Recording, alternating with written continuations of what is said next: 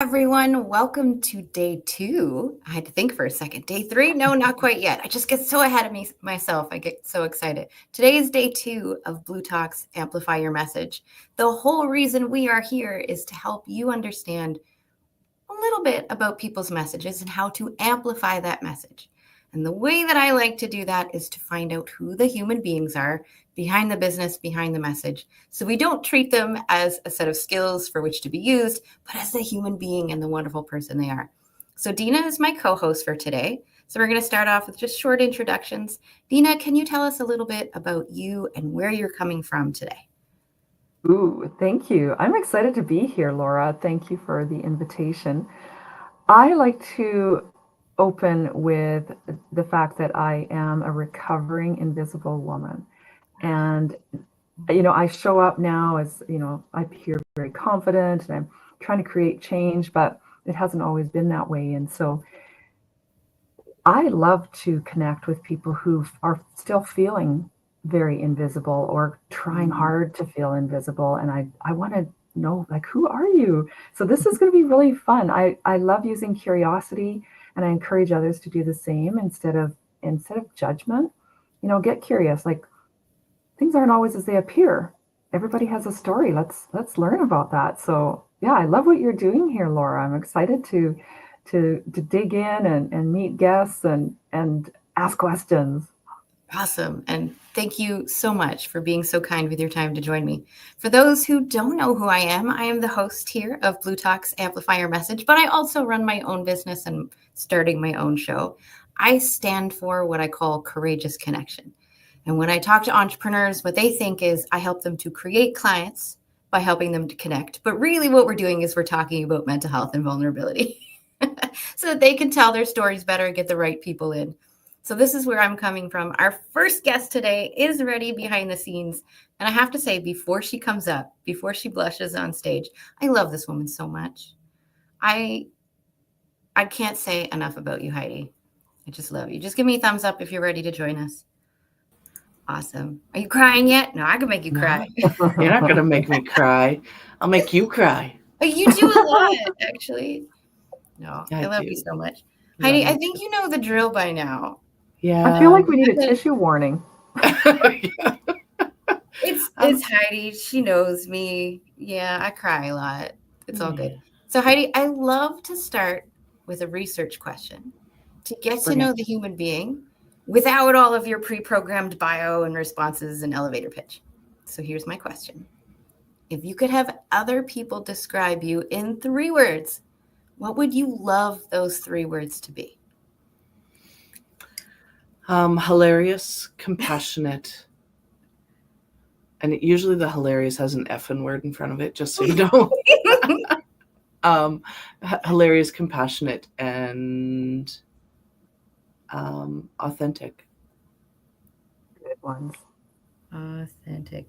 I love that you put the F in front of the hilarious. I can vouch for all of these things, all of them. And I never knew that side of Heidi for the longest time because she was always the one helping to host these events and Business. organize the events. She keeps us so on time, and I love you for that. And at the same time, there's this side of her that's absolutely hilarious, and I love you even more.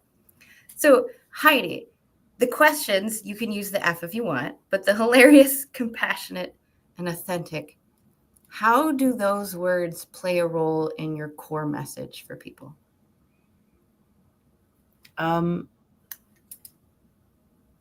Good question. I would say one is that I live my life by a story that I heard on the radio years and years ago, and it's about the most beautiful man who has the most beautiful heart. And this man comes into a town, and there's old man comes in, and he sees this young man standing in the town square boasting about how he has the most beautiful heart. And all the people around him are looking at his heart, and he's holding his heart, and it's a beautiful red, and it's smooth and clean and beating so strong. And the old man goes up, my heart is more beautiful than your heart. And he reaches into his chest and he pulls out his heart, and it is not smooth. It does not look strong. In fact, there's gouges missing, pieces missing, and there are other pieces that are stuffed in other holes, and it looks a mess. And this young man goes, "What? Your heart is more beautiful than my heart? You can't be." And the old man says, the spaces where there's places missing is when I've given my heart to somebody. And the parts that are added in are where I have received somebody else's heart. And that's how I live. Look, I got her already. I'm crying. That's how I live my life. I give my heart, and I see other people's hearts, and I love their hearts exactly where they're at. And I use humor to help when life gets hard. Yes. All yes.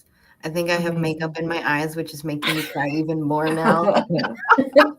This is Heidi. Like, she's hilarious and will make you cry at the same time. I love though, Heidi, how you brought all of that together in one story example and really touched on those 3 words so beautifully. Thank you. Now, yeah, it's a story, like, oddly enough, like last week I was at Tony Robbins and I brought a group of friends with me, and some were new friends to me. Like, even if I don't know you, you become my friend. That's yes, I do the same. right? Laura didn't even bring her own tissues to the event. Rookie mistake, Laura. I don't usually keep tissues in the house. I grabbed some toilet paper. For someone who's a crier, do you use the old-fashioned hankies? If you launder, and I remember that was one of my first jobs, was ironing those things. I know, it's all good. Okay, so Heidi has taken some friends with her and new friends. Yeah, I took some people to New Jersey, and we did Tony Robbins Unleash the Power Within.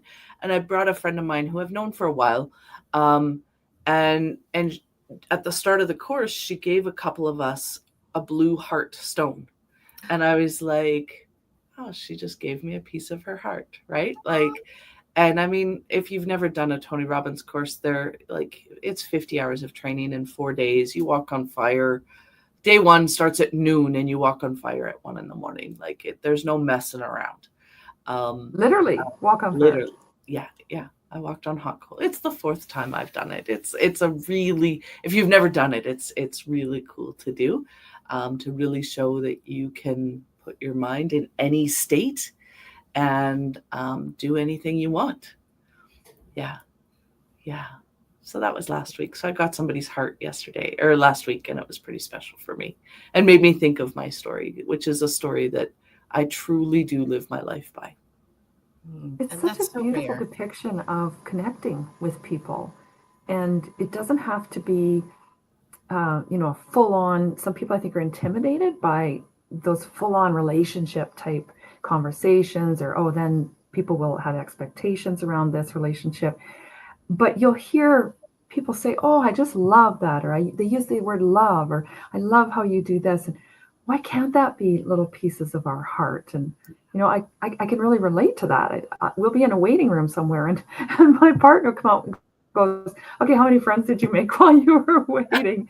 Right? Like, we can, and that's a gift. We can give that to other people, is see them and just share a piece of our heart. I love that, Heidi.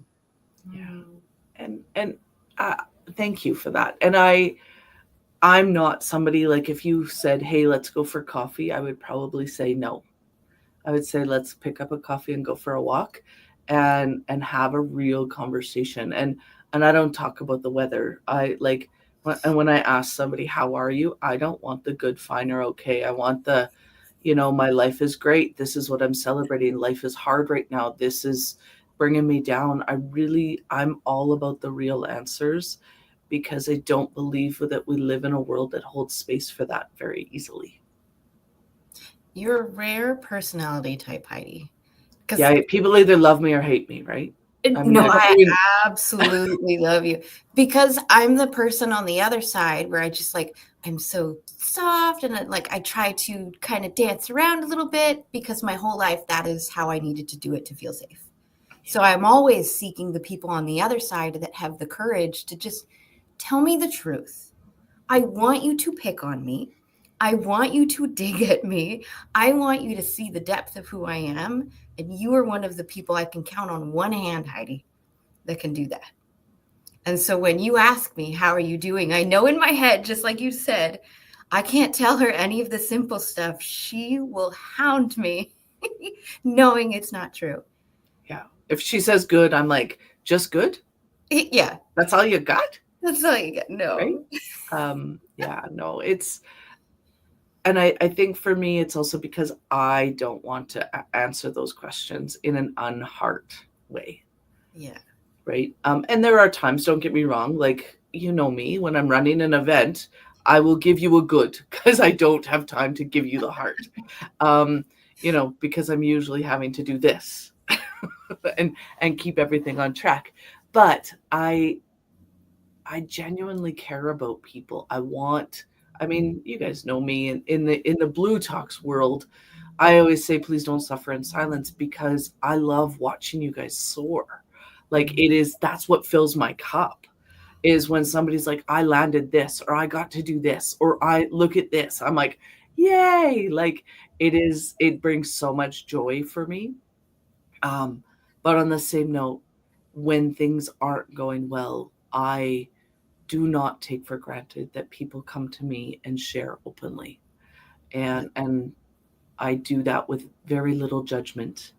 And I love just to hold space and love somebody exactly where they're at. And I mean, that's where the work I do in grief comes in, is, I truly believe that judgment is grief's kryptonite, and it really stops us from having connection with people. Were you always this type of person who just held space for other people, kind of told it like it is, that huge heart, the giving of your heart? Or did that express itself in a deeper way after your experience with grief that led you into grief education? So I've always been a pretty sensitive person. I've always been told I'm intense. I've always been told I'm an old soul. None of that is new. Losing my husband changed the lens that I live life by. And things that caused conflict for me don't cause conflict for me anymore. Things like I look at things differently, and I maybe kind of carry a bit of a baseball bat with my words, but some people where the relationship might be a little, that they're picking at each other, I'll be like, do you really need to? And I can tell you, like, I mean, I love my husband unconditionally, and I still do. But looking back, I wish I did things differently.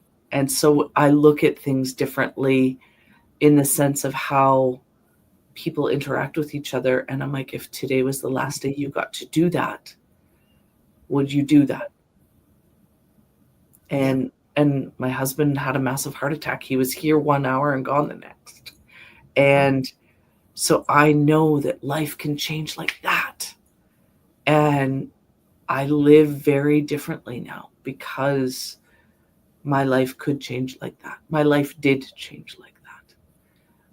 And I understand and give grace to people that don't have that experience. And I never wish that experience on anybody.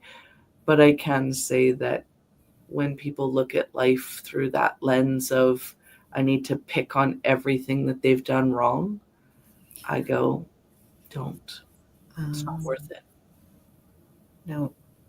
I think we can all think of at least one person who does that, that's in our lives right now, whether it's a family member or a close friend. Not naming any names, we still love them.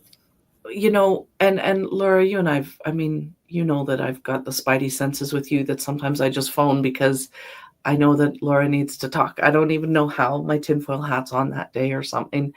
But, telling somebody that they need to change their life is way different than saying, hey, I invite you to think about it this way.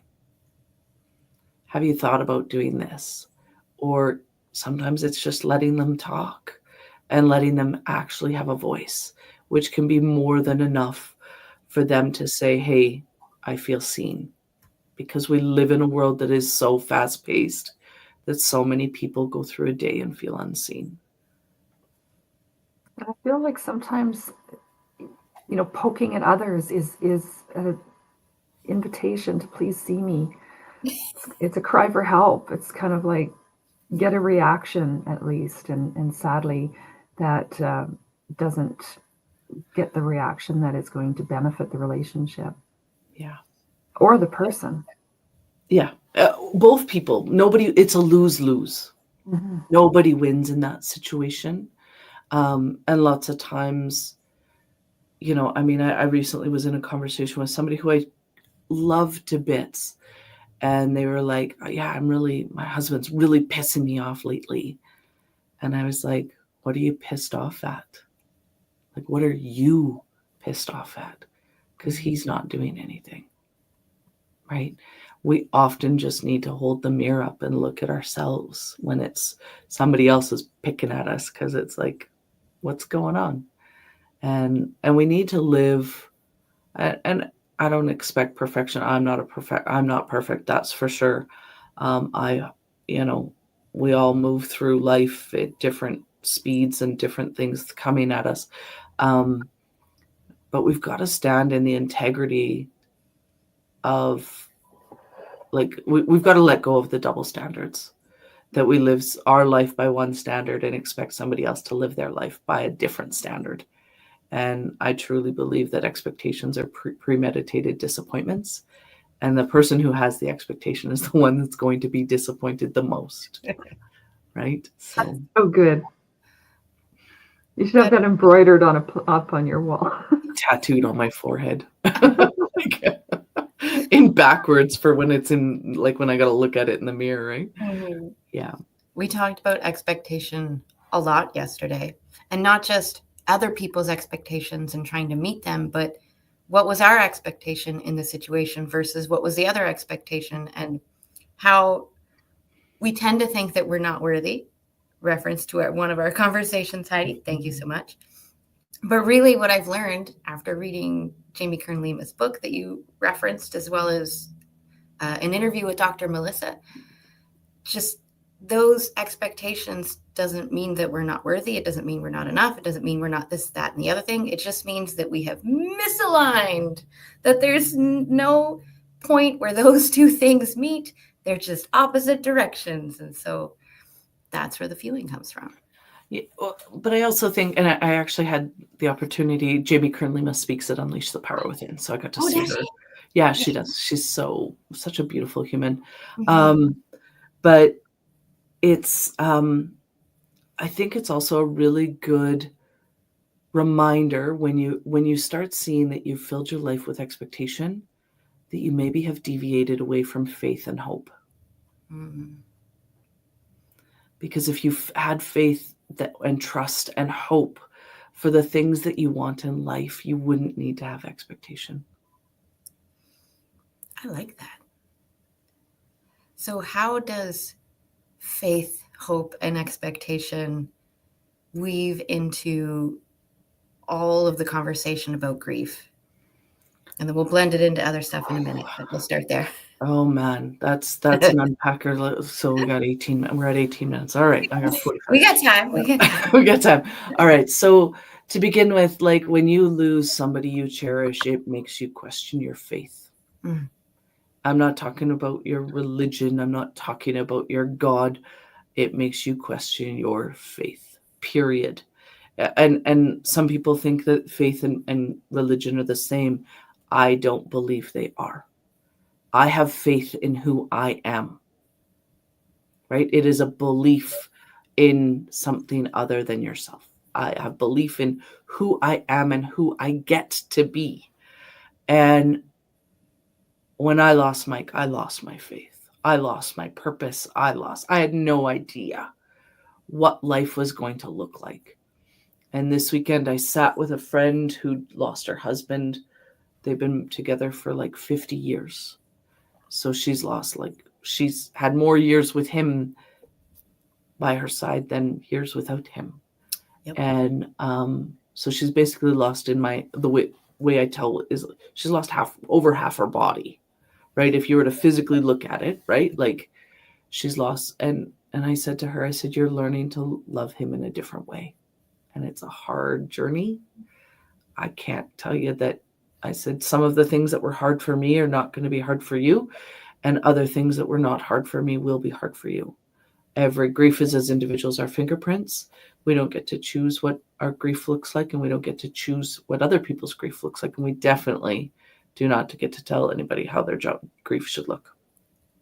So you lose faith in yourself, and it can be really hard to try to figure that out. And we live in a world that doesn't understand grief, and it thinks that grief should be over. Mm-hmm. And I just tell people grief never is over. Grief is love. Plain and simple. Grief is love. When you experience grief, it wouldn't hurt if you didn't love your person. And my grief therapist said that to me when my very first grief session. I sat there bawling my eyes out, like messy crying, like big bubbles kind of. It wasn't pretty. And I'm apologizing because I'm a wreck. And she said, Heidi, when I witness deep grief, it's because I'm witnessing that there was deep love. And I will love my husband until the last breath I take, period. And so I will not stop grieving. My grief looks different than it did 6 years ago. It'll be 6 years this Christmas that I lost him.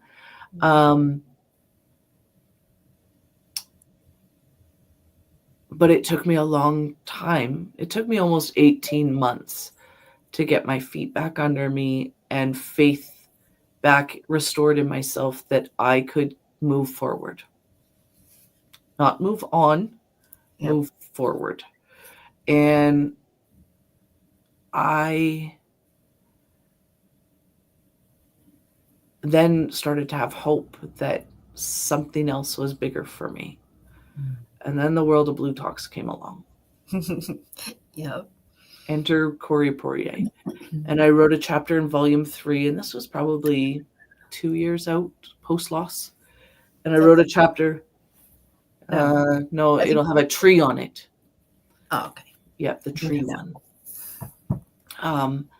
And you have to, I'll just put this in there, is I have a childhood dream to write a book, like since I was in grade 1. Yeah. And so writing a chapter in Blue Talks Volume 3 was one of the steps to make my childhood dream come true. And part of Mike's legacy, even though he's not here, is still helping me make my dreams come true. Mm-hmm. And so I started to have hope. And then I hired a business coach out of Australia. This is a funny story. You guys hear about it at the boot camps, actually. And then Corey reached out to me and said, hey, we're opening up speaking stages. Would you be interested in speaking? And I mentioned it to my business coach, and he emphatically said, no, don't do it. You're not ready. Look at Dina's face.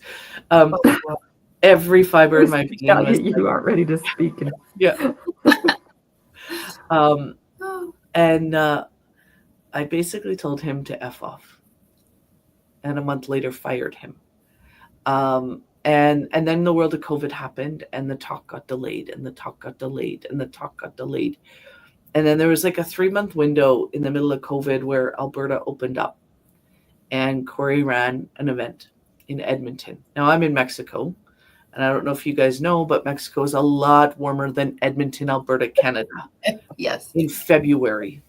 Okay, so I fly in to do this event, and I mean, I've been a part of Blue Talks. I was kind of like, I'd help out with the tech for the networking meetings and a couple little things here and there. But I was really like one of the other speakers, right? And authors. And I was cool with that. But Corey was like, hey, we chatted about the event, and he was like, yeah, I've got to rent a PowerPoint or a projector. I'm like, oh, I have one. I'll just bring it. And so we're in the hotel, and Shelly and Corey and I are talking at breakfast. And I look at my clock, and it's 8:15. The event's supposed to start at 9, and the projector's by my feet. I was like, hey, are we set up? Like, because you know I have the projector here, right? And he's like, oh no, we got lots of time. Oh no. Yeah. And you also have to remember that this is also the first event where people are actually able to see each other in person, that they're three-dimensional now.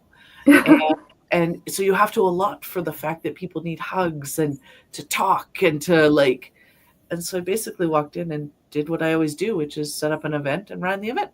Well, Corey and Shelly, like, I mean, they're working, don't get me wrong, but I was running PowerPoints and then I went and spoke. It's a talk that'll never probably see the light of day. um, but there wasn't a dry eye in the room. There's about 80 people in the room. It was all about Mike and the importance of carrying on legacy. And I still watch it. And when I do, I get a little taste of vomit in my mouth, which tells me I'm not ready to air that talk. But it was very important for me to do it. Yes. Because I also did my husband's eulogy. Oh, Or wow. a piece of it. I did a 15-minute piece of it. And so I really needed to get away from that. And I mean, keep in mind, his service was 600 people and 1,000 people online. So it wasn't like when people are like, what was your biggest talk? I'm like, yeah, my husband's eulogy, which totally did all, like when you asked my 3 words, the preacher who did the service is a good friend of ours. And he's like, I'm really glad I spoke after you, Heidi. He goes, because you had them laughing, you had them crying, you had them laughing and crying at the same time. He's like, how do you follow that? Like we had it was good. I mean, it was the hardest talk I'll ever probably have to do. I hope. But it really encapsulated who we were and who he was, right? That was the important part for me. But so yes, back to hope and compassion. So I ended up running the event, and then the world closed down again, and I ended up when they started opening up, Corey and Shelly came to me and said, we think we need you to come on the road with us for all the shows.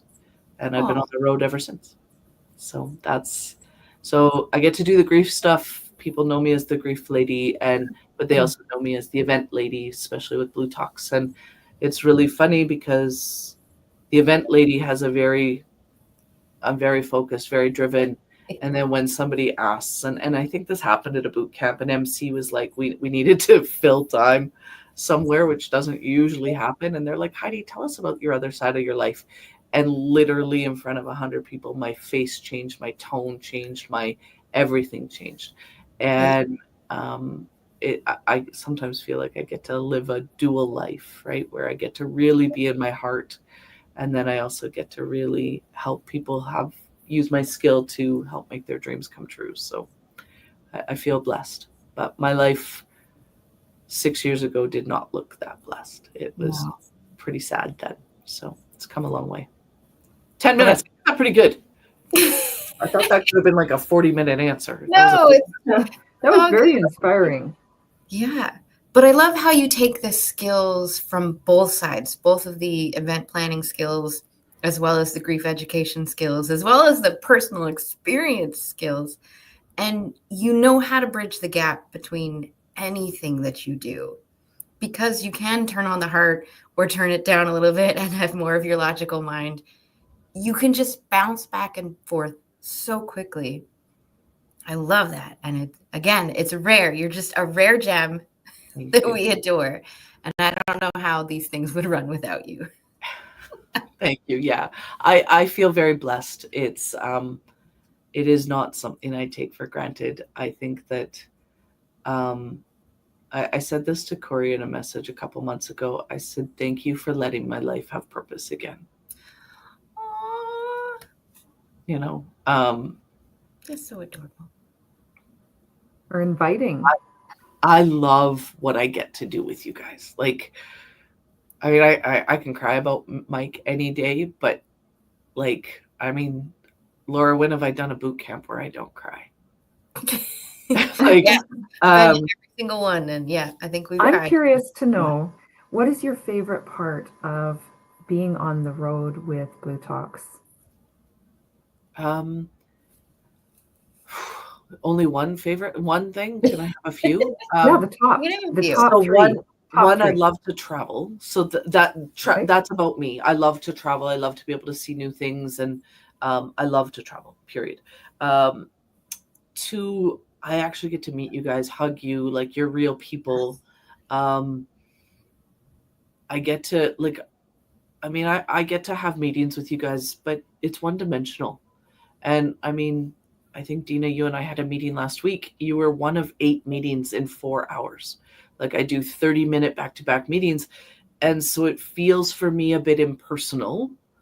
And so when I get to go and see you guys in person, um, most of the time you guys aren't always at your best because you're nervous, because you're about to do a talk, Yeah. and there's a lot of expectation on yourself, um, and so I get to hold that space, which is where one of my superpowers is Mhm. I get to see somebody, and you know I'm pretty intuitive, so I know, hey, I either have to look them in the eye and like give them a hug and touch them. Other times I'm cracking jokes and teasing them and making fun and changing their state. Um, I get to just really hold space and see them where they're at. And, you know, I I get to be it's kind of like, I get to be their person. I mean, I'm putting mics on I touch each one of you physically. Yes. Um, and then some people I get to convey a stronger message to. And then the third is um, I get to watch how the community builds.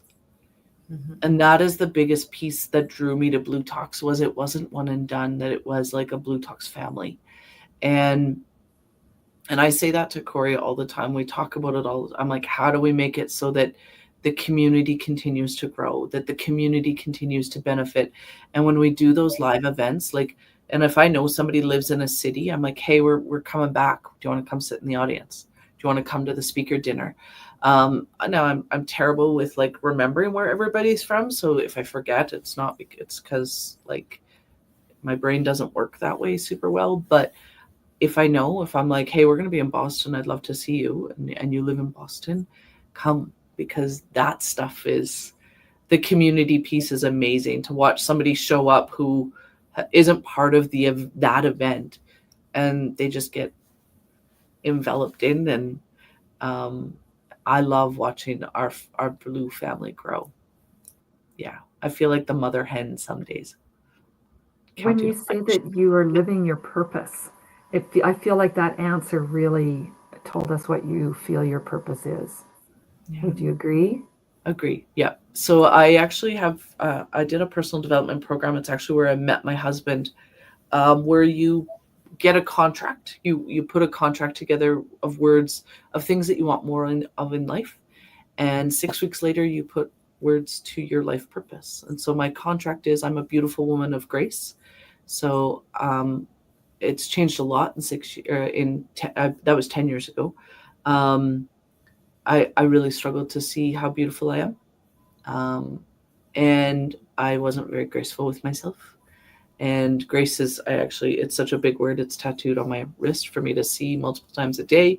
I could put it here. It might be more beneficial. Um, but my purpose is I inspire others to live authentically. And I truly believe I get to do that. And I truly believe that when I hold space for others and see them where they're at, they get to stand in their true power, and see what we get to see. Um, and I love that. Like that, I could do that day in and day out. And I can just sit here and talk in circles and just make Laura cry randomly. Sorry. Yes. Maybe I should have been the last interview. No, no. Oh my God, no. No. As soon as I saw your name on the list, I knew I would cry. I did not, for some reason, think to have things beside me, but it's because you make me feel seen. not just heard. Other people can make me feel heard, but you make me truly feel seen without me ever having to say anything. You are That's seen. that heart string. It's like literally, it's a connection heart to heart, and it doesn't require words. No. And I know, I'm not sure if I've ever said it here on Amplify Your Message, but I've said before that I strive for connection because I have a history of rejection. And so to find those close friends, those people where shit hits the fan and you don't even need to tell them. They just message you out of the blue going, "How are you?" I'm wandering through an airport and you came across my brain. Literally, that's happened. But I'm going to circle you back to Jamie Yeah. Kern Lima. Yep. And rejection is God's protection. I love that. Right? I mean, I'm not a religious person, but still I think of the energy of God or universe or oneness or whatever we want to put on that divine, the self-faith, to use your own words. I like that idea. It's one of those things where, I mean, in her story, she talked about the fact that she had IT Cosmetics and she was kind of with her final investor. Like they had $1,000 in the bank. And the guy said, "No, it's a no, I'm not going to invest." And she said, "Can I ask why?" And he said, "Because I don't think women will buy cosmetics from a woman that looks like you." Yeah. And if that isn't a sucker punch. Yeah. And then 3 years later, she's offered $1.2 billion cash from L'Oreal. Yep. And she said, and I've seen her a couple times now live. She said if he would have said yes, she would have given him more value of the company than it was worth because she was desperate. Yeah. And when he circled back when that deal happened and phoned and congratulated her and said, "I made a mistake." Yeah. She stood in classy mode, but she could have said, I got 1.2 billion reasons why you made a mistake, right? Yeah. But God protected her that day. Mm-hmm. That rejection, as much as it probably was a sucker punch, it was a protection that there was something bigger for her. We don't get to decide what that looks like. I often like to use the analogy of watching a movie and how when we're watching and we see those characters and we're like, "Oh, don't do that," or "Oh my gosh, you got to do this." And we see that whole picture. And I always feel like for me, it's universe, God, whoever, higher power, our higher self can see that. And when we're down in the movie being the character, we just need to trust the rejections or trust the invitations or be curious or follow those instincts. Yeah, that faith piece and that hope piece continue to fuel your fire, right? And when you feel like that fire is dwindling, you've got to have people around you or things in your life to help you stoke that fire with more faith and hope. And that's why I'm here with Blue Talks. And that's why I keep saying yes to all the things that you ask of me, because I want to be another person just like you who helps to stoke that fire of our community. Yeah. This is family to me, not another group, not another membership, none of that. It's family. And I've never been close to family, but I'm close to you guys. Yeah. So Heidi, we have about 5 minutes left. So first, I do want to ask you, where can we find you and what is your favorite way to communicate? So you can find me at HeidiDunstan.ca. That is all things lean into grief. And today I promise I will make a commitment today. By the end of the day, I will have my upcoming masterclass for Christmas, which is how to invite somebody and their grief to the holiday table. And for people wondering what I do in grief, they often send me all their friends who are grieving. I don't do that. I do people say, my friend, I actually got a message from somebody recently. My friend lost her mom and her dog in the same month and she's a mess. Can you fix her? Fix her? Yeah. Could you not? Those are the messages I get. And I say no, but I'd be happy to teach you how to help hold space for them. And so if you don't know what to say to somebody who's grieving, or if you've got somebody who's grieving over the holidays, and most of us do, unfortunately, lots of people die at Christmas. And so it may not be a recent death, but there might be an anniversary and you want to know some ways to hold space for them, and not stick your foot in your mouth, join my complimentary masterclass. I do it because Christmas is hard. Yeah. It's we definitely, when you've experienced a loss, you definitely feel the voids of the people that we've lost during the holidays. So feel free to join that. My website also has all the podcasts that I've been on. And then there's a toolkit. Check it out. And if there's something that you need, like there's people that just reach out by Facebook message is usually the best. And they're like, hey, my neighbor's so-and-so died. I don't know what to say. And I always thank you for having the courage to learn. And then we unpack it. And I'll give you some strategies on things to say and things to avoid saying, or things to wait and saying, all of those things, so that people feel equipped, because I know I had a lot of people in my life that said things that missed the mark. Yeah. And they didn't do it intentionally. Heidi, can I ask, and I want to dig into this more on my own podcast, have you on there as a guest, around grief and loss, other than death? Is that something that people also come to you to learn? Yeah. It can Yeah. be, If you check out my podcast page, I've done a couple episodes on parental alienation and divorce. I talk about empty nest syndrome, and what happens when your finances change and your health changes. We grieve every single day. We grieve, and I encourage people to learn how to hold space. Kids grieve beautifully.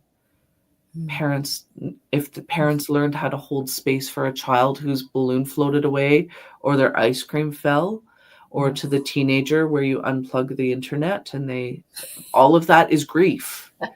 It may look a little different from the toddler to the teenager, but if we learned how to work what I call our grief muscle, we would be able to feel a little bit more equipped in some of those more sensitive conversations when people are really emotional. Yeah. I know I've talked to you personally about self-grief, like grieving the old version of who I was, because just the massive growth in this community and the things that we do together. It's like, I don't even recognize the old version of me, let alone know who this new version is. Yeah.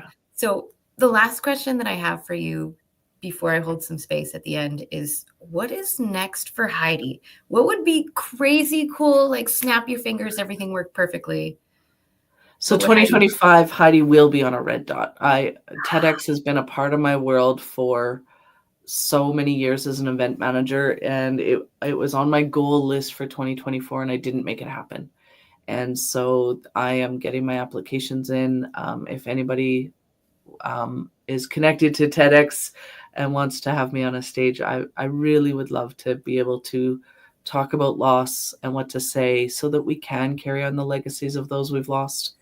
I don't ever want to stop talking about Mike.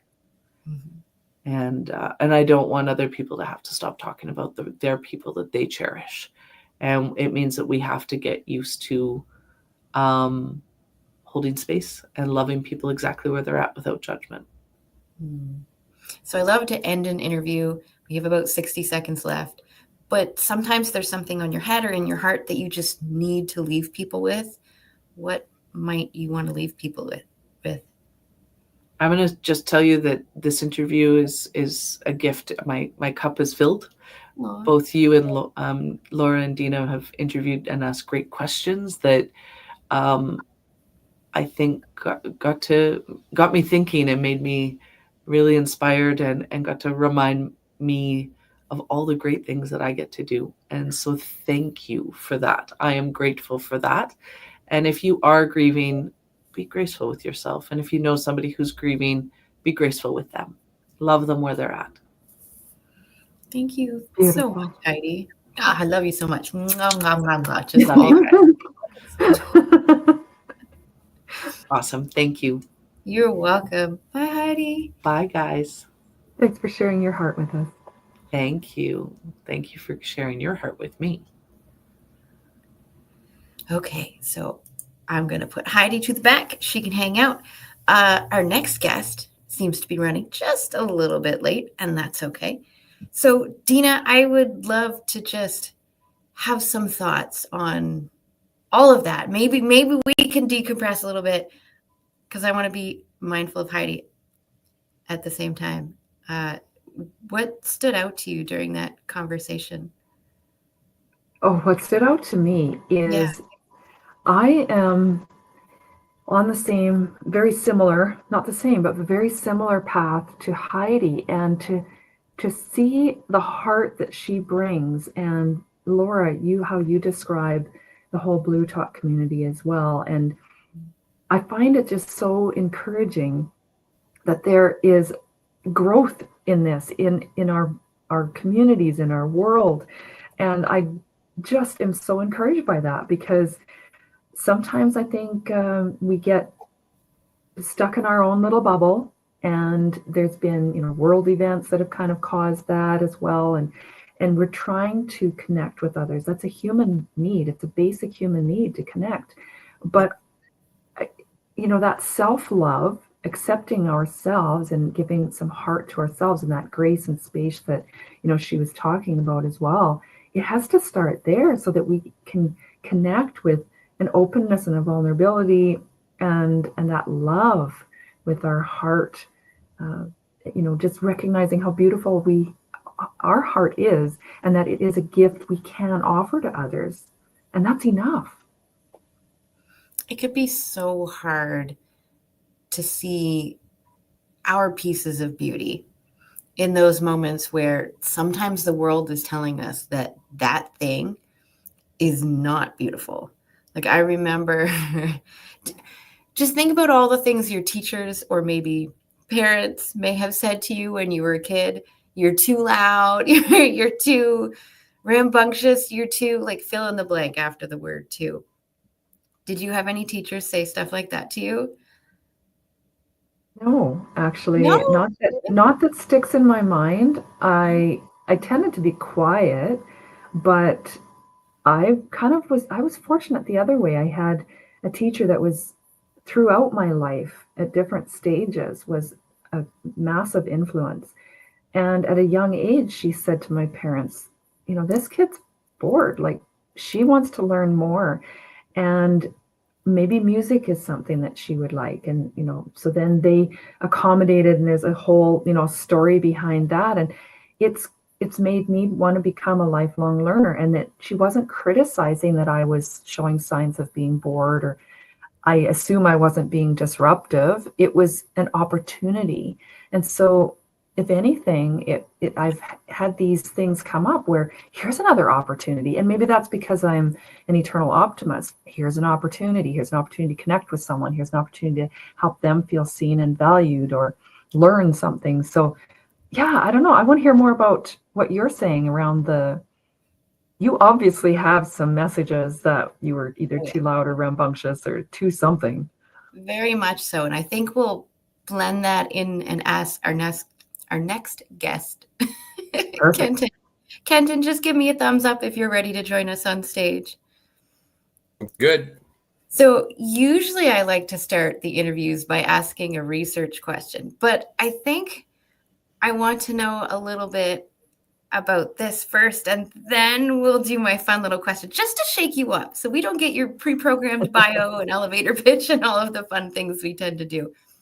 So we were just talking about grief and growth, and I posed a question to Dina, asking her if there was ever a parent or a teacher that said something along the lines of, you're too loud, you're too rambunctious, you're too talkative, you're too... Did anybody ever say things like that to you when you were a kid? Too loud or too rambunctious? Or anything else, fill in the blank. Actually, when I was in the military, it was a little bit opposite. Oh. So I became a squad leader about 3 days into boot camp for the funniest reason. And it's not because I could lead, it's because I could walk, which was really kind of funny. And it was interesting just to see how many people that were in our platoon completely lost their mind and were mentally sort of just fumbling because of this new environment. and we were literally being taught how to march, right? So you had to get, basically we're sitting in a school circle, and drill instructors were talking to us. This was 3 days in after arriving. We just got our haircuts, we got our new clothes, everything's new, right? We're all bald now. Yeah. And so they pick people that are big, they're tough, they have sort of a look of them of leadership, and obviously they couldn't do the job, and you had to stand up at attention, which we'd never done before. And he's going to give you a command, platoon march, which you're going to step off with your left foot. He's going to call it out, left, right, platoon stop, or platoon halt, excuse me, about face. Basically, you have to stand there, walk down, stop, turn around, and walk back. But you had to do it to the cadence and to the commands. And for whatever reason, each person completely flubs, right? And the drill instructor is getting really frustrated. And so he asked me, hey, can anybody, or not me specifically, the whole group, is there anybody here that can actually walk? And so I'm like, yeah, I just watched 5 guys flub it. I think I can do it. And so that's how I became a squad leader. And they used to play these games with us where they would fire us and then repost us and then fire us, repost us. No matter how good we did, they always made it seem like it wasn't good enough. Right? And so one of those times, and it really helped bring the team together, because you're like, guys, get it, come on. And it was an interesting thing. They would run us. I think we'd be perfect, because if you guys have ever heard a platoon marching in cadence, like 80 guys, boots hitting the ground, it's a pretty cool thing, right? Especially precision drill. And that's how we learned to be a team in garrison before we went out in the field. And anyway, I got fired, and I don't even know why exactly. And so we're just in the chow hall eating, and the senior drill instructor comes up to side of my face and leans over and says, so how do you like being just one of the guys? Right. And that thing has sat with me my entire life, about how I have handled myself. How do I reach deeper? How do I bring leadership? Do I just go along? Do I just sit back? Do I actually reach for something more? Or am I just going to just, whatever type of a thing? And it literally changed my life, that one comment. And anyway, so there's a moment. It wasn't so much that I was being a certain way, it's that I wasn't being a certain way, right? Oh, interesting. So it helped to kind of focus the various habits, routines, complacencies, just different things that one might do in life that you're not even really aware of it. You're just sort of like, being one of the guys. And they used to make fun of us about acting like we're back on the block, right? Just kicking it, just hanging out, doing whatever, completely leaving everything to chance and aside. And we're not being, true Marines, so to speak. So I don't know if that answers your question, but it's fine. What a way to start an interview, right? Yeah. Now to get into a slightly more awkward and yet bold and playful way to start an interview. This is how we usually start. Okay. I love it. So I have a research question that basically tells me so much about who you are and your message and how you like to show up in the world without you ever telling us any of that. But you just told us a little bit of stories, so we know a little bit about you. But I'm still going to ask you my question because I write it down and I'm creating a big list. Nice. So here's my question. If you could have other people describe you in 3 words, what would you love those 3 words to be? Oh, wow. That's a great idea. Bold, persistent, and relentless. Bold, persistent, and relentless? Yeah. See, that makes sense with the military story now, doesn't it, Dina? It really does. Full circle. Exactly. But now we're going to blend that story and these words into the message that you have for people, since this is about amplifying your message and the work that you do. So here's the follow-up, which is also really fun. How do the words bold, persistent, and relentless, how do they play a role in your core message that you're trying to share with the world?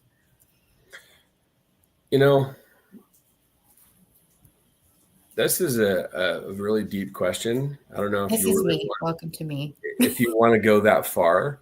Yes. I'm not trying to show my age, but when I went in the military, it was during the first Gulf War, and we had just come off of the Reagan Gorbachev era when the military was downsizing and peace had sort of come to the world, so to speak. At least that's kind of what the thing was, because the Cold War was over and there was no need for all of this, tension and readiness and threats and constant fear of something going to happen. And it was just kind of like, hey, this is good. And I don't really know what your show's about, so I don't know what I should or shouldn't say. Okay, so the show is but I'm going to amplifying tell your you message. anyway. Yeah, I'm going to tell you anyway. So one of the things that shaped my life was seeing that the world that I thought I was growing up in and what I stood for and what I was joining and becoming a part of wasn't necessarily what I was joining or becoming a part of. I grew up in a very military family. I grew up in a very patriotic family. Both of my grandparents were from the South. There's a lot of proper manners. There's a lot of proper conduct and how one acted within the family, acted one as oneself, as well as in the community and our involvement in the community. And I went in to be a pilot. I wanted to fly jets. I watched Top Gun too many times. Yeah. Right.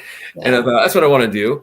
And we were at peace, right? It's like, there's nothing about what I'm about to step into that has anything to do with war. I mean, look, we just downsized everything. There's no nation that can threaten us. I'm going to go be a Blue Angel, which was my desire. It's a precision flying group. If you guys have ever seen those guys at an air show or something. They're the blue planes that do all the fancy different maneuvers. And I had grown up racing cars since I was 10 years old.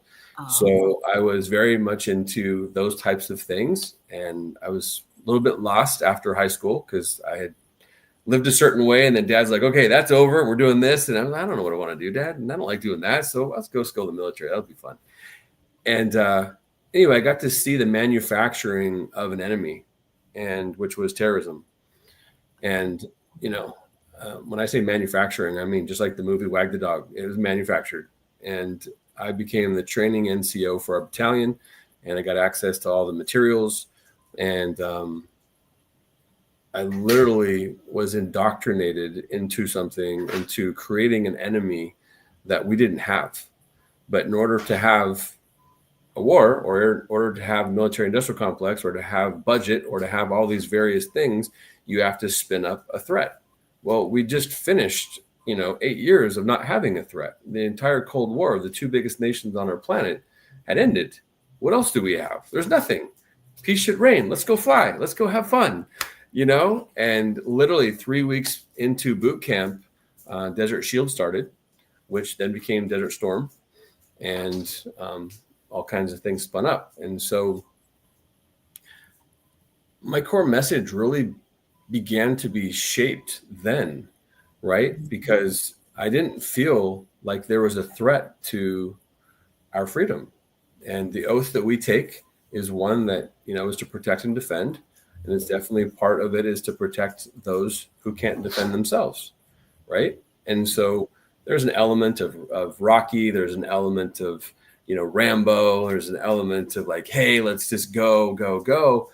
And then there's the intellectual side. The Marines are first to fight, right? We're the ones that hit the beach first. We're the ones that, go in and handle everything danger-wise. Then the Army can come in and clean up type of a thing.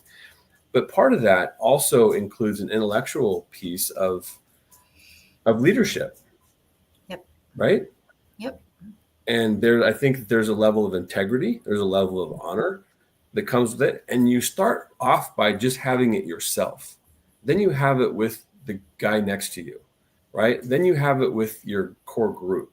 And then you have it with the core itself, because, it's God, family, country type of a thing, right? So if those things hold true, obviously in a fractured world and the divisive world that we live in, there's a lot of opinions floating around.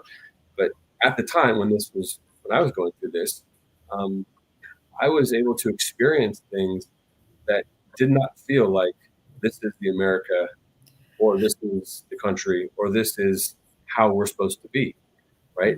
Because I didn't believe it. I was watching this, and almost from an exterior viewpoint, while I'm going along with it, while it's being fed to me, this is unreal. And then you watch an entire apparatus, because I don't know if you guys know, but we have bases that think of psyops. Like we have full-on military bases with thousands of people, and you drive up to the gate, and it's like base for such and such, psychological operations, right? And they think up ways to create the things that you're experiencing today, and from a military perspective, a perspective of they're playing out things that we discuss in the military that you're seeing in the civilian world. And so what do you do with that? Like, I'm becoming a soldier who's supposed to go into combat, who's supposed to bear arms against an enemy that's not really my enemy. Like, am I supposed to become a conscious objector? Am I supposed to, like, what? And you're 20 years old, and we're rough and tough. We played football, and we all these things that we've done, and we're trained to kill, and we're trained in combat, and we're trained to shoot this weapon, and it just seemed wrong. Like, because there was no true threat to our democracy. There was no true threat to our homeland. There was no true threat to any of our people, and these groups were groomed and manufactured, and these events were funded by us. And the biggest epiphany, it was a very interesting moment, and this is really going deep, when you realize that your commander is also the commander of the enemy. What do you do? Wow. Yeah. I had to ask a lot of questions. What do you do? Well, it ends up I don't know about you, but I, little by little, began questioning a lot of things, right? Mm-hmm. And have become acutely aware that this society that I thought I grew up in, that just sort of evolved,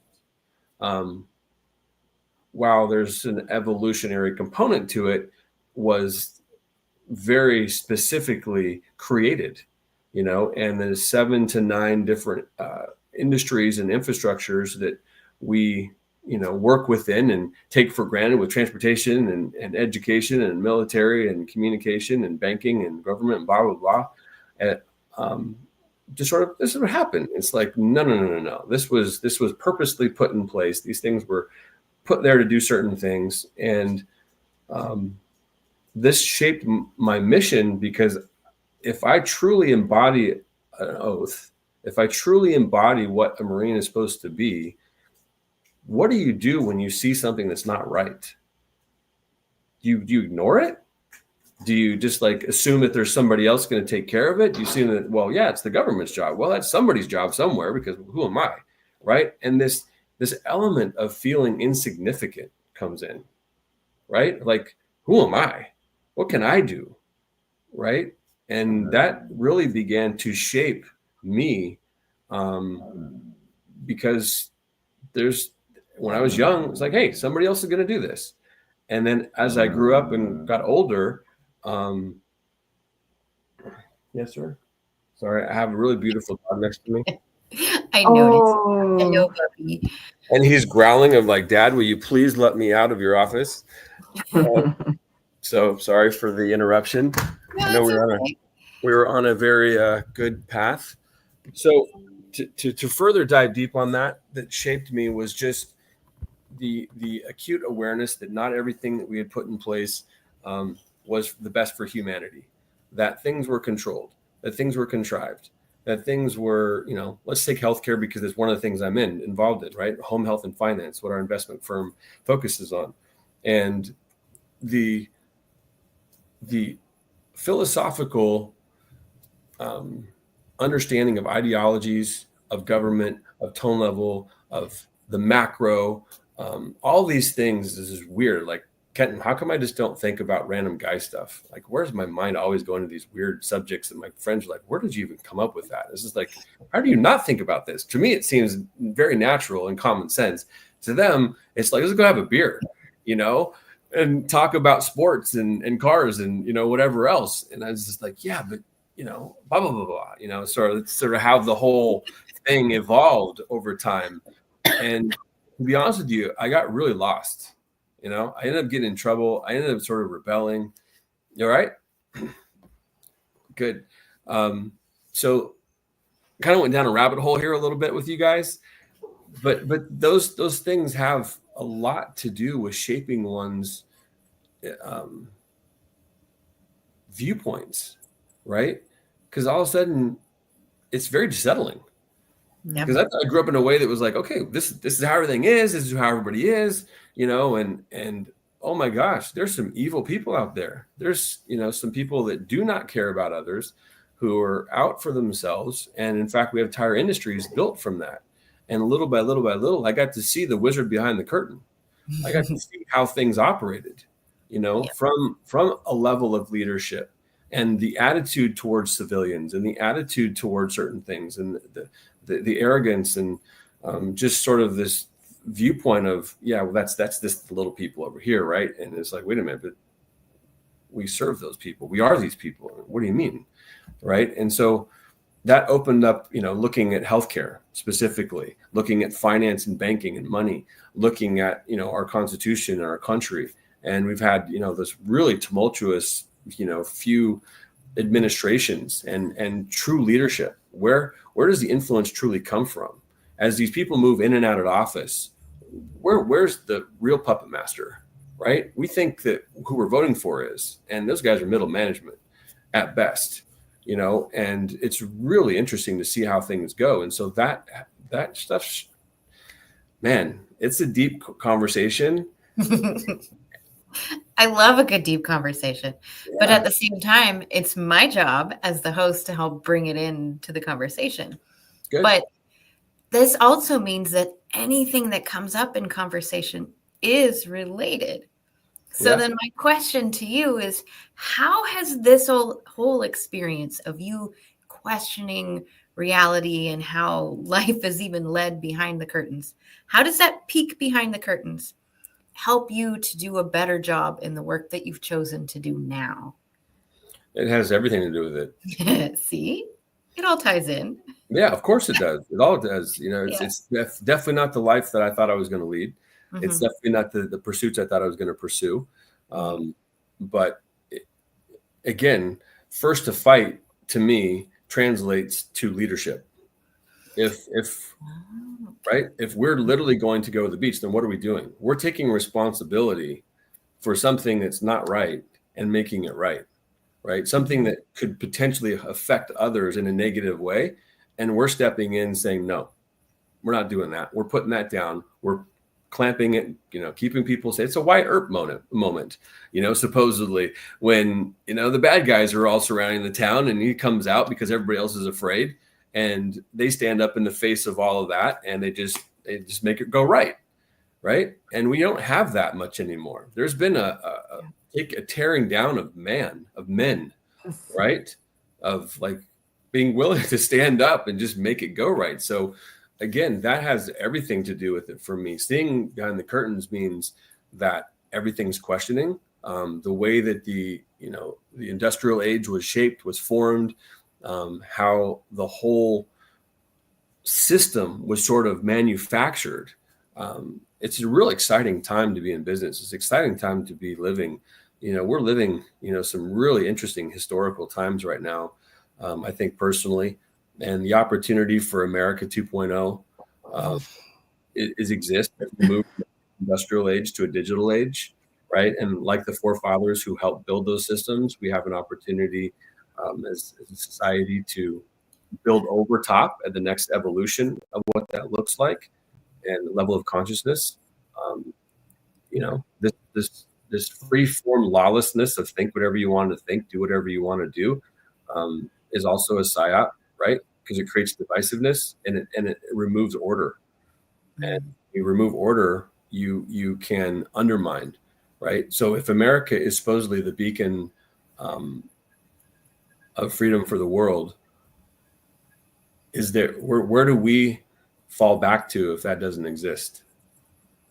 Where do we go, right? And so we've got to see from the inside the people who are willing to start a war, fund a war, manufacture a war for personal gain. Yeah. Do you wear the uniform because you were ordered? And do you go into battle completely obedient? Or is there a level of integrity and leadership where you realize just because they're in that position, it's an illegal order, which is also your duty not to obey? So how does that play out in civilian world? If you have, a mayor, a city councilman, anybody who's put into a position or has been appointed, elected, either one, and is not doing their job, what is your duty? If they're passing rules and laws that violate, what is your duty? Do you go along because it went through the proper channels? Right? Generals and people, they don't give you illegal orders typically that are in violation of something. They make it seem like this is how it is, and your job and your duty is to obey. Okay, well, what if that's not the right thing? Right? And so when you look at finance, the financial industry was built to serve a few and to take from the many, right? And if you look at it from a macro perspective, which my mind always just went to, it's kind of like, well, wait a minute. I could see how the mechanical thing rolled out. And then you look at healthcare. Are we a disease management and symptom management type of a thing? Or are we looking to create an outcome? Because everything else, cleaning my weapon to cleaning my car to fixing something to building a house, there's a finite element of finality to it, right? I'm going to fix this. The windshield's broken. I'm going to replace it. Yet with our bodies, there's this sort of different standard. There's a different bar, right? And so I've lost friends, I've lost family, I've been around people that were ill and ended up suffering because their symptoms were, managed, or disease was managed, so to speak, versus just fixing them. And so if you come across something that will help, and you're prevented from doing the right thing because you need to do this thing, where's your integrity? Where does that leadership come in? Do you stand as a Marine, go, oh, I'm only a Marine if there's a guy pointing a gun at me and I'll go get my gun and I'll stop that? But what about when warfare changes, right? What if it goes from informational warfare and financial warfare and away from kinetic warfare, which is what we're used to, what we've been taught, right? And that the leadership knows best, and that's just how it is, and you're just going to have to accept it because we made these decisions. Well, I'm sorry, you're at blah, blah, blah, blah, and absolutely not. We are not compromising our morals and our integrity. So those experiences, unbeknownst to me, shaped everything because my viewpoint was forever changed. You can't unsee what I saw. You can't unexperience this, right? And some people could have walked through it and been completely oblivious to it. And me, it was as blaring and plain as day, on so many levels. And there's probably a lot more I could say on that, but I think that's okay. I want to know, you mentioned health, wealth, and finances.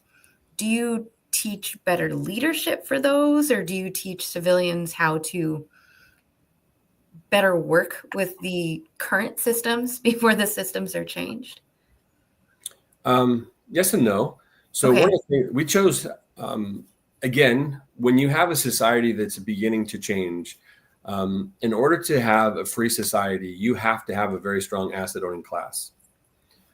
And that keeps the government at bay, right? We, in my opinion, and from my observation, we have a massive overreach of government. We have a massive bloating of government. We have every single day, it's what the government's doing. It's quite the opposite of what it should be. And so we should hear about things every now and then, but our lives are ours, right? We are free people, to do and to innovate and to grow and evolve, right? And yet we have, and this is another subject that if you ever have interest, we can run down, but a lost century of innovation. Because the infrastructure was put in place the way the infrastructure was put in place, anything that would upset the apple cart, so to speak, or disrupt the status quo has been removed and shelved. You've heard of people disappearing. You've heard of things just getting shelved. You've heard of things getting purchased and then just put back on the shelf. Well, where would we be now if all the inventions that were invented at the turn of the last century were able to have been brought to the forefront and, further expanded, further researched, further perfected for and against the things that we currently have that haven't changed, right? There's an incredible amount of things that could be different. So when you look at home health and finance, home is really, for most people, going to be the biggest asset that they ever purchase, right? And while the hustler group and while there are people that are going to go out and try to do better for themselves, there's a class within the working class. It's like that's their biggest asset. So it's important that we inspire home ownership. It's important that we have Americans who own assets, meaning land and a home, because that's theirs. And it's very difficult to have encroachment and change the free society that we live in towards a more socialistic or even worse when you have a strong asset owning class. So we chose home because we want to inspire home ownership. We want to inspire change. We want to inspire innovation in home development. So I got with a builder, fourth generation builder. He's like, look, man, I've been building this same way since I was a kid. He goes, I think homes are in America are horribly built. They're not built to last. And I think there's a better way. So he spent years looking at just how he could improve the process and the building materials and go away from sticks and bricks in a home that's going to, it can rot, that, can get eaten by bugs, that can burn, is all kinds of things can go wrong with it. Just, and there's no staying power. You look at things in Europe, you got buildings that lasted 1,000 years, 100 years. And over here, it's barely 50. Things are starting to fall apart. It's like, oh, that's old and it's creaky and things. And it's like, so anyway, he wanted to build the home of the future. I thought that was a brilliant idea. It's something new to discuss. It's something new to bring to the forefront. We have new generation so that we could discuss why the importance of home ownership and asset owning assets is super important. So that's why we chose home, right? It's part of the freedom thing. Right? If you have a government that's trying to force us back into feudalism and making it too expensive for people to own homes, and feudalism being that, a landlord and everybody rents, so there's a lot of things about, that's what you want to do. You want to be nomadic and look at the freedom you have and you just rent. Well, you're throwing money down the tube every single time you do that. Right?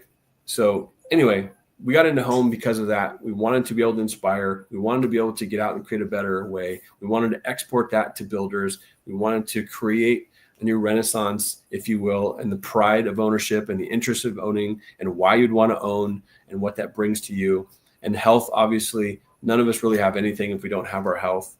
We're supposedly the freest country, the richest country, the open country, yet we are the most unhealthy of almost all developed nations, especially if we're supposed to be leading the world.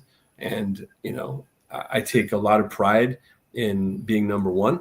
It's just sort of built into my DNA. If I'm on a team, I want to win, and I don't want to do that from a point of view of compromise, that I would do that no matter what. I want to do that from the point of view of, again, leadership. Like if I'm sent into combat, what is the philosophical reason, right? Because I'm representing my group to go out and stop something that could affect and harm them, right? That's what I'm doing. So shouldn't that also be the same for anything else that represents something that's not right? So healthcare, I thought my grandfather passed away at 69 because of cancer. And when I was a kid, that seemed like a really old age. Now that I'm 54, it's not old at all. You should be absolutely living a wonderful life at that age. I've had my own healthcare company. I've ran my own medical center. I'm very involved in the innovation and and things related to healthcare. I have a very emphatic opinion on what healthcare should be. And we chose that because of the fact that we have an infrastructure that was built for business and not for humanity and for care, right? That's one of those things. It's a very obvious problem. And that men who carry a big stick have been given license to do whatever they so choose, sort of interrupted, and to develop something that's not for benefit. I mean, it affects us economically, it affects us socially, it affects us personally, it affects us as a society, it affects us as a culture. And my viewpoint's like, well, isn't somebody doing something about this? Like, this is a $12 trillion a year industry. It can't be that bad. It can't be broken. And it's not broken. It does exactly what it was intended to do. And people say healthcare is broken. No, it's not. It's never been broken. It does more of what it's supposed to do than ever before. But what it doesn't do that makes it seem like it's broken is what the public demands and expects it to be. It's not. So from that viewpoint, it's broken because it doesn't align. But it is a business of disease and symptom management. And the more people that get you at birth and for life, man, that's their business model. And I didn't know that. I went into it thinking I'm going to build the Apple of healthcare. I'm going to build a brand that's better organized, that I can take to the people. And it's just going to be the better thing. And then I get into the industry, and while I can organize it better, and while I can brand it better, and while I can sell it better, at the core, what I can do with it isn't what I thought. I thought I could come in and help people, and I can't. And I have people that are coming into the office that I'm talking to personally saying, I've gotten a little better, but I'm not back, and I'm like, is there more you can do for me? And if you have a conscience, if you have any empathy for anybody, how many times you need to be told that before you say, guys, what are we missing? Going to the doctors, like, this is all I can do. What do you mean it's all you can do? Well, this is all I can do. Like, well, then there's some massive gap in your knowledge and a massive gap in your education, because his tire's still half flat. Fix it, right? It's like, well, we don't know how. This is all we can do. And that just, again, like the wizard behind the curtain, changed everything. And I'm Mr. Inquisitive. I want to know how things work. I want to know how things operate. And I want to be able to build this business that's going to just grow and expand. You can't even answer the most fundamental questions. What does the disease cascade consist of? What is the true science of health? And what was the first departure of homeostasis or balance from the body that then cascaded off into this particular disease? And it's like, well, that's not how we're taught. We're not taught about any of that kind of stuff. We're taught how to do this. Like, it's like these robots, right? That can't even have discernment. Like, are you looking at the person in front of you? It seems like all you're doing is thinking outside of a book, And so to me, it was just, I questioned everything because it didn't work. It didn't make sense. It didn't get the product that it was supposed to be. Like, I lost my grandfather because somebody who he trusted, who he felt knew better, and he gave himself to the care of these people, and they killed him. They literally killed him, and they made him suffer by doing different types of therapies and treatments that just destroyed his body. And it got to a point where there wasn't anything left, and he dies. And from somebody who's been in the medical industry, who now looks back and sees that the standard of care that was given, the type of things that he went through, oh my gosh, this is about as barbaric as one can possibly be. And we have gotten so numb in society to think that this is the standard of care.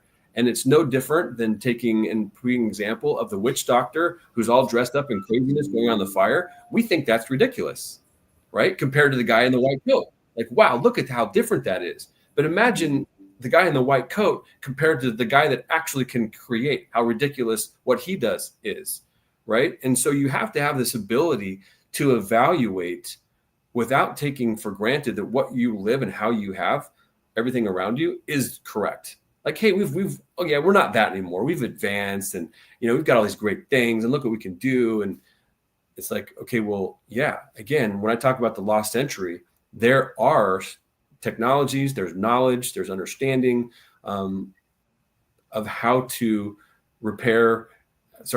correct, restore, and maintain quality health. That was all I was trying to do. I wanted to be able to correct it. I wanted to be able to restore it. And I wanted to be able to support health. No matter what you came in with, that's the standard. If that's the bar, we're falling way short. So if I, again, back to leadership, nobody seems to be doing it. So I'm like, well, from my little part of the world, in my little practice, let us do it.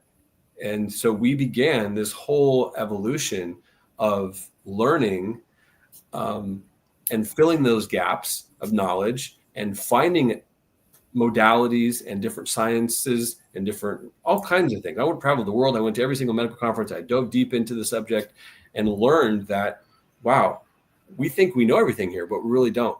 So I created a new healthcare ecosystem within our own practice that we were piloting, that no matter what you came in with, that we would be able to restore and correct function.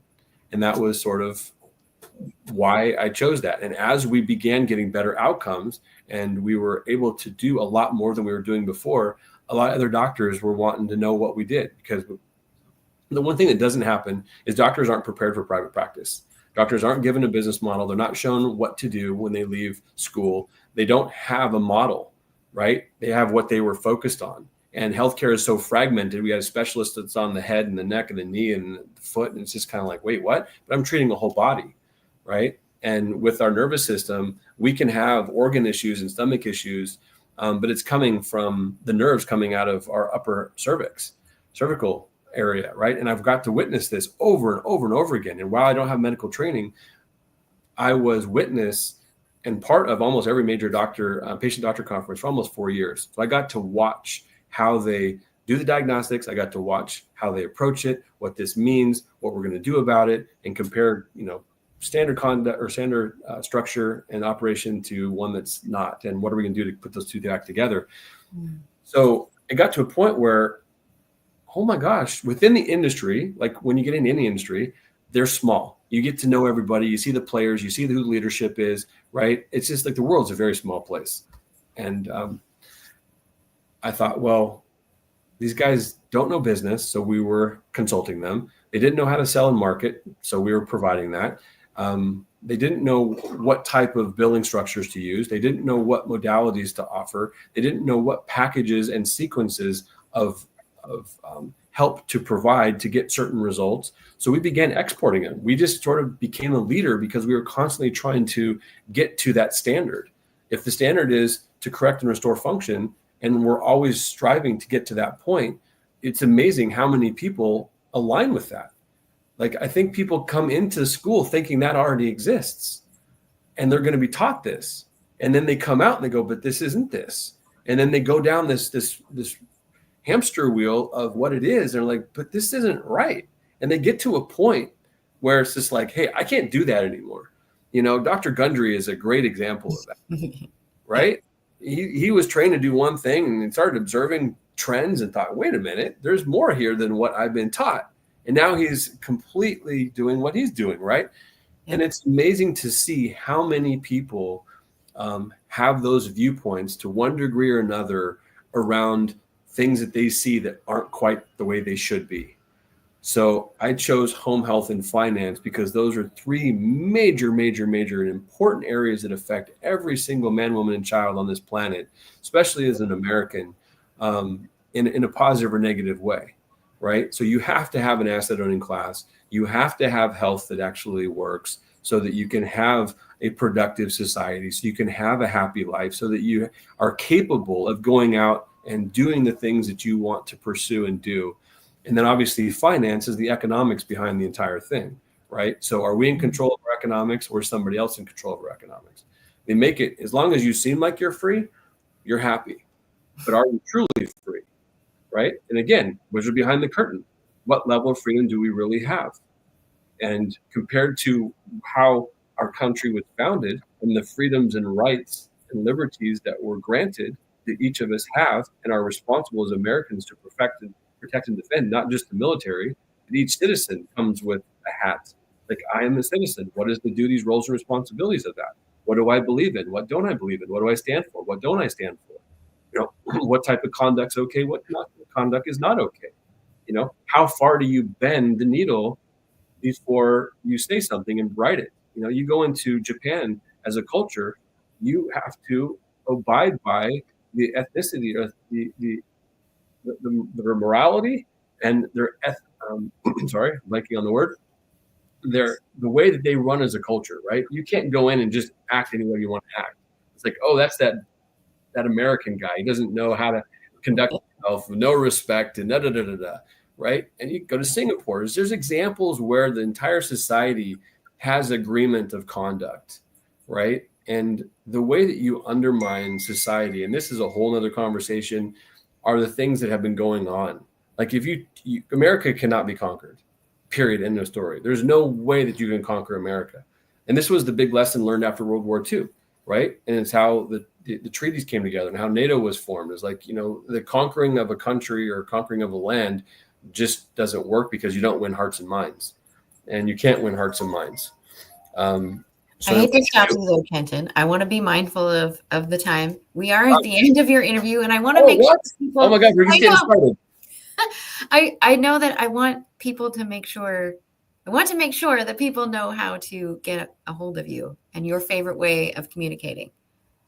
Actually, LinkedIn and Instagram are probably the best ways to get a hold of me.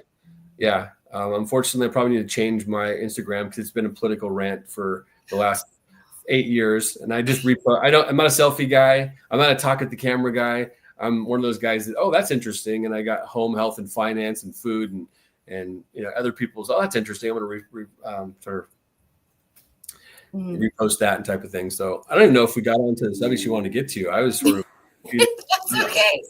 Sorry. Okay. Hopefully this was a good interview for you and the listeners are going to enjoy it. But at the end of the day, it's about personal accountability. Like what do you stand for? What do you stand against? And in today's age, I think it's super important that each individual makes those decisions, because the only way we have a society that I think all of us would agree we'd want to have, it starts at home, right? And it has to go super hyper local. This isn't about somebody else fixing it. This is about you having your own integrity in your own household and have an agreement with your neighbors, your neighborhood, and your community. And if that happens, those communities connect and we are one as a people. And we really have to stand for that. And so from the day I started to today, it's been an evolution of shaping and more responsibility being taken and more willingness to step out and create impact and create influence, and not just for myself, because sometimes people need to stand up and lead the charge, so to speak. Yeah. Thank you so much, Kenton. Thank you, guys. Thank you for eye-opening. But we have our next guest, so thank you. Thank you. Have a great day. Joanne, I do see you behind the scenes. Just give me a thumbs up if you're ready to join us. Okay. It's like, I'm pretty sure it's off the screen, but you did. Welcome. Thank you for having me, Laura and Dina. Lovely to meet you, Joanne. Great to meet you too. I don't know how much fun Dina is having, but I love to start off an interview just by shaking things up just a little bit. Okay. Have some fun. I invite you to play with me on this one. And All no right. worries, just casual. Okay. So here's my opening question, which is a research question for me. If you could have other people describe you in 3 words, what would you love those 3 words to be? Caring, intuitive, funny. Caring, and I spelled that wrong. Intuitive. I know what the point is. There we go. So caring, intuitive, and funny. What do those 3 words, and I'm going to repeat, caring, intuitive, and funny. What do those 3 words have to do with your core message? And I'm just going to grab a blanket and stretch my back for a second. Okay. Oh my God. You want me to talk while you're doing that? Yes, go ahead. That's what I'm here for. So I really am very compassionate about people. I believe that I'm here to help. That's part of what I've been doing for most of my life. And I also know that when we go through different kinds of challenges, and I know I've had a lot of different challenges, one of the ways to get me through it is humor. And that's really, really important. And since I've been very young, I've been able to receive messages, and I'm also an empath and an intuitive. I get information for people, from my clients, and I also pick up energy. And I remember one client coming into my office, and I said, "How do you feel?" She said, "Great." I said, "No, you don't." I'm feeling pain in my, because I can even pick up people's physical pain, emotional pain. I've had to learn over the years not to take it on, which was a Yeah. challenge, because I remember one day I was walking through the streets of Philadelphia and I was in a great mood. And suddenly I'm starting to tear up and I'm thinking, what's going on? I don't understand. I mean, today's a great day for me. So I started to recognize that because I'm an empath, and I pick up people's energies. And I've also had to teach people who are also empaths to not take it on, because it doesn't feel good. That's for one thing. Ew.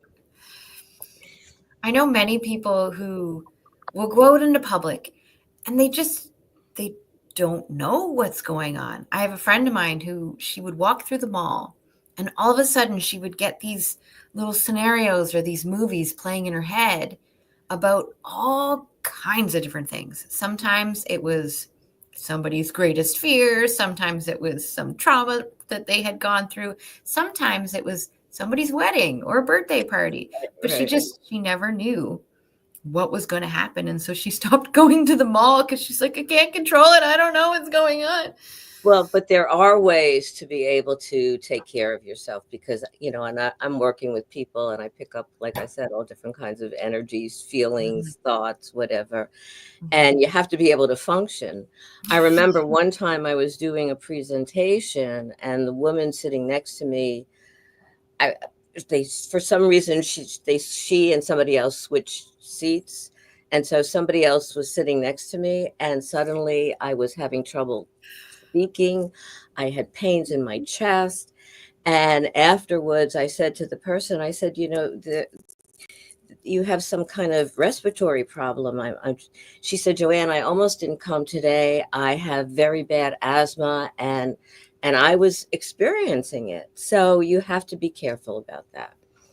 Now, something else very interesting about me is I came in not knowing that when I started to write, I was doing something that's called mirror writing. Ever heard of it? Mirror writing? No. Okay, Channeling. Okay. Channel writing. Yeah. No, that's a whole other thing, and I do Yeah. that too. I do that too. No, and I wasn't doing it intentionally. So when I learned to write, basically when I was writing, it was backwards. The only way teachers could read it was if they literally held it up to a mirror. Now, I thought it was fine. What did I know, right? But I had to be able to shift. Well, basically, they thought I wasn't going to amount to anything, and I wouldn't be able to function and get along in life and whatever. And it's interesting because we take that on as belief systems. And I remember doing that for a good part of my life. Joanne, there's something wrong, in my head. Joanne, what's wrong with you? You can't walk. You can't wash your dish. You can't do this. You can't. And it was like berating myself because I had taken on somebody else's belief system about myself. And I had to figure out, because it was almost immobilizing, I had to figure out how to change it, how to stop it. And I finally did. And I teach people how to do that as well, because oftentimes, you're compared to your brother or your sister, or a teacher will say something, or even a friend. And sometimes we take that on and we believe that about ourselves. And so that actually moves us forward in a very negative self-light. So it's really important to be able to shift that. And now my brain says, good job, Joanne. Nice. And I have a totally different relationship with my brain and with myself. Dina, I think Joanne was listening in while she wasn't backstage with us, because Actually, I that's wasn't, but what we what? talked about earlier. Oh, I tell was, me. I agree. yeah, I was asking Dina, I said, was there ever a time where a teacher or a parent or somebody close to you said that you were too loud, too rambunctious, too this, that, and the other thing? And what do you do? She's like, I don't know if I've ever had anything like that. But I Well, remember, I have, but not from, the way that that we've been talking oh, about that. And I think, what I experienced more was a whole general atmosphere of, very conservative and isolated and kind of, religious. There was a bit of abuse, and that has been this, ongoing. And so that's why I say I'm a recovering invisible woman, and I really feel that we do get those messages in different ways. There's not an actual grace that is necessarily, that I can identify where somebody was really direct in offering an invitation to just be yourself, But I until we do it for ourselves. So Joanne, how you described that you now have offered that to yourself as you, I'm I think, okay. and I teach other. Congratulations. Thank you. And I teach people how to do that too, because oftentimes some of the people I work with have had very difficult childhood, foster care or other kinds of things, or even parents that were upset and angry with them, and they were seen as less than or not deserving. And we can take that on as truths, but you have to be able to get past it, and that's really important. So, and I've also worked with children with special needs. I was the executive director for children and youth services at Bancroft, and then I became the director of research, evaluation, and training for all of Bancroft facilities. So I identified very strongly with those kids for a long time beforehand, and then I really seemed to gravitate to help these kids, because oftentimes now things have changed a little bit, but when I was teaching, many of these kids were left out of school, were said, you're not going to be able to learn, you're not going to be able to Oh, function. And some of these kids have incredible gifts. I have a radio, and I had I'm going to have a TV show in 2025, Power Your Life Radio, and I've interviewed people with autism who are autistic savants, and all different kinds of so-called disabilities that are amazing in so many incredible ways. There was one woman who is an autistic savant, a scientist as well as a painter, an artist. And she and I had a conversation, and she said, I remembered what when I was very young, one of the ways to calm me, my mother and father would put me in the bathroom. For some reason, it was very calming to me. And she said, when I went to visit them, I was older and they had moved, and we were having a conversation at dinner. I said, I remember the bathroom. They said, how could you? You were this little, and she described everything so completely. They were amazed. What a gift. A gift. So, part of my service here in this world is to help people find and access their inner abilities, their wonderful aspects, their gifts, their ways of being able to show up in the world and really appreciate themselves for who they are. That's not always easy. It really isn't easy. but So, hearing your story, Joanne, about how you came from that and you have been able to do that for yourself, then it has a lot more power in helping others than just, oh, I read it in a book, I think I could help you. I've lived it. right. Well, I think that was important. Once I was able to heal myself, the thoughts in my head were, okay, so now that you've been able to do that, don't you think that that's your focus, your responsibility to help other people? And I've been helping other people since I've been like old enough to help other people. I remember when I was a camp counselor, and I must have been 17 or 18, and I was asked, will I, and I was initially going to go to school for English literature because I love to write, and I have many best-selling books and articles and whatever, and awards. But I was asked if I would take on a small group of kids who were special needs, and the director was really very innovative at the time. That didn't exist before, and so I said sure. I knew nothing about it, but I was interested, and again I had that background in myself, and I remember being a little bit apprehensive and a little bit afraid, but I was able to see the potential, and I think that's important, the potential in these children, whereas many other people shun them or just kind of distance themselves from them because I thought, okay, there's nothing here. Well, we have to be able to look inside of ourselves as well as looking at other people with a sense of hope and a sense of recognizing that we all have special gifts. I don't care who you are. And that's the truth. We all have special gifts. We all have our own unique talents and unique ways of being in the world. And I find that it's really important to appreciate and honor other people and our differences. We don't do that enough. It's like, oh, she talks weirdly, or look how she walks. And then we don't go beyond that to see the strength, the beauty, the specialness that is there that we really need to. I think our whole world would be so different if we could appreciate that and also appreciate that within ourselves.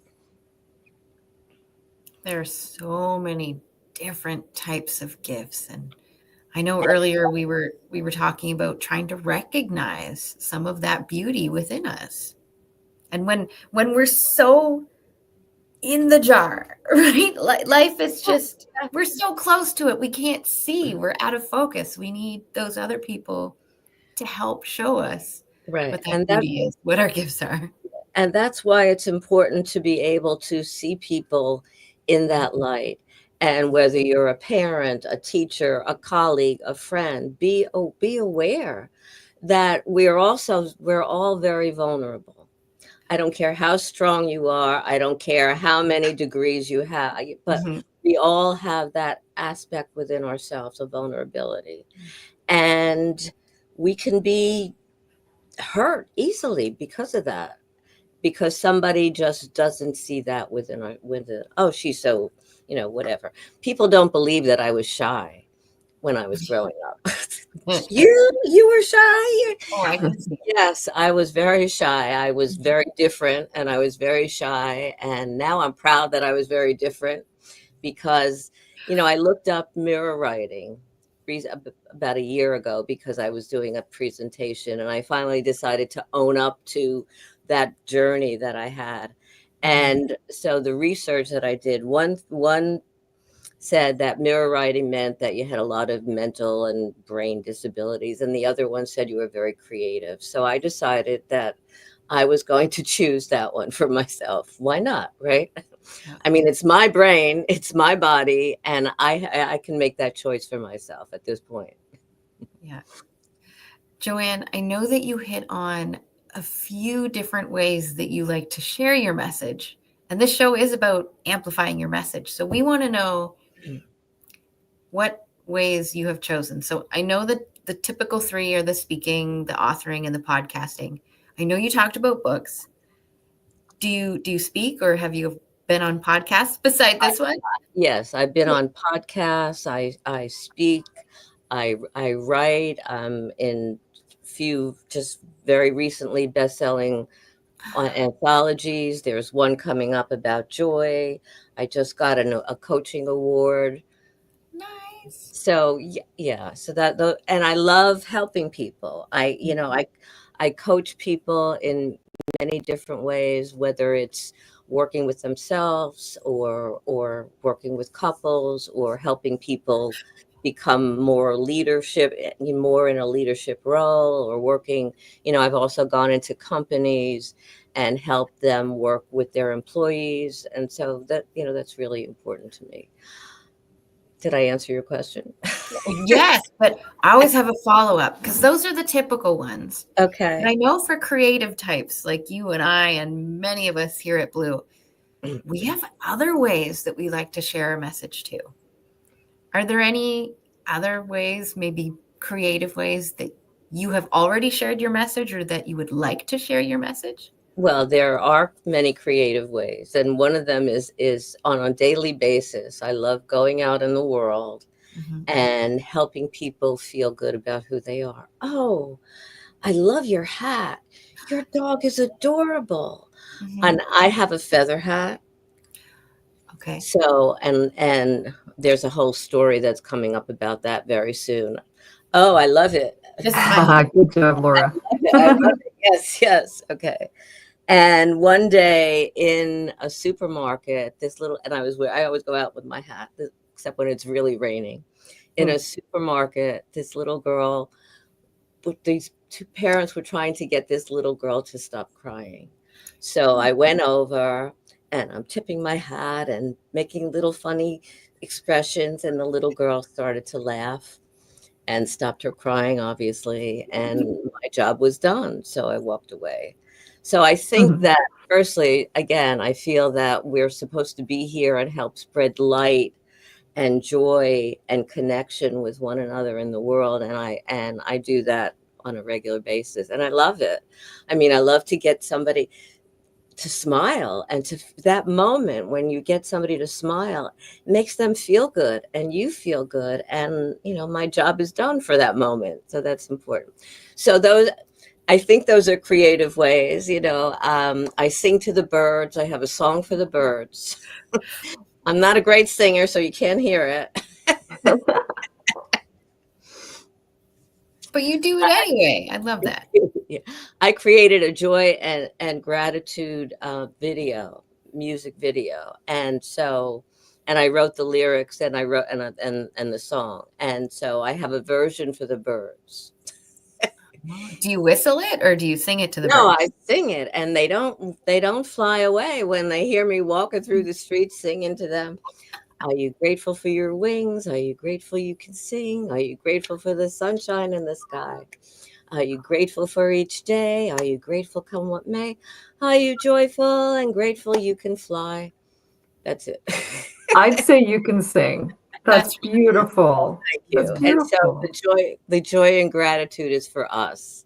It's about, again, recognizing that there's so much within us and around that we need to be thankful for, grateful for, and appreciate. And to me, and I'm writing a chapter on joy right now, to me, that connection between joy and gratitude is very, very powerful and very strong. And it attracts more. It attracts more beauty. It attracts more abundance and joy. Does. Yes, it does. And when I'm in a down mood, that the humor, the joy, the recognition of some of the wonderful things that I have, appreciation of friends, of family, all that really can elevate us and helps me, and that's important. Years ago, I had a head injury. I fell down a flight of stairs, and I'm writing a book about that. But I was in so much pain, and finally I'm able to talk. I wasn't able to talk. I wasn't able to put sentences together or thoughts in my head or whatever. And coming out of that, it's like, I'm alive. I'm alive. Despite some of the challenges that I still have since I fell down the flight of stairs, some of my letters are backwards. Sometimes I have to pause and think about things a little bit more. I'm alive. And I think we have to recognize the gift of being alive. It's not easy. The times are difficult. We have challenges. I think everybody in this world has challenges, and challenges that you may not even know about because people don't necessarily come out and reveal them. but we have to be able to recognize that people have challenges and that life is precious despite all the challenges and hardships and struggles that we go through. Hmm. My And challenge right now is this chair. now I do energy work and I do distance healing too. Somebody says, "How do you do it when somebody's in California and you're where you are?" I said, you know, I'm actually a Reiki master teacher, and I've Oh, me certified. too. Oh. Oh, great. So I've certified, and you know this then, Dina. I've certified people, and part of the certification is to be able to work on each other and also work on each other when you're not in the same room, so that you can pick up what's going on with them, and vice, each person does that. And it's wonderful to be able to do that. So sending you energy. Yeah. Making my chair bigger so it fits my butt. That I can't do. No. So, Joanne, I know that other people have mentioned things like painting and dancing and singing, and I Oh, love that you dancing. shared that song. It's stuck in my head now. Okay, dancing. I dance all the time. I For your dance. message or just I because dance you in love the it? street. I dance when I'm writing and I get stuck. I'll get up and I'll dance. And I had a dancing injury many, many years ago, and I hurt my knee. And no offense to traditional medicine, but it did not help me, which is one of the reasons that I had to seek out alternative ways of healing. And so I've studied a lot and got certified in a lot of different things: Alexander technique, Reiki, other kinds of things, hypnotherapy, all different kinds of things to help me and also to help others, which is wonderful. But dancing, I love dancing. I dance all the time. Well, and that definitely sends a message. I was recently volunteering at a seniors Christmas concert, and there was a choir singing at the entrance, as well as there was going to be a lot of other performers. And one lady came in and she just had that light little Yeah. move to her, and I started dancing along beside her, and it just that it's a message, it's energy. And I said, "Ooh, you're a Right. dancer. I could tell." Like she said, I can't stop my feet. I have happy feet. So I think that spreads joy. Just a smile will, or the way you carry yourself, the way you show up is a message. Beautiful. Yes. I was visiting my sister and we went into one store and they were playing music and I started to dance. And one woman, she was smiling. She said, "Wow, you go, girl." So we started a conversation, she said, "Don't stop dancing." But that it's important. It really is. It lightens the mood. And that's also part of smiling and just connecting with people. Like, I think it's important. I really do. So yes, I love to dance. I sing. I love to write poetry. I speak poetry a lot. Yeah. And the reason I ask about these different ways of sharing your message is that I want to highlight for people who don't necessarily like to speak, or they don't necessarily want to write or want to be on podcasts. They're not for everyone. And so I'm trying to show people there are so many different ways. Well, again, yeah, there are. Go out in the world and connect with people, make people feel that it's a great day, have a conversation. There are so many ways to just say hello and acknowledge another person. And it's really important. Speaking of being with, years ago, I was teaching dance in a senior center, and I wrote this out in one of my chapters in a book recently. And there were many people in wheelchairs, and some guy said to me, "Well, how do you expect us to dance? What?" And I said, "I don't have any expectations of you." I said, "But can you move your fingers? Can you move your elbows? Whatever." And I said, "However you want to move, you're dancing." So with that, I put music on, and people were smiling, and even if they were in a wheelchair, they were tapping, whatever it was, but they were enjoying and didn't feel the limitation of where they were. So that's an important piece, to not feel limited. But there are many ways to be able to show up, like you're talking about, Laura, to show up in the world and be who you are and celebrate that for yourself. We don't often do that. And I'm not talking about ego. I'm so wonderful. I'm not talking about that at all. By the way, I used to do some acting, and my parents were No. I didn't notice at all. I think I'll go back to that. You're a natural, Joanne. Well, thank you. So, Okay. Go ahead. Okay, so I wanted to ask you a little bit about the things that you don't really like. Cleaning. No, I meant when it comes to sharing your message. Okay, and I don't think anybody likes cleaning. Some Okay, people, I kind of like cleaning some when people do. when it includes organization. But when it comes to sharing your message, Joanne, are there things that you do right now? Like, for example, many people don't like speaking, but they still think that in order to get their message out there, they have to become a speaker. So are there any things that you do that you just don't really like to do or don't want to do? I'm not sure that I do things that I don't like to do. Good. That's what I want to hear. I mean, I'm not that savvy with technology, but I have an incredible assistant that is like a whiz at all of that stuff. Thank you so much. And, so no, I mean, I love speaking. Okay. And it doesn't mean that I don't get nervous starting out. And I've said to people that excitement and fear are two sides to a coin, and you can flip it for yourself, because when you're excited, there's that energy. You can get flushed, your hands could get cold, whatever. But that's the same thing that can happen with fear. And I remember actually doing a presentation for a group of women years ago, a couple of hundred women, and I was nervous, okay?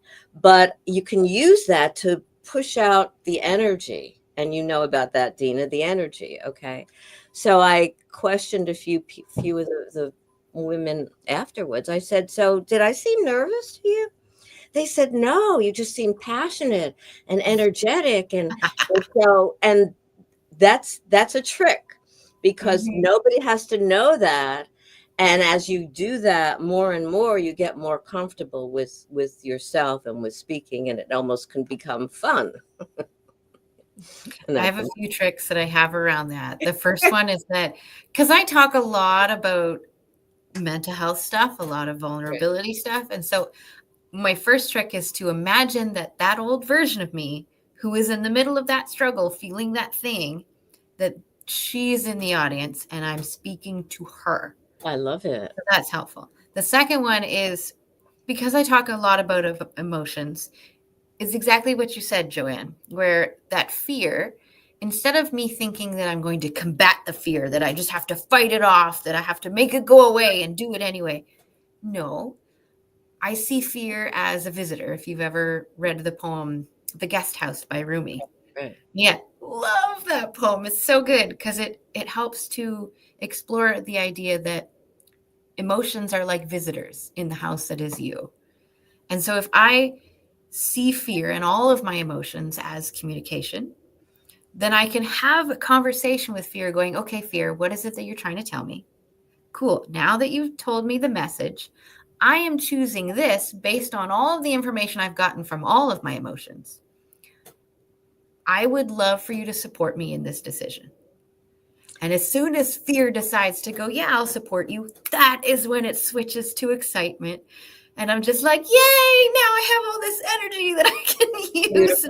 Okay. Now, I help people with that when it's not just fear or depression or whatever. Sometimes working with the inner child, talking with the brain, parts of your body, all different ways of getting at each part of us in alignment with who we are and with who we choose to be. And that's really important. I even take people to meet their future selves and have a conversation and a dialogue with them to find out what they need to do to get there. It's Yeah. amazing. I mean, and I love helping people, and I find that incredibly creative because the information that I need to utilize to help them again just comes forth in a beautiful way. And I just love seeing people thrive and feel good about who they are, and like again just feeling better than they did yesterday or last year or 10 years ago or whatever. And that's really important to me. What would you say to our listeners who have a message? Maybe they don't recognize exactly with perfect clarity what their message is yet, but there is a story in there that they need to share. What would you say to people like that to just get them started, get them to pick something that they love that aligns with who they are and just get started? Well, firstly, connect with your passion, connect with your heart. That's really very important because that's where you find what you need in terms of what you want. And also, oftentimes people say, I don't know what I'm supposed to be doing here, my purpose, my goals. And sometimes it's about looking back and seeing, well, what really excites you?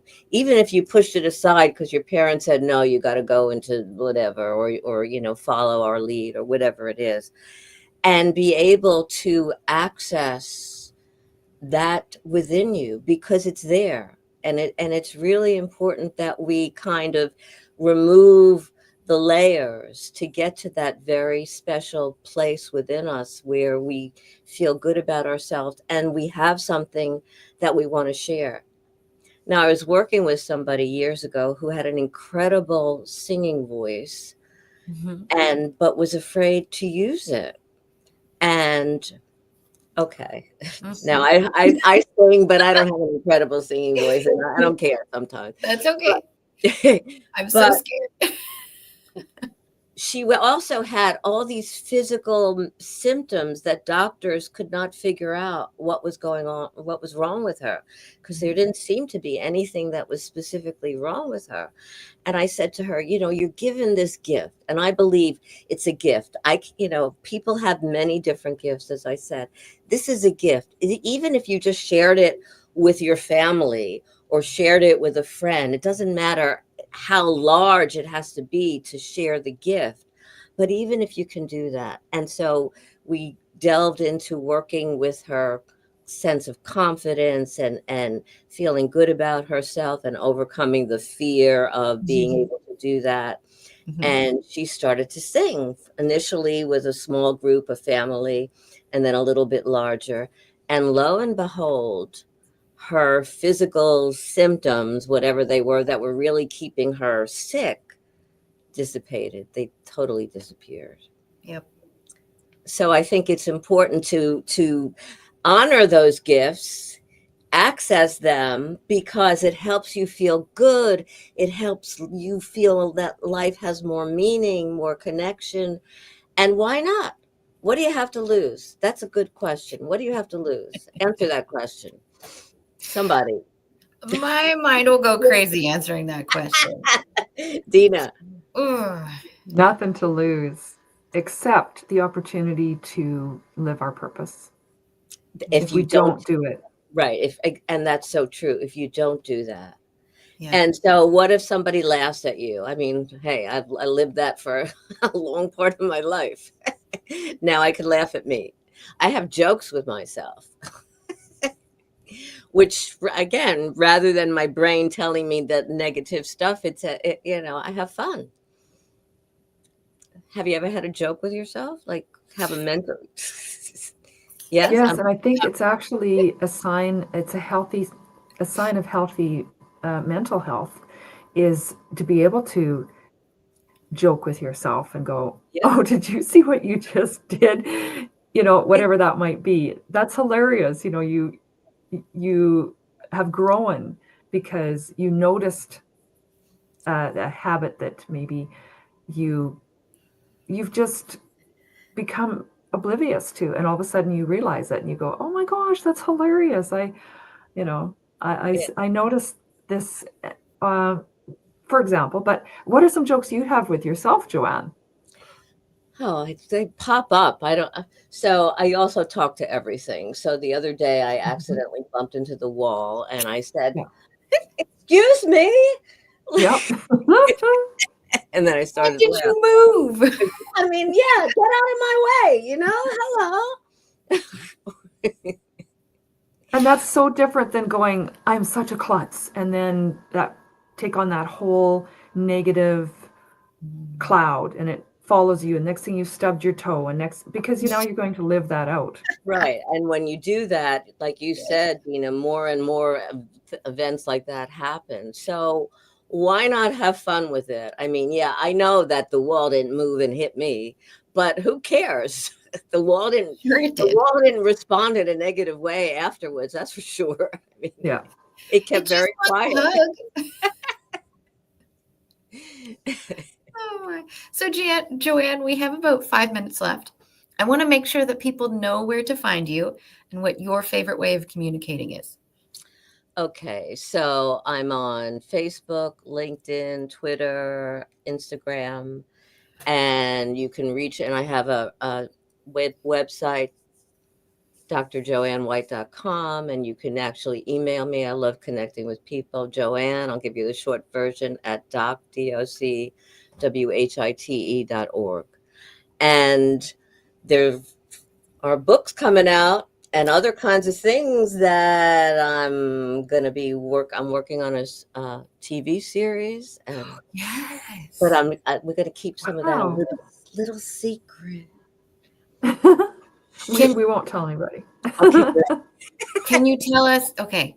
Yes. And can you tell us anything? Because I'm Canadian. I'm assuming you're American. Like, is it on TV that I could get? I just wrote it. Okay, so we're at the point of pitching it. Oh, that's exciting. Shh. Anyone out there? Well, if the word gets out, you might get more offers than you are ready for, Joanne. That's good. And go ahead. No, I said, and the book about my head injury, I actually see it as a film. So we'll see. And I'm still in the midst of writing it. It's different. What can I say? You've already met me. I'm not your, whatever that means, normal person. I don't know what normal means. Unique, special. I think, again, honor your uniqueness, honor your specialness, and live in accordance with your passion, your dreams, your purpose, and connect with people. Everybody has something to share, even if they don't seem to know what that is or are readily able to do so. They can, and they will, if we reach out. That's important. Exactly. So then let's say, go ahead. Okay, let's say everything worked out perfectly with this TV thing and all the ways you're sharing your message. If you could snap your fingers, Joanne, or maybe rub a genie lamp, and you had your goals achieved, what would that look like? I would be creating more films, out there still dancing on the street with, that sounds weird, but helping people, feeling good, doing presentations, doing my TV show. I mean, still doing what I'm doing, just elevating it and doing more so that I can reach and connect with more people and let them see their worth, their value, and their mission in life. So, worth is coming up again. Yes, definitely. So, Joanne, I also like to hold space at the end, and I'm pretty sure you already covered, but I still like to ask, is if there's something that you needed people to take away from this conversation today, what might that be? Okay, firstly, lighten up. I don't know. What if I just, how's that? Again, it's, and also look at the gifts that are within you. Even if you think that they're not large enough or whatever, look at them and recognize and I'm writing something about this right now. Recognize your inner power, recognize your specialness, and don't hold back about that, because the world needs that. Even if you don't think so, it's amazing. If you look back, and I've studied people who've had challenges in their lives, and people who created the telephone, or created whatever, and again, we need people to be here to contribute, even if it's somebody collecting the garbage. Thank you so much. I mean, I need that, right? Imagine nobody doing that, and your whole apartment, home, whatever, was just filling up with that. Ooh. So it's right. I mean, you got that disgusting picture. Mhm. Sorry. So isn't it nice that we have somebody that can do that? That's a service to us, right? And we need to honor not only our own gifts, but appreciate others and appreciate each other's specialness and uniqueness. And I believe when we do that, not only do we honor ourselves and other people, but we can change the world in a beautiful, supportive way. High five. Thank Did you I- so much, That's Joanne. so good. This was a lot of fun, and I appreciate your extra energy, like me, like playful. I just love it. Thank you. Thank you. I had fun too. I appreciate both of you and listening to my wildness. I always say I'm a wild child, and I'll stand by that. That's okay. Thanks, Joanne. We will talk soon. Thank you so much. Have a beautiful Lovely to rest of meet the you. day. Wonderful to meet you both. Bye-bye. And we have our next guest behind the scenes. Just give me a thumbs up if you're ready, Lisa. Awesome. And I'll be right back. Sure. Hi, Lisa. Hi, Laura. How are you today? A little birdie told me that you would be helping me MC one of these days coming up. Yeah. February? Yeah, That's February. right. Yeah. I decided that if I just ask in advance, that more people would be able to attend and be here with me the whole day. I know it can be a long day because my butt is sore already. Right. Versus like, hey, I need somebody like tomorrow. Right. Especially when it's like the full day like this. Yeah. Oh, well, Not full that day. always happens. Medical stuff always happens. Life Right. always happens. I completely get it. We already had 2 people not be able to make their slots, which is fine because that just means I get to talk to my co-host. There you go. It's all good. So, Lisa, I love to start off every one of these interviews with the same question, mostly because I don't want to hear pre-programmed bios and elevator pitches. I think we're all sick of those. Right. Yeah. So I figured I would take this opportunity to do a little bit of research and to show people the fun that I can have with a deep question. Alrighty. So I'm ready. You're ready? Awesome. So, Lisa, if you could have other people describe you in 3 words, what would you love those 3 words to be? Inspiring. Mm-hmm. Fun. Mm-hmm.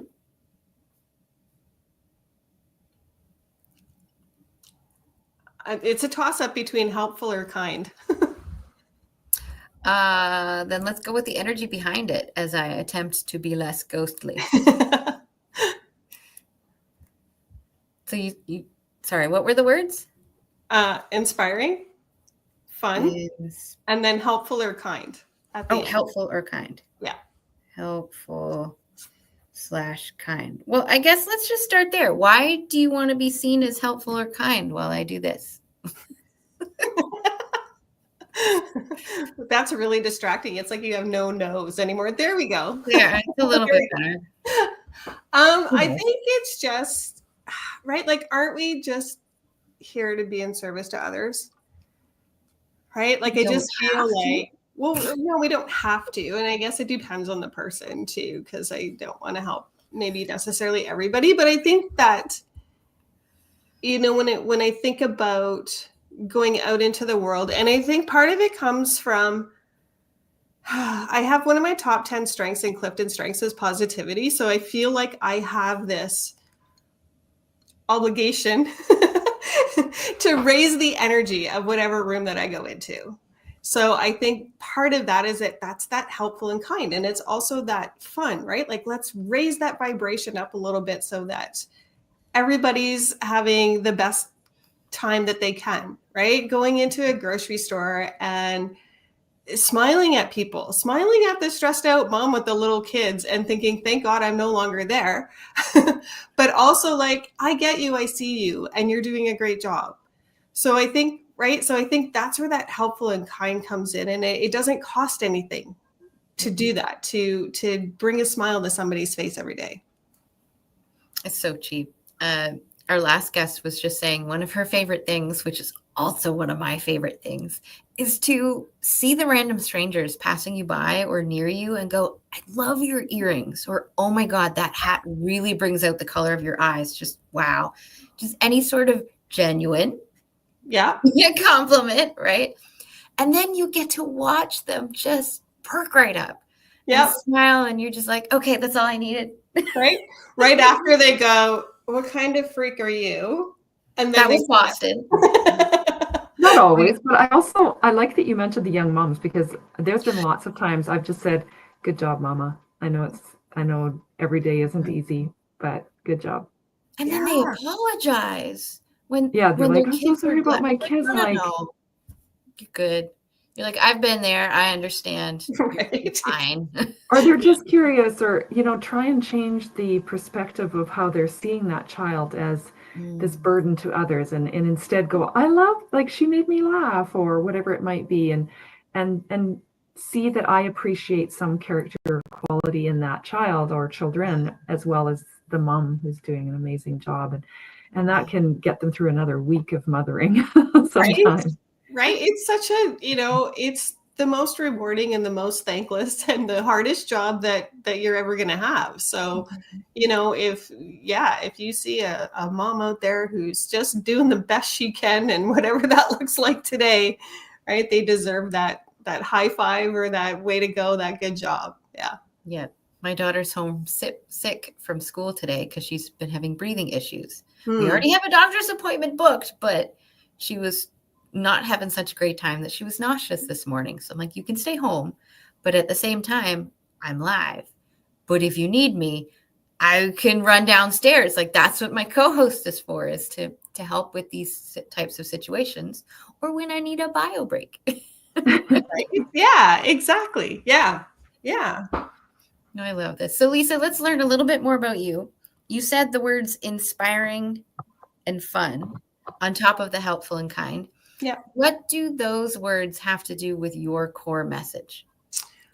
So what I do for money is I help business owners, mostly service-based business owners. I help them build sellable businesses. Oh. And the reason I do that is because everybody goes out and they start this business, and typically they're starting it because they're looking for freedom. They're looking for financial freedom, time freedom, and probably maybe freedom from a bad boss, right? Except that then they go and they start this business, and now they're working twice as long for half as much. And they're missing out on kids' hockey games. Or, can you tell I'm Canadian? Totally. Right? So, they're missing out on those, maybe a date night with their spouse, or kids' activities, or bedtime, even just the little things, right? They're not having dinner together with their family. And I think that's really sad. And I think that all of these limiting beliefs, right? You're not supposed to make money for the first 5 years. You're supposed to work 18 hours a day. You have to pay your dues. There's all of these common social limiting beliefs out there that business owners hear, that they take it as truth, right? And there's so many of them out there. Just personally, we do that, right? No pain, no gain. What, things can't come easy to us? Money doesn't grow on trees. Like there's so many of these limiting beliefs out there that we've heard growing up through society that we just take as truth. And that's no different for business owners. And so I like to help business owners look at their business as a tool. So it's a tool to support the life that they want today and an investment into the life they want when they're no longer running their business. Because the one thing that every business owner has in common is that at some point in time, they're going to exit their business. And if you set it up so that you can exit it in a way that you get a return on that investment, then, well, that's a win-win. And as you do that, as you build that sellable business, you're automatically building in some freedom today. So this typically works if you have a business with employees, right? Because you need somebody to be able to delegate stuff to. But you can also outsource things. So there is a way that solopreneurs can do this too. But then there's also that thinking about what kind of business do you have, right? Do you own a hobby? Where I work on this when I have time and it brings me in a little bit of money, right? It's a bit of a side gig.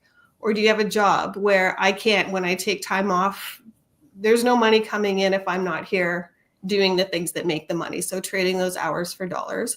Or do you have a business where you have people that you can delegate to, you can outsource things, you can create, every business can create those systems and those processes to give you some of that freedom for why you started your business. So I think to me, it's the inspiring part comes from you can do this. You can build something like this. You can have that business that you dreamed about when you started it. There are so many different things that I want to do in my business. Not enough time to do them all. But I was definitely that one that started out thinking that it would be a few years before I made money. I also started my business in a whole other industry. Like I started in architecture, but the way that I did architecture is basically what I'm teaching people now. But when you see the two businesses and you just put it on paper beside each other, they look like two totally different things. Yeah. But when you dive deeper, you're like, it's the same underline. It's expressed differently. And that's why I want to do so many different things with my business now. Because now that I know what that underline is, I can see how it connects to these 50 different skills. Right. And the thing is our identity gets so wrapped up in our business. And sometimes that's a good thing. And sometimes it's a bad thing. My Blue Talk was actually like, you are not your business. That was the title of my Blue Talk. But I think that I'm building something right now that I think is super cool because it talks about how our identity should not be tied up in our business because we are not that. Those three words that you ask at the beginning, that has nothing to do with my business. I use those things to help me in my business because it's who I am. But when I don't have a business, I'm still going to be inspiring and fun and helpful. Mm-hmm. So, right. And that's why I love that question. And I think when our identities get all wrapped up in this, our livelihood is absolutely dependent on our business, but our identity shouldn't be. So when you have that sales call and that potential client says, man, no, this isn't for me. That's business. That's not a reflection on you. And that's a hard, like, that's something that I've had to really work on and learn and have this whole, rejection sensitivity thing happening where it's like, oh, I'm an awful person. Well, no, it's not a reflection on me at all, right? That's business. But it's that, you're not your failures, but you're also not your successes. You can be accountable to those things and you can own them, but they don't define you. And so I think that I am so passionate about that message and then about looking at your business as that tool, right? That tool that's going to support the lifestyle you want and then that investment for what comes later. I'll get off my soapbox now. No, I love the soapbox. Because then I get the passion behind what you're saying. Mm-hmm. And that when you said those three words, how they don't define your business, that is exactly one of the reasons why I ask that question the way that I do. I want to get to know the human being behind the business, behind the message, because usually the message feels like a piece of our identity as well, Of course. even if we take the business part out. So then who is Lisa? How does Lisa want to show up in the world? How does Lisa value other people and their response to her? Like, that's what I want to know, because then from there I can go, well, how would Lisa love for me to act around her? And how would Lisa love for me to compliment her in the ways that she values? All with 3 words. Yeah. Right? Yeah. Love that question. But I want to touch on that piece of the business is not us. Mm-hmm. Okay. The way I've been telling people is this: the business is an expression of who we are. And if we imagined the business as a piece of art, not everybody likes the same piece of art. Not everybody will like every single piece of the art that you create, but they may find that one piece that just speaks to them. Yeah. Right? So now I feel better, because I used to be just like you. It's like, somebody denied my business. They hate me. They're never going to talk to me again. My life is over. I'm going to be broke. No. Right. Yeah. And and I think that right, you have to have that separation, but also life is not that neat, right? It's messy. You can't have like, here's my work box, here's my home box, unless you've seen that Apple show. What was that, Severance? No. They go for this operation where it's like you have no memories from home when you're at work and no memories from work when you're at home. Oh, It's wow. so bizarre. It's such a bizarre show. But that's not, yeah, Severance. But that's not what life is like, right? Like, it's, if you're having, and that's why, so I'm building this, I call it the owner's hierarchy of needs. So if you're familiar with Maslow's hierarchy of needs, right? Yeah. Very similar, but it's personal and business, because your business has those needs as well. So it kind of combines it too, because if you're having a bad day, if you had a fight with your spouse and then you go to show up at work, you're still carrying that energy with you. So how do you take care of that energy? Or if you have a bad day at work and you bring it home, so how can you take care of that energy, and how can you recognize that it's all kind of jumbled up, but it also is, even though it's your business and your baby and you built that, it's still another separate thing, right? Yeah. If you think about raising kids, so my kids are adults now, but at some point, and even, you know, when your kids are young, you mother them and you're raising them, but you're raising them to be independent human beings. At some point, it's going to be like, fly, be free, right? And so it's the same with your business. Yes, this is your baby, and you're building it, and you're molding it, and you're creating it, but you're raising it up so that it can be a little bit free of you, so that it frees up your time. Because all those years of blood, sweat, and tears and all the stuff that you put into your business, what's your return on investment on that? And it's not always supposed to be a struggle. And you're supposed to be able to have some fun while you're doing this, right? Life is short. So you have to be able to carve out those moments. And there are going to be times when you have to put in 16 or 18 hours a day because something is like blowing up in your business, but it should be the exception, not the rule. Boot camp weekends. Yeah, right. Exactly. Right. But that doesn't, and that doesn't happen all the time. That's not every weekend. No. Thankfully, right? Like, My God. You're like Miss Energetic, but I think even you would have your limit. It's the sitting in the chair or the standing. Like, it's my physical body that prevents me from doing it. But every time I do these interviews, every time I do the boot camp weekend, every time I'm part of the Blue Talks events, just anything, I feel so full in my heart, in my gut, in my soul. Just, it gives me so much energy. I don't work, I play. Right? Yeah. And that's a little bit of what it should be, right? Growth shouldn't necessarily be easy, but it also shouldn't be painful. And, you know, when I meet business owners, and I work with a lot of trades business owners. And so, you know, if I run into, you know, trades business owners at a networking event or something like that, it's like, how's it going? Oh, I'm so busy. And I'm like, what if we change the energy behind that? Right.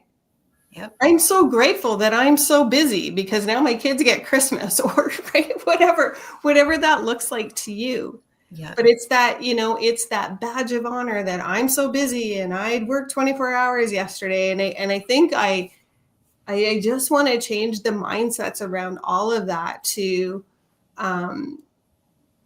just, it's not an all or nothing thing.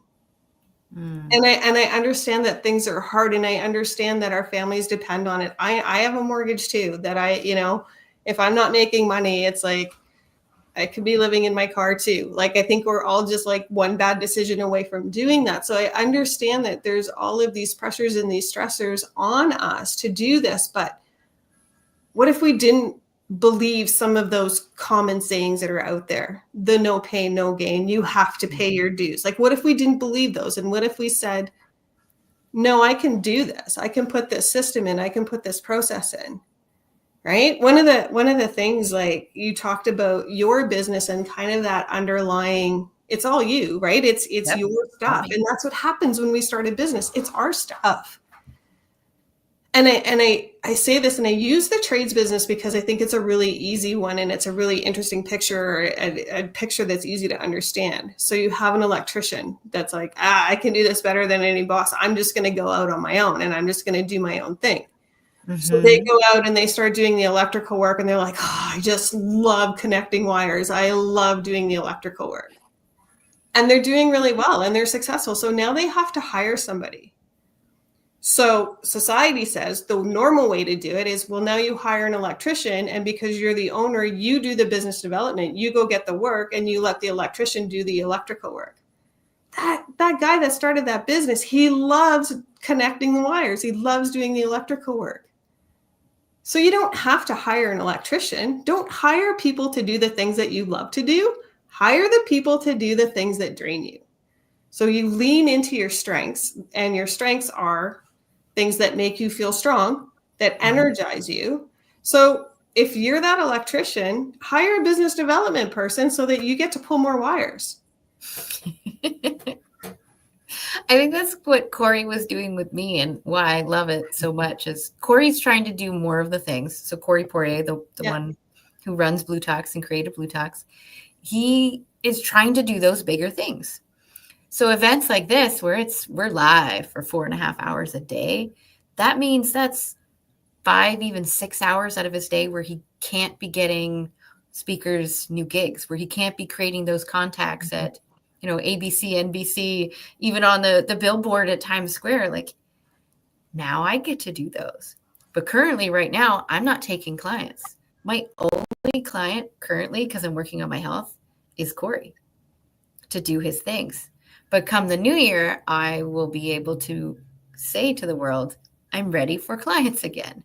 Right. But it takes such inner knowing and inner power to be like, I am not open to extra business or any business right now, even though I'm running a business.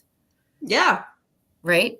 Because we touched on it earlier, and it goes right into everything that you're saying is we have to look after ourselves first, especially if we want a business that we want to be able to scale and eventually sell, so we can get maybe some of our health and freedom back that we put in and we shouldn't have had to put in. Yes. Yeah, exactly. Exactly. Yeah. And I did too much of that push earlier in my years, thinking that's what I needed to do. And I pushed myself too far. So now I have to recover before I start back up. And I think we all do that. We all, right?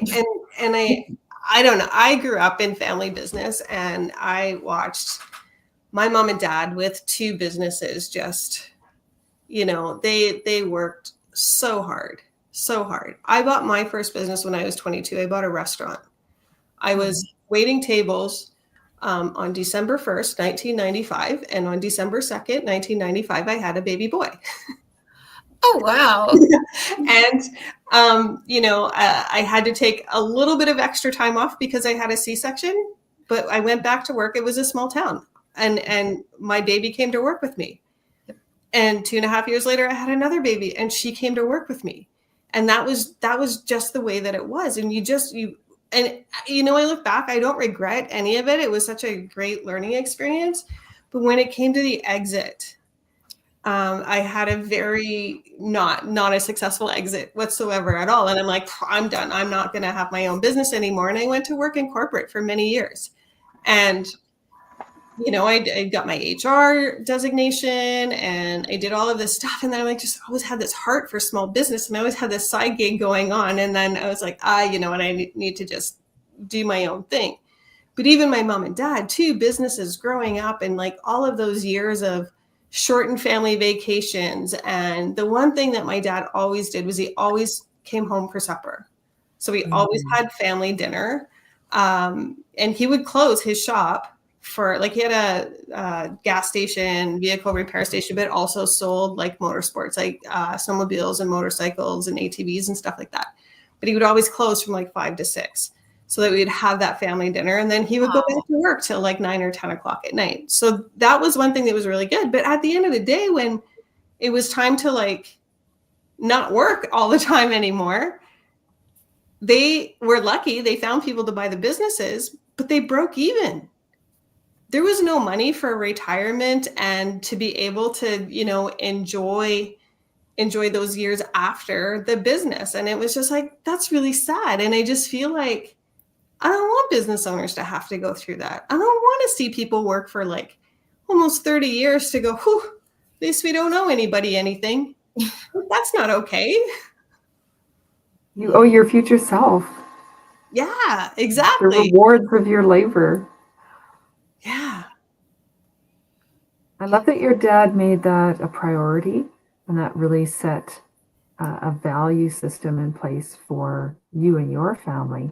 But again, I think we come from cultures where the harder you work, the better that you will succeed. And if you aren't working, then you don't deserve to see success.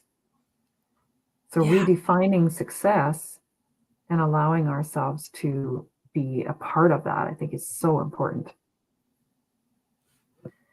Yeah, I think, it's that whole hustle culture, hustle, grind. That's how you're successful. Like, put the work in.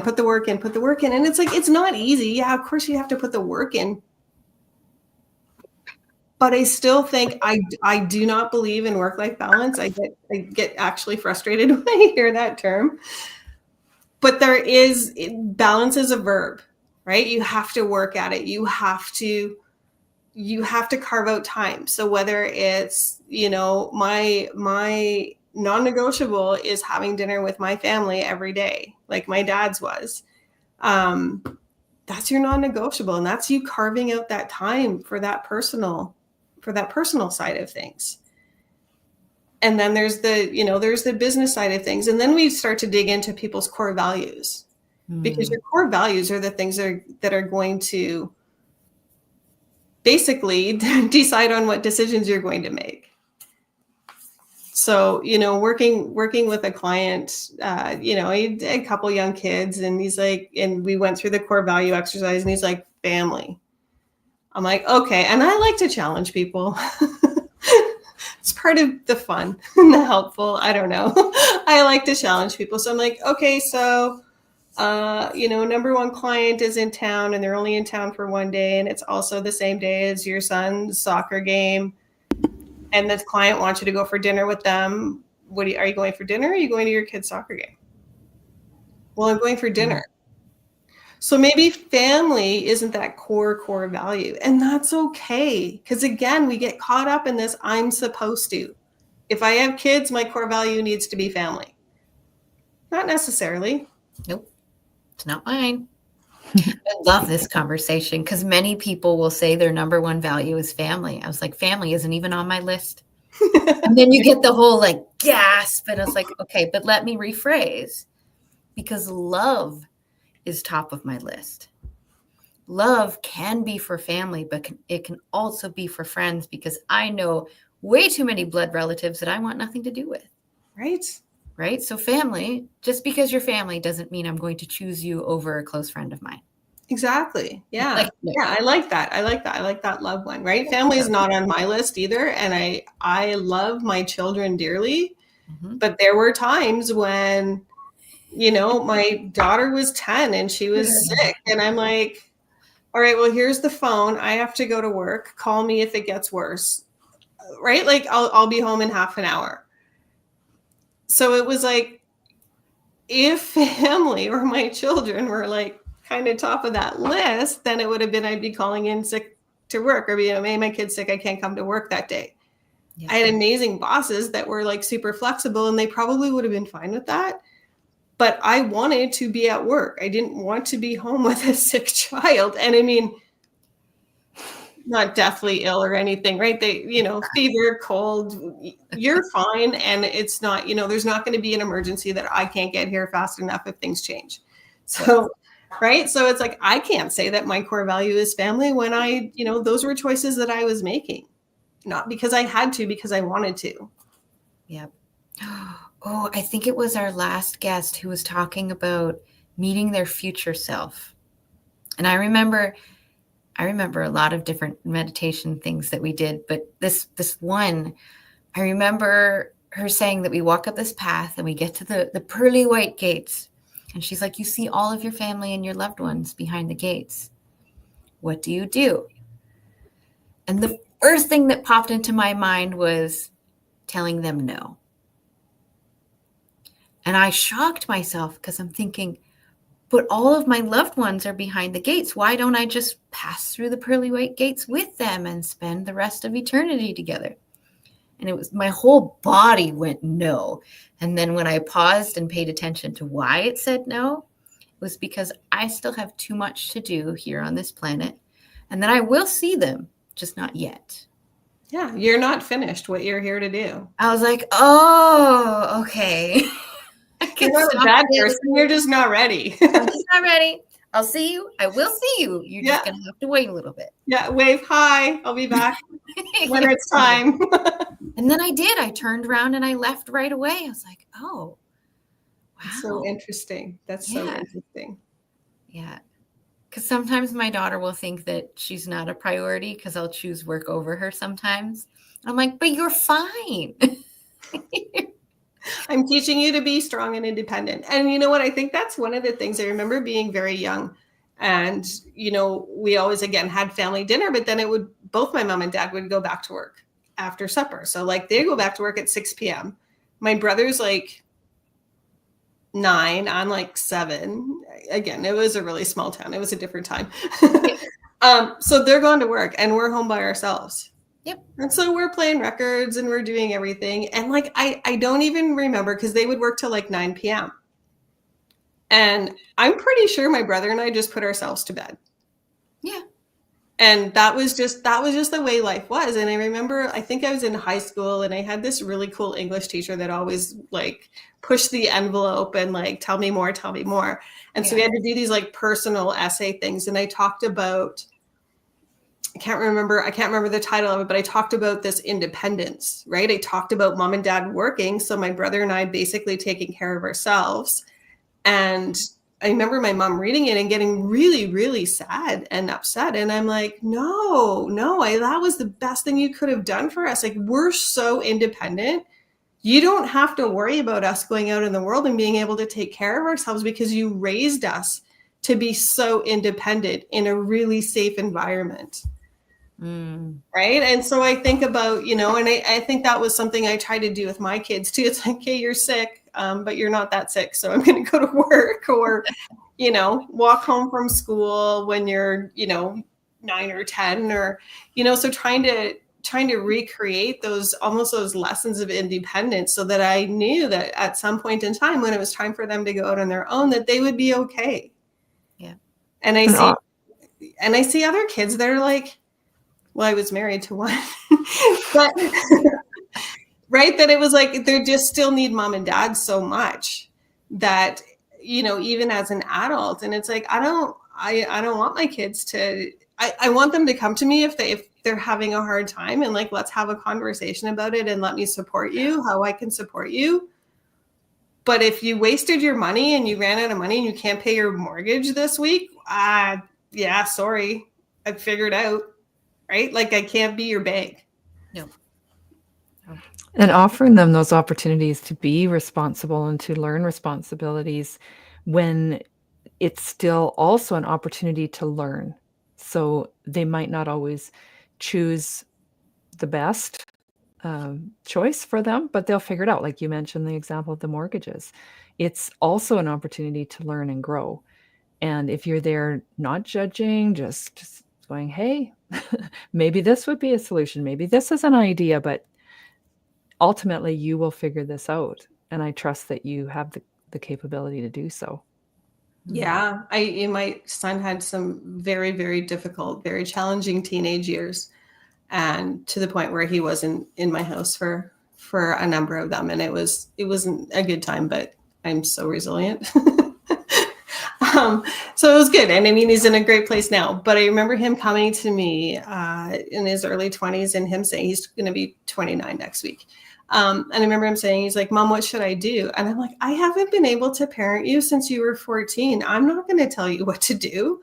I will sit, I will listen. I'll let you, throw everything out. I will give you an opinion if you ask, but I can't tell you what to do. I can't mother you. And that's good to know where your boundaries are and, what you're willing to take on, because certain situations you might. And I've struggled with this too, because then you have that mom guilt often, a lot. And someone offered a tool for me, and a different mindset or way of framing that is to communicate to your children or your friends or, whoever it is. Please know that you can always ask.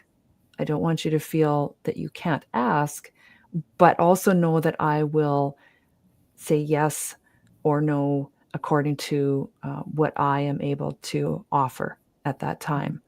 And so that way you know that they do feel safe to come to you. It also helps you understand a little of where they're at, but you are also laying that groundwork for your boundary. Yeah. And then when it comes up, it's a little easier to actually stand by a boundary that you've set for yourself personally. Boundaries are so hard. Yes. Right? They're so hard. Yes. And I remember having a conversation with my son, and I said, I only want you to be happy. But if you're going to choose to make the choices that you're making, I can't have you here in my life, because your addiction is killing me quicker than it's killing you. And he said something to me about, it's just more ultimatums. And I'm like, no, I understand the words are the same. And it used to be an ultimatum because that was my way of thinking that I could help you through this. I said, this is no longer about you. This is just about me taking care of me. And it was almost like that was a bit of a switch for him, where it was like, oh, you're this isn't about me. This is about you. Okay. Right. So it was almost like teaching him boundaries as well. And I also had to look at, what was I teaching my daughter? Yeah. She was also growing up in this, and she was also seeing this. So it's like, and my son and I will often talk now, and he's like, yeah, you had like boundaries, Mom, or you had, these lines. He says, but it's like you drew the lines in the sand, and it was just so easy to just, erase those lines and move it back further and move it back further. Because I think that I made the mistake of like, I want to be the mom that you're comfortable coming to and you can tell me anything. And my kids do, and they always have. But I think I tried to be more of a friend than that mom. Right. And I don't regret anything, because I think everything we go through just leads us to be the person that we are today. But if I could go back and do it over, I would have those stronger lines in the sand. And because I realize now that is creating safety for people, especially. And it sets an example, such a strong example of how you value yourself, and that you value the relationship enough to take care of yourself.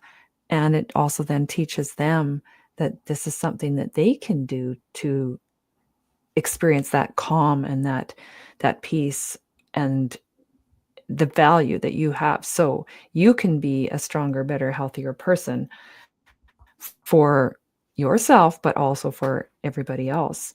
And instead of you're depleted, they're depleted. Everybody's just in a really tough spot. And so they get to witness that firsthand, and they want it. Yeah. Yeah. And I think that's where that kind of that whole identity piece, like you're not what you do. You're not, you're more than the roles that you play in life. And I remember my boss at one point, because I was like, there was just this day where like personal and work went poof and collided, and I was just devastated. And I'm like, I don't even know how to handle this. And I remember my boss saying to me, I said, I feel like such a bad mom and such a bad employee and such a bad person right now. And he looked at me and he says, whatever your son is out doing it's no reflection on you. And he's like, you have a daughter that is like winning, dance competitions, and she's an honor student. That also has nothing to do with you. Right? These are your kids, and you raise them and you love them, but they're making their own choices now. So you've done what you can do, even though they were young. And I thought, oh, it is not a reflection on me, because that is not, my roles don't define me. So what I do doesn't define me. I'm just Lisa, having these experiences and, experiencing these different roles in life. Another thing that was mentioned to me is that we aren't these people's only source. Just like ourselves, we're more resourceful than we know. We're stronger than we know. And some of those resources are from inside that we haven't even allowed ourselves to dig for and discover and value. And then we also have other resources, but also the people that we think we need to take care of, they have other resources available to them. And if we just keep jumping in, how are they going to discover those? Yeah. Yeah. So it's empowering, right? I think, and I think maybe that's a word. I don't know. Right. But I think that's the bottom line. Like if we're here to serve people, part of serving people is empowering them and giving them, helping them give themselves permission to be who they are. And I think that's so freeing. And that's why I kind of lean into the Clifton Strengths work, because it's this objective, assessment that people can go through, and they can figure out, oh, these are my strengths. So I'm not telling you that you're good at this. I'm not telling you that this is what your strength is. You're not telling me this is what your strength is. You answered these questions, and this is what the report says. I love assessments like that, because it kind of brings in this objective third party idea for it. But then it's like, well, let's unpack this. What does that mean for you? Where does that show up? Like Laura's 3 questions. How does that show up in your message? How does that show up in your work? And then it's almost helping people give themselves permission to be themselves. So maybe they're that business owner that's like, I love the doing of this. Okay, well, keep doing that. Hire somebody else to do the other things that you don't like to do. So we have about 3 minutes left, which means I want to know where to find you and your favorite way to communicate. So probably the easiest is LinkedIn, with my weirdly spelled Lisa Daub name. That's on the unique. Unique. Yes, unique. So yeah, LinkedIn is probably the best. I also have, my business name is the Strong Impact Academy. Oh. And so I have a website, strongimpactacademy.com. People can reach me there too, but I'm also on Facebook and Instagram and all the places, but the best place, the one I check the most, is LinkedIn. Okay. And then I also like to hold space at the end of an interview just to see, is there anything on your head or in your heart that you need to share with people? You are not your business. Your roles do not define you. Just give yourself permission to be yourself. Just what are those things that light you up? I don't like the quotes like, find a job you love and you never have to work a day in your life. I think it sets us up for failure. But find those things that light you up. Find those little things in the doing that lights you up, that starts to feel like it's you, right? Flow. and figure out how you can do more of those things and lean into those, because that gives you the energy to do the things that you don't love to do. Mm-hmm.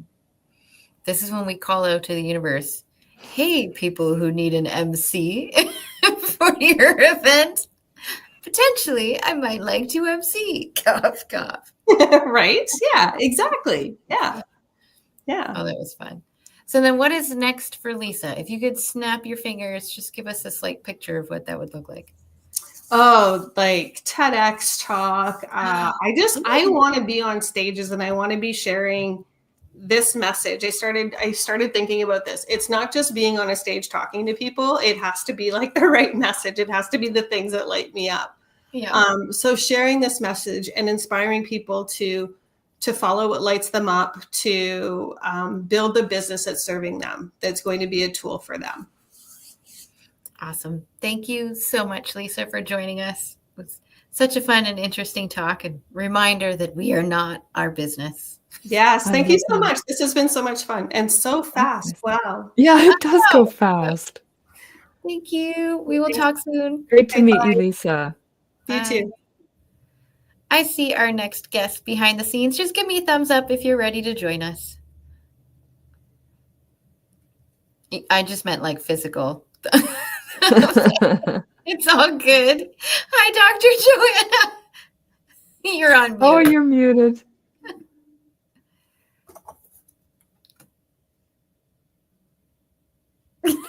I love that you have a sign, Laura. That is amazing.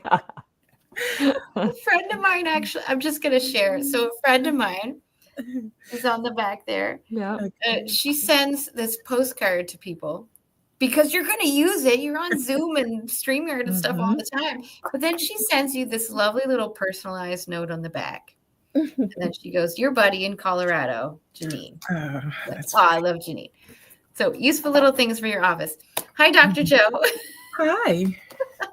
I'm going to look like a ghost for a minute. Just give me a second. Gonna love lighting, right? I think I just made it worse. Well, I keep moving my curtain because the sun's coming around. And that's fine. We're going to continue anyway. We'll roll with it. It always fixes itself. For some reason, it has that auto adjust, and it drives me crazy.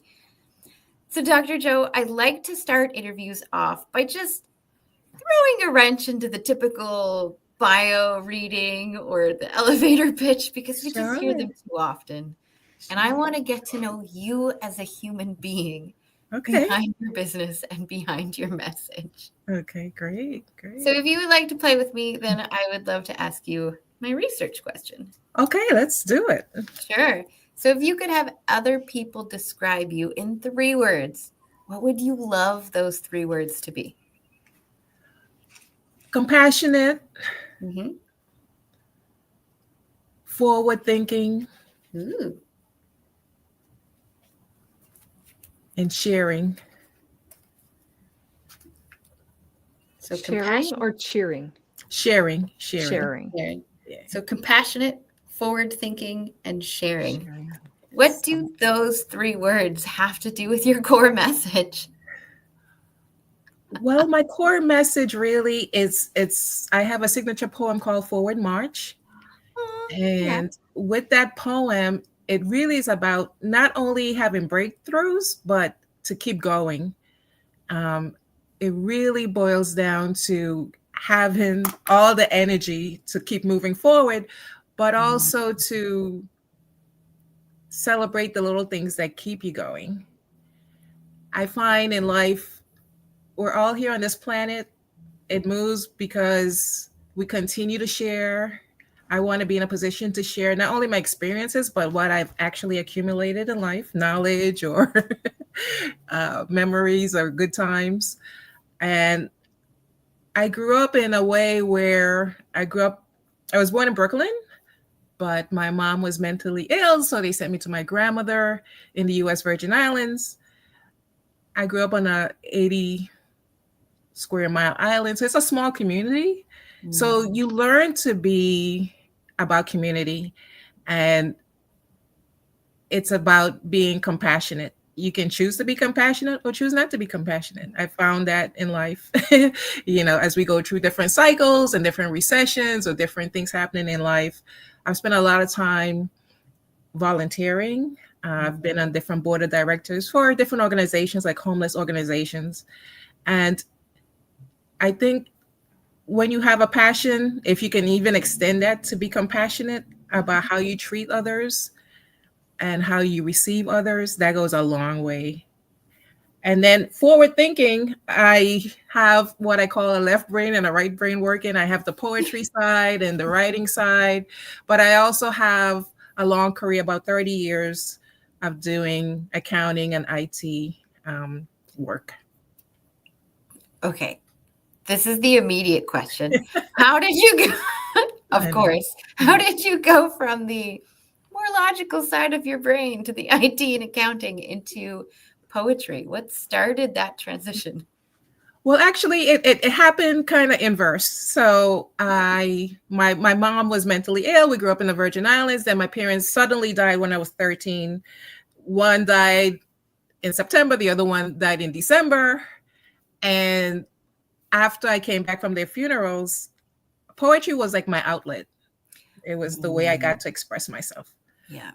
In my family, we didn't really get to, as they would say, little kids are seen, not heard. So it kind of was prevailing. Yeah. It was a prevailing framework, but poetry was my outlet. And also in the 7th grade, we had a teacher. I went to Catholic schools, but we had a teacher, and they let her give a course on Greek mythology. So I've always loved Greek mythology. So throughout the years, I've always leaned on poetry and Greek mythology to kind of give me, that energy spurt as I needed. And then as I, got older and I went into different careers, I looked at different things. And then finally I buckled down in accounting, got my CPA, and then I moved to project management and got a lot of certs for that. And now I'm an IT cybersecurity expert. Ooh, cybersecurity. Wow. Yeah. They still don't really seem like they. Yeah, it's an oxymoron. But I love when that happens, because I use the example all the time of we have so many different facets of who we are. And I like to describe myself as nerdy and spiritual. And when we think of the stereotypes of both of those, they seem like seemingly different things. Well, I find in my experience, I think because of the way stories are told and movies are written, they latch on to one image of a person. But in reality, we know people are multidimensional, right? Wow. So for me, it's never been a either or. Nope. It's all one part of one big spin. But that's why I asked that question at the very beginning about what you would love other people to see you as, because then we get to know the human being, right? Not the expression of Joanne, right? Exactly. Joanna in accounting or in cybersecurity or just in her poetry. We kind of get to see it in all aspects and facets of who you are. That's true. Including your business and your message. So great question. So Dr. Joanna, do you like to be called doctor? Do you want me that's fine. That's okay. Fine. So Dr. Joanna, was there anything else that you wanted to do, maybe that you didn't actually get to do along that path? Well, I'm doing it now. Okay, good. So now I am a motivational speaker and I am an inspirational author. I have a book here. Oh, closer. It's called... Oh, it has to be in front of your face, I guess. Oh, okay. Oh, there we go. Pinnacle Goddess Principles. Oh. And this book, it talks about different leadership principles, but they're also self-development principles. So it says Pinnacle Goddess Principles, Awakening and Unlocking Your Inner Power.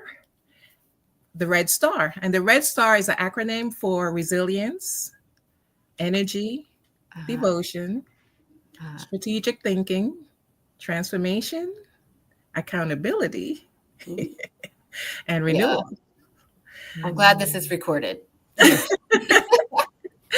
And Each chapter is devoted to a Greek goddess. We look at experiences from Athena, Hera, Nemesis, Persephone, Calypso. And then I also look at real life people that we have had, recently, like Muhammad Ali or musician Prince,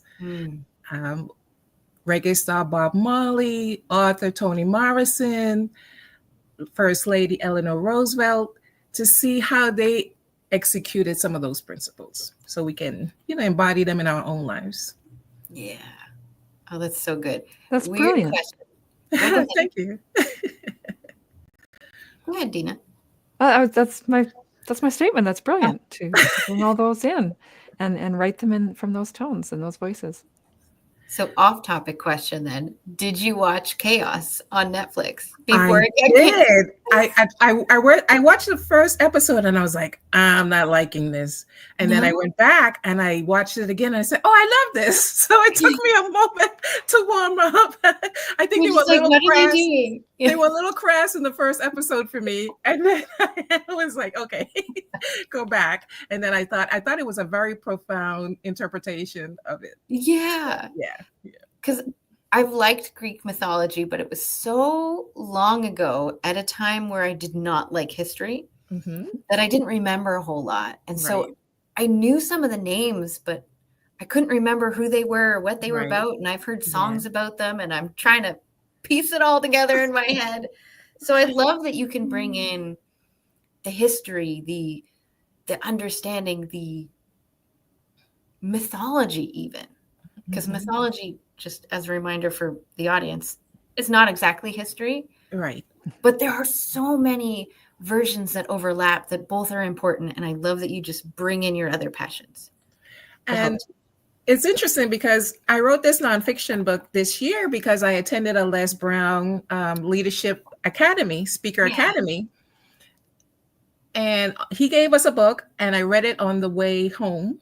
Yeah. And I said, I want to write a book that's I can read on a plane, that's easy to read on a plane and has certain things that, it hits, but they're doable actions and you can take them. But I always had this need to share Greek mythology. So even though I wrote this book and I got it out in September, I have a book I've been working on for over 10 years, and it's called Calypso's Longing, A Woman's Odyssey of Love. And it's a fiction book, and it's a poetry novella. Oh. So I have to get back to that and finish that. But in that book, it's telling the story of when Odysseus landed, after the Trojan War, he landed on Calypso's island, and he stayed with her for many years. And then Athena said, hey, it's time to go home. But it goes through the different cycles of love. So I look forward to finishing that this year. But with that, that's another way I want people to think about Greek mythology. It doesn't have to be a big history book or reading like a Shakespeare book. And it's, oh my God, it's so hard to do. I hope to make it where it's just easy to think that certain terms we use every day, like Achilles' heels, that's from Greek mythology. There are different terms we use, nemesis, those are different terms we use every day. And they started out in Greek mythology. I never even thought about that one. There's so many. So many. I do remember seeing this one reel, and it was explaining Romeo and Juliet in how did he call it? Alpha generation speak. I don't think I remember that. And so he's just talking about like them texting each other back and leaving each other on red and how all of this. And I'm like, this is the first time I've understood the plot of Romeo and Juliet. And then I show my daughter, who I think is Gen Alpha, and she's like, I understand.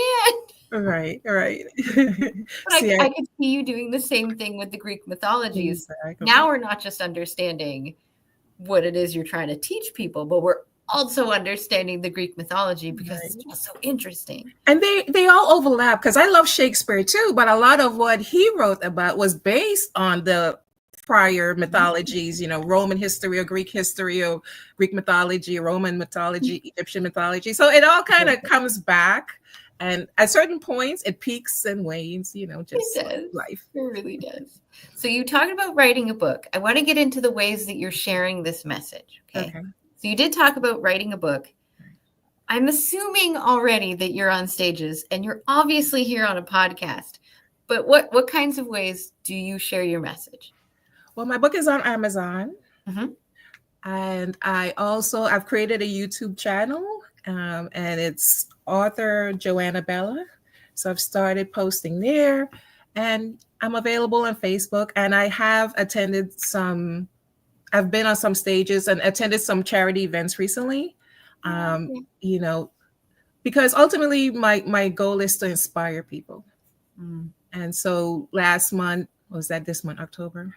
I forget, but it was it was breast cancer. It was a breast cancer event, and I went there, and it was a beautiful event because the host created an environment where these survivors could be there and be catered to, and then I brought the inspirational messages. Aww. Do you have a connection with breast cancer charities or any other charity? No, so I'm on the board of another charity, and someone say, hey, but Joanna, my poet name is Joanna Bella, poet at heart. So they were like, oh, we just saw Joanna at something else. Maybe you should have her come and talk to the ladies. Aw. If you could support a charity, what kind of charity would you support? I have supported homeless organizations. I worked in a couple of organizations that were for home ownership, and they also had a charity arm, linked to homelessness. So I've worked in that arena. And I also like anything that has to do with the heart. My father died of a massive heart attack at the age of 50. So that's important to me, your heart health. And then I have relatives who have lupus. So being there and being there to help them is important. I was a teenage mother, but I was physically abused. I had domestic violence happen to me when I was young. So speaking to people, who are trying to do things like that to improve those types of situations appeal to me. Yeah. I wasn't originally going to talk about charity, but then you brought it up, and it feels like it's so aligned with who you are as a human being. And I've been bringing it into our networking conversations as well, because usually our messages have to do with the types of charities that we would like to be able to sponsor or to be able to support. Mm-hmm. So I like seeing when we can see where they tie and come together. Yeah. Aw. So Joanna, if you could share your message in any sort of creative way possible, okay, we're snapping our fingers and making it happen. It doesn't have to be realistic. Okay. Right? Like if you really want to sing and you feel as though you're a terrible singer, I don't really care. We're snapping our fingers. Who knows? I'm assuming you're not. But let's just say you could snap your fingers. Do whatever way you wanted to share your message. What would that look like?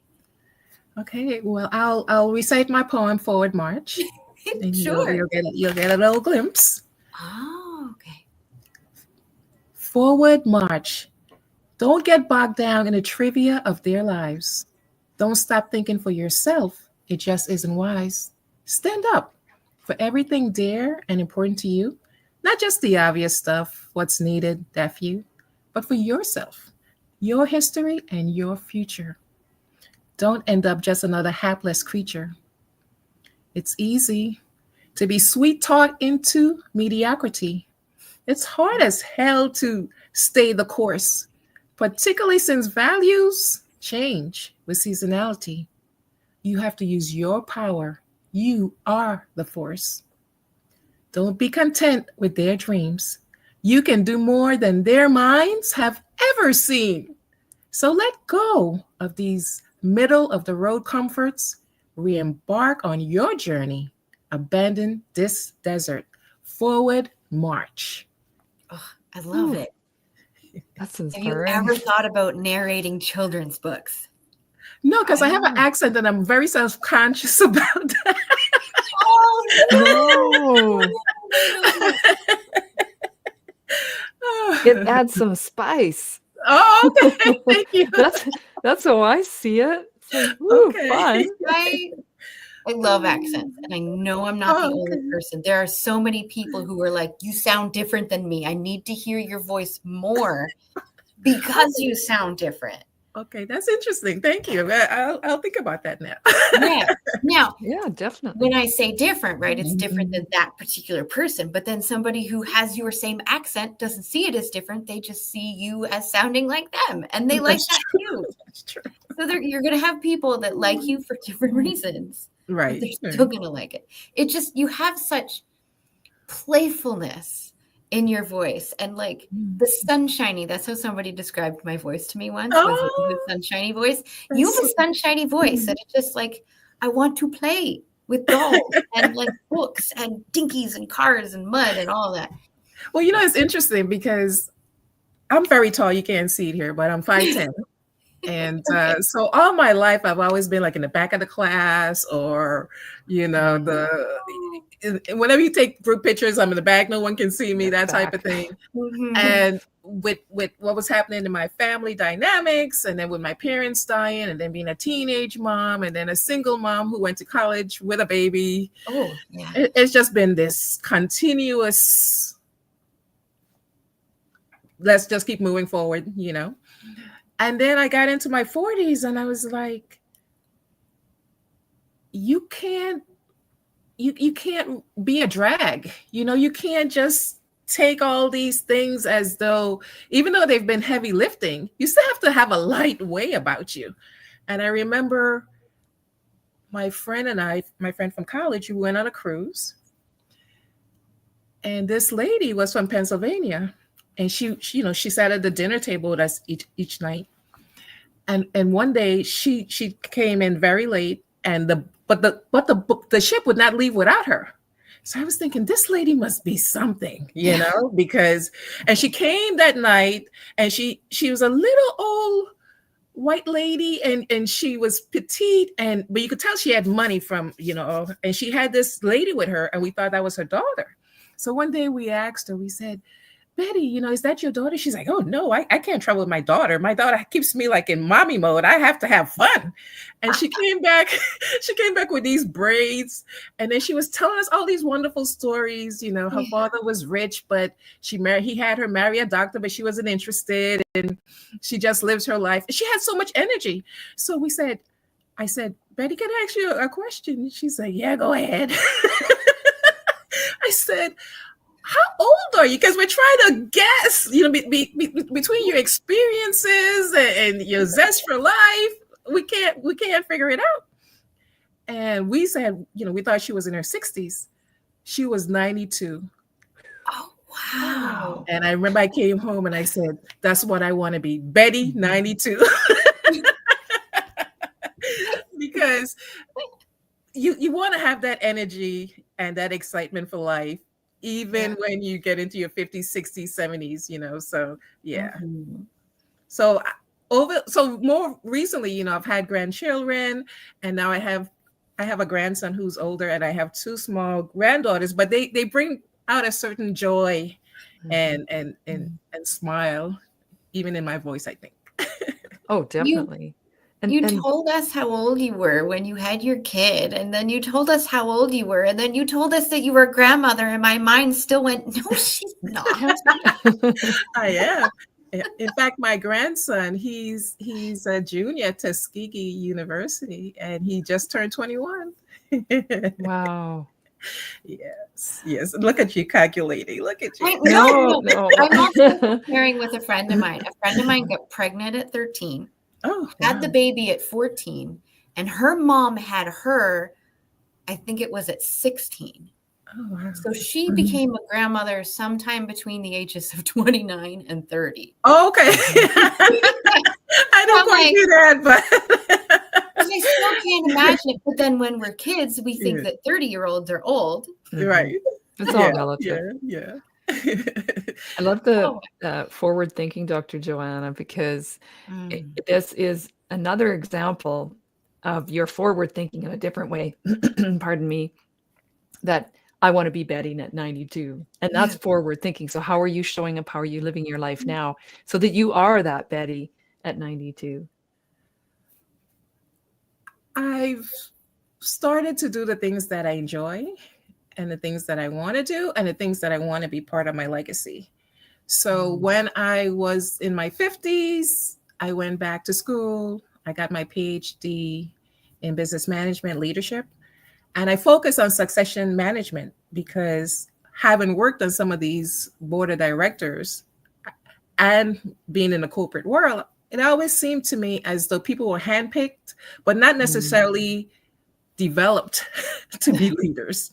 Yeah. And so we always hear about this CEO level of the organization, but really you have to develop the trenches, right? The people who are the CFOs, the CEOs, and so forth, but the people coming up also. So I did my dissertation on that, and I share that message now too. So that's part of the leadership training that I offer. And then again, in my personal life, I just spend time with the friends that I care about, with my grandchildren, and, you know, with organizations or people who are doing something positive and something that's positive, and I think that will be lasting or have a lasting effect. Building legacies. So you said that you like to speak. Was there ever a time that you were afraid to speak, or maybe you thought you don't want to be a speaker, you'll never be a speaker, whatever that story is? Yes, because I was very shy as a teenager. Yeah. And that's why poetry was so helpful too. Another reason why poetry was so helpful. Yeah. And then after that, I was a teen mom and then a single mom. So I really was just so busy between being a mother and trying to launch a career. And, you know, I always worked 2 or 3 jobs or worked and went to school. So I kept to myself and I kept my voice small. Yeah. When I worked at a certain company, they had a Toastmasters and I attended that. And then I said, and you know, I sat in the back for a few months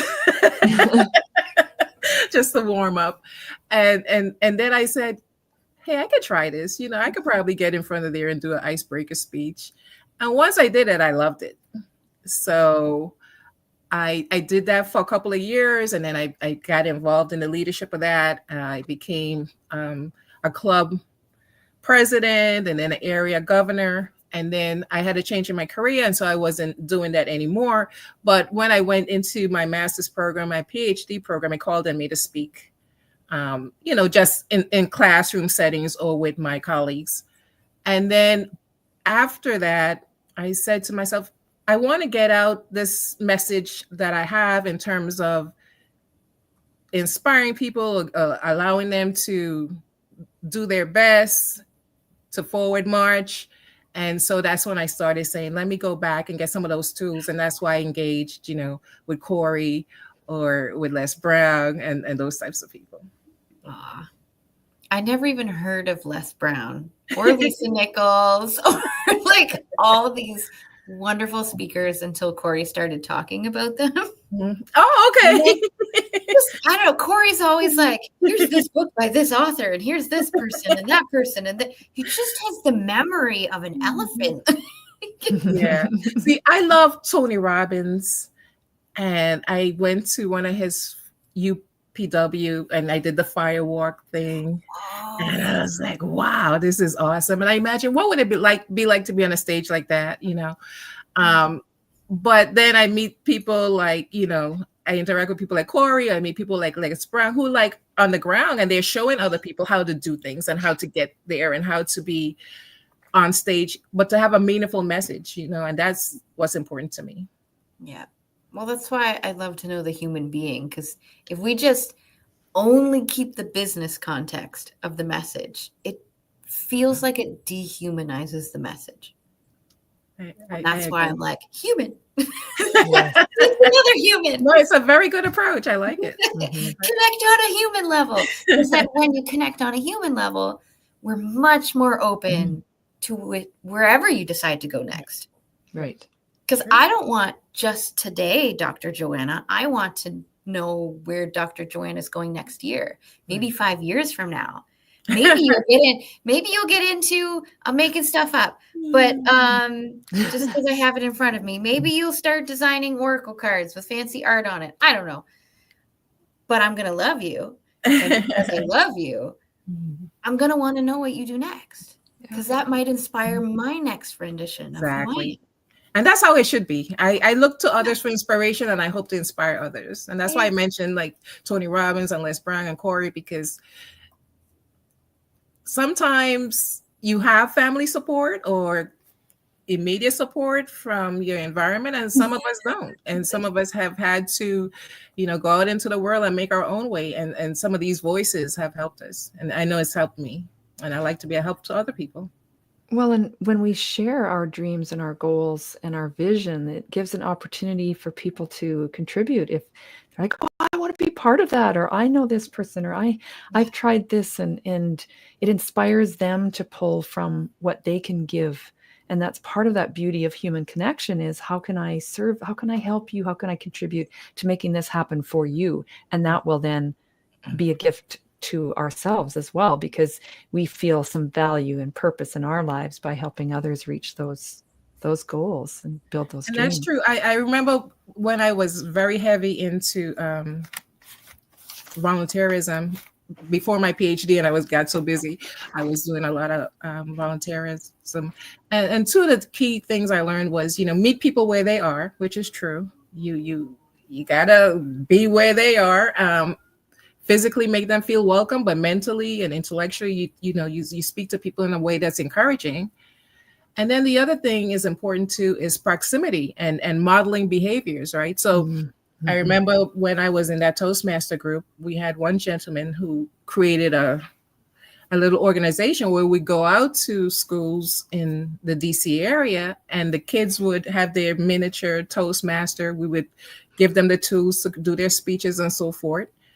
And they, over like a few weeks, you could just see the improvement.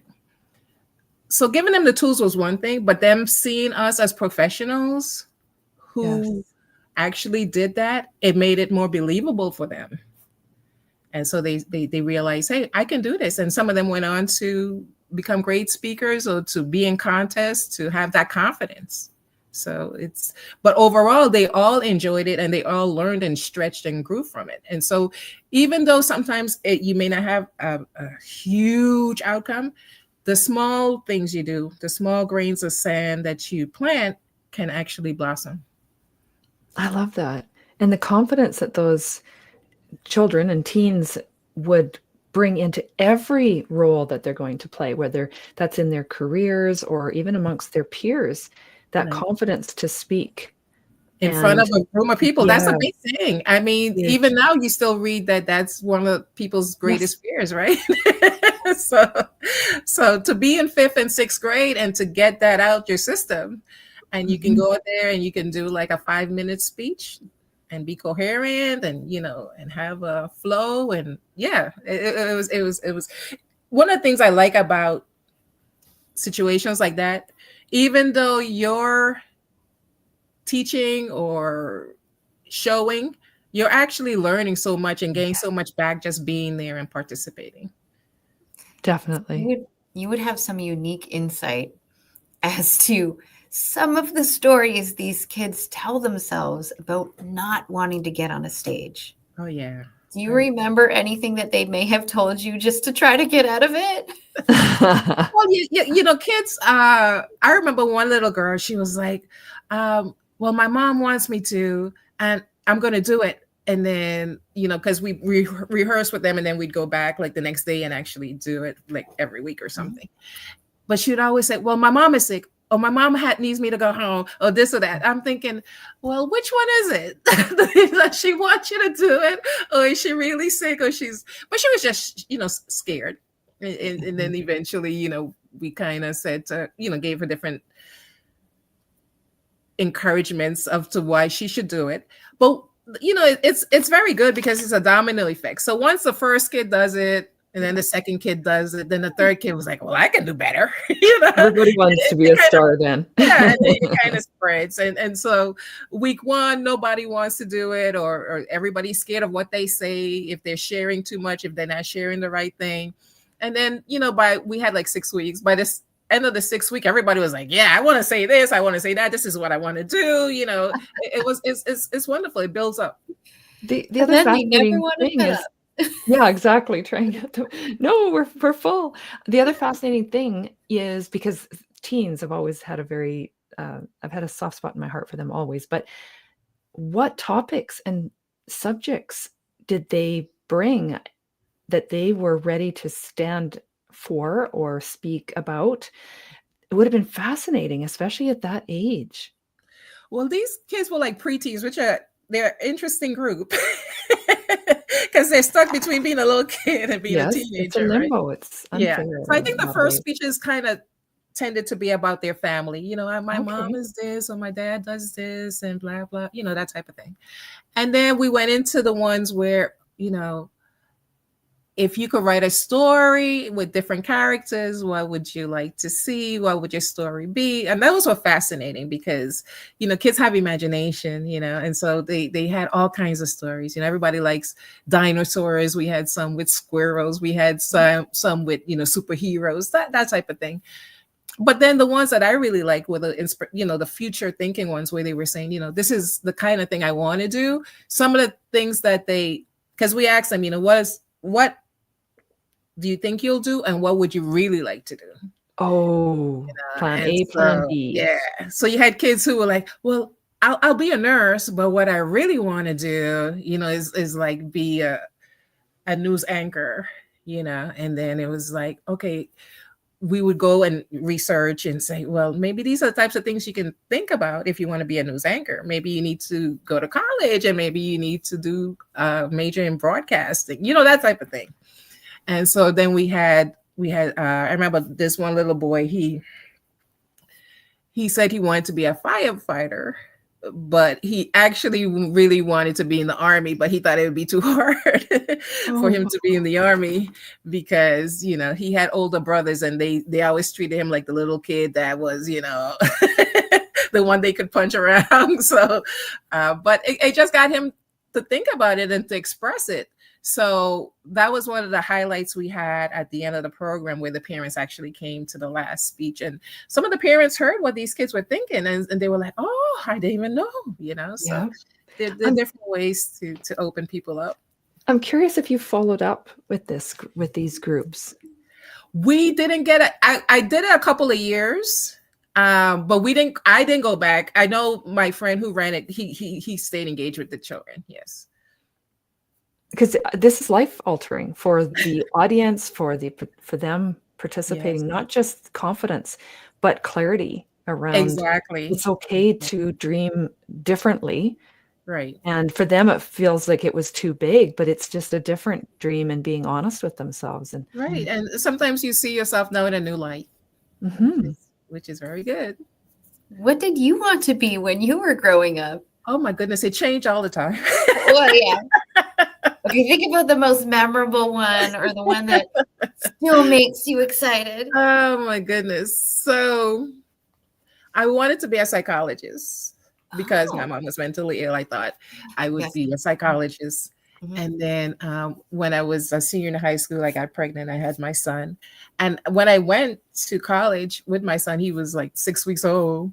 I started as a psychology major. And then I was like, I'm one of those people, I take everything in.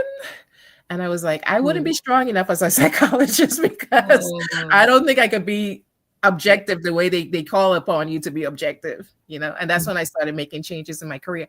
But I always like psychology. I see the interconnection with, ancient things like Greek mythology. So I find it to be intriguing, like Jung and Freud and stuff. So yeah. Oh, that's what it reminds me of. When you bring in the history of the Greeks into your leadership and your speaking and helping the kids, oh my God, so adorable. It reminds me of a comedian who took historical art degree. I don't think I'm saying that right, but basically it's history and art history. Yeah. And she uses that to make comedy. Sorry, they use that. I think that's the pronoun they use right now. It's changing. I don't know. But that's how they do the comedy on stage. Right. Is they put the art up and then they make fun of the art based on the history of the art. Oh, that is so cool. Hilarious. Oh, that's great.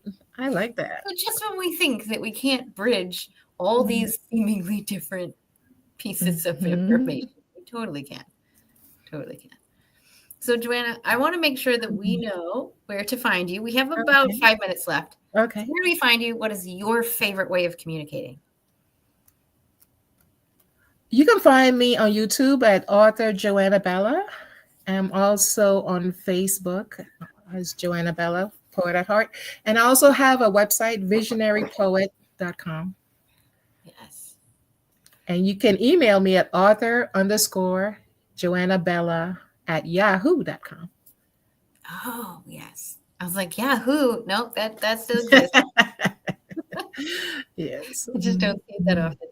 So then, with the few minutes that we have left, I want to know more about your dream ways of sharing your message. My goal is to continue writing and to speak, whether it's speaking virtually like this or to do physical stages. I like the work I did recently where instead of being a board member, I'm actually a speaker when I go to these charity events.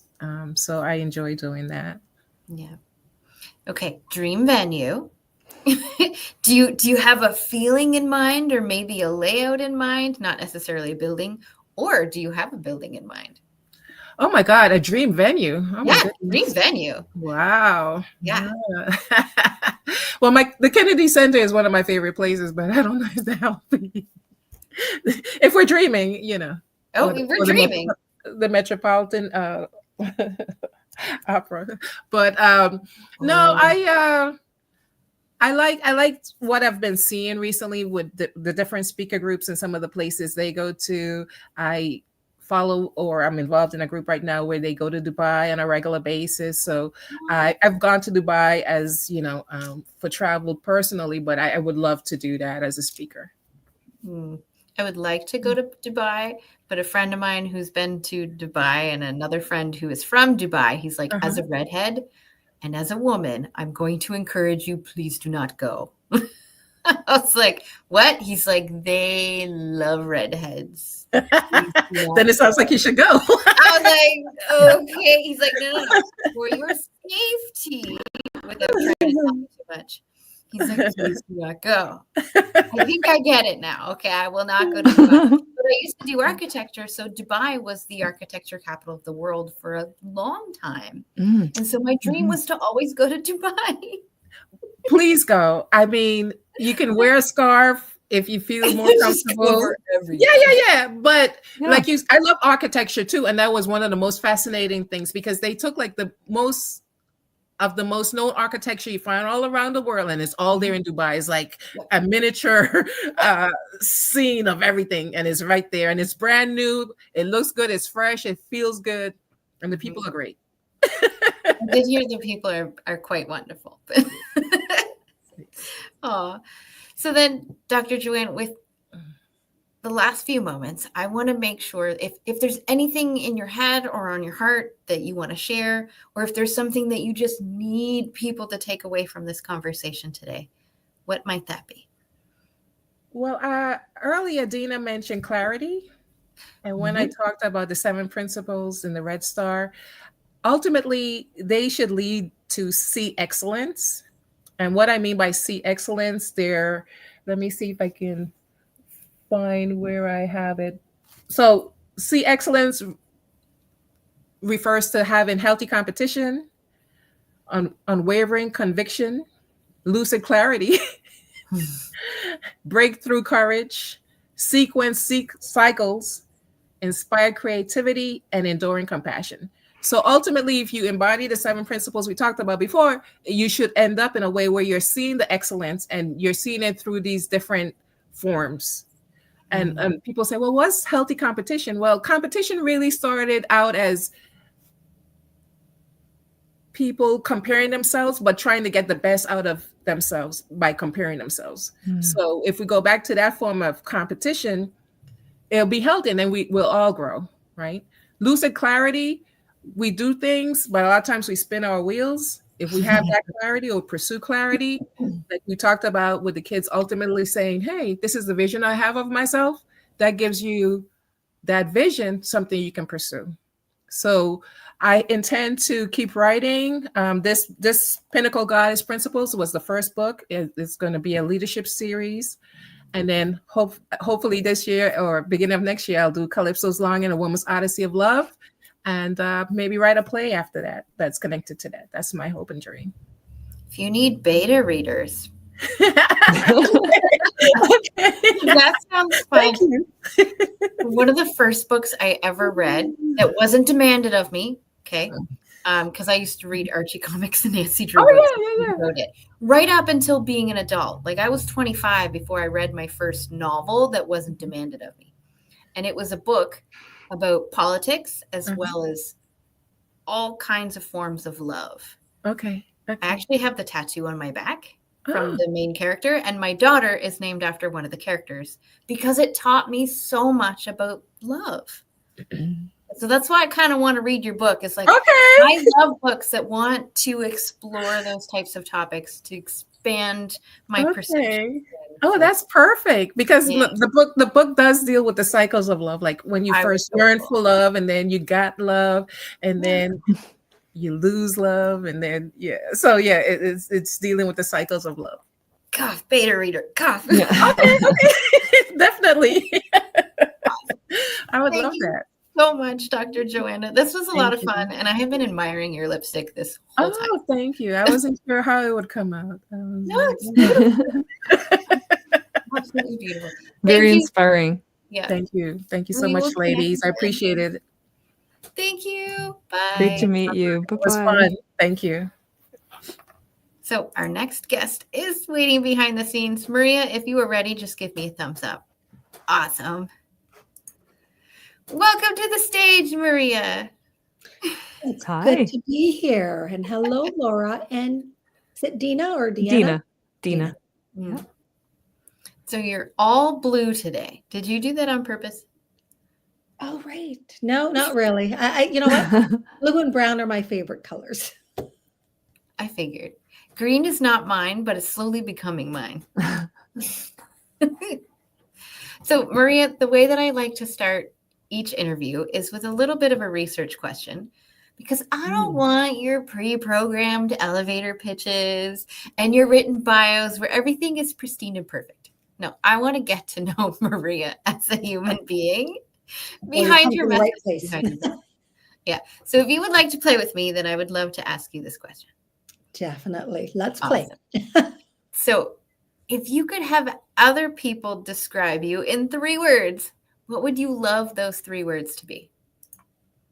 Okay. They would say heartfelt. Is that 2 words or 1 word? 7 words. No, go ahead. Heartfelt. Compassionate. Compassionate. And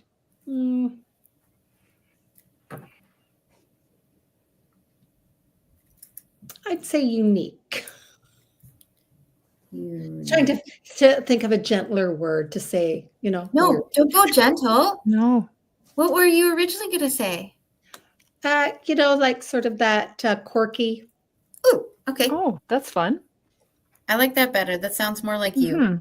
I'm just going to cross that other one out. So you said heartfelt, compassionate, and we're going to go with quirky because that was your first thought. Yeah. What do those 3 words have to do with your core message? Okay, so what it has to do with my core message is, especially because I'm in the grief realm, the grief support, is that everything comes from the heart. We feel heartbroken, and yet when we think of healing, most people have this thing about, oh, when you're healed, you're over it, like you've crossed that threshold, that rainbow. And really, to me, healing is about healing our heart. And by healing our heart, then we can find meaning and purpose to move forward. And then when we go into compassionate is giving yourself that grace to be kind to yourself, to be compassionate about what your thoughts are. Because, we judge our thoughts all the time. We judge our emotions. And so compassionate takes the judgment away. It's just being a gentler version to your own self, like being your own best friend, or the best friend that you really want. I was going to say, I don't know if I'm a best friend to myself very often. Right? But it's the one that you want, the one that really kind of cares for you. It's like, I know where you're at. I got you. So it's that gentleness. And of course, quirky is at times, even though we're dealing with grief itself is messy, it's raw. It's also quirky because quirky means nothing is ordinary because it's different. And we all are going to look at it from our own perspective. And to me, it's kind of like, don't we all have a quirkiness about us?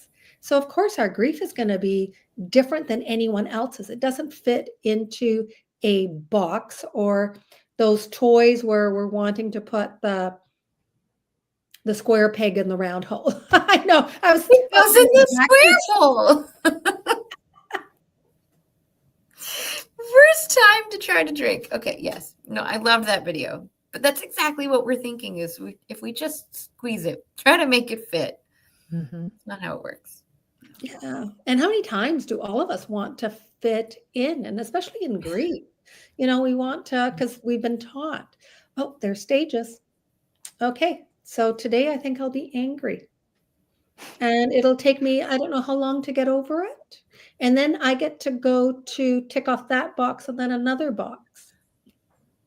Yeah. Right. And when we're not ticking those right boxes, then someone's going to say, you're stuck. I don't know how you got onto that one. And in stuff, you're kind of looking at, well, what about if we make grief like a bowl of spaghetti? It's kind of all over the place. And you could be a meat eater, or you could be like the rest of us and eat messy and slurp it up. Now I want spaghetti. Right? If you're an Italian, you're going to have your spaghetti and your bread. I mean, let's face it, you got to have 2 double doses of carbs. Garlic bread. Yes. Generous with the butter and the garlic. Yes. Oh my. Maria, I'm not sure if you know, we had Heidi on at the beginning of the day who also talks about grief, but she doesn't do the support side. She does the education side. And so I love that we get to have you on here to kind of show us more depth and more range and more resources and more of who you are. Because I know it doesn't matter how many people we see of the same topic. They all do things differently. And this is why I love to talk about the human being behind the skill set. So I also want to dig just a little bit deeper because we talked with Dr. Joanna about what it was that you would have loved to have been as a kid. I thought that was fun. So if you think back to when you were a kid, what did you think that you would be, or what did you want to be when you were an adult?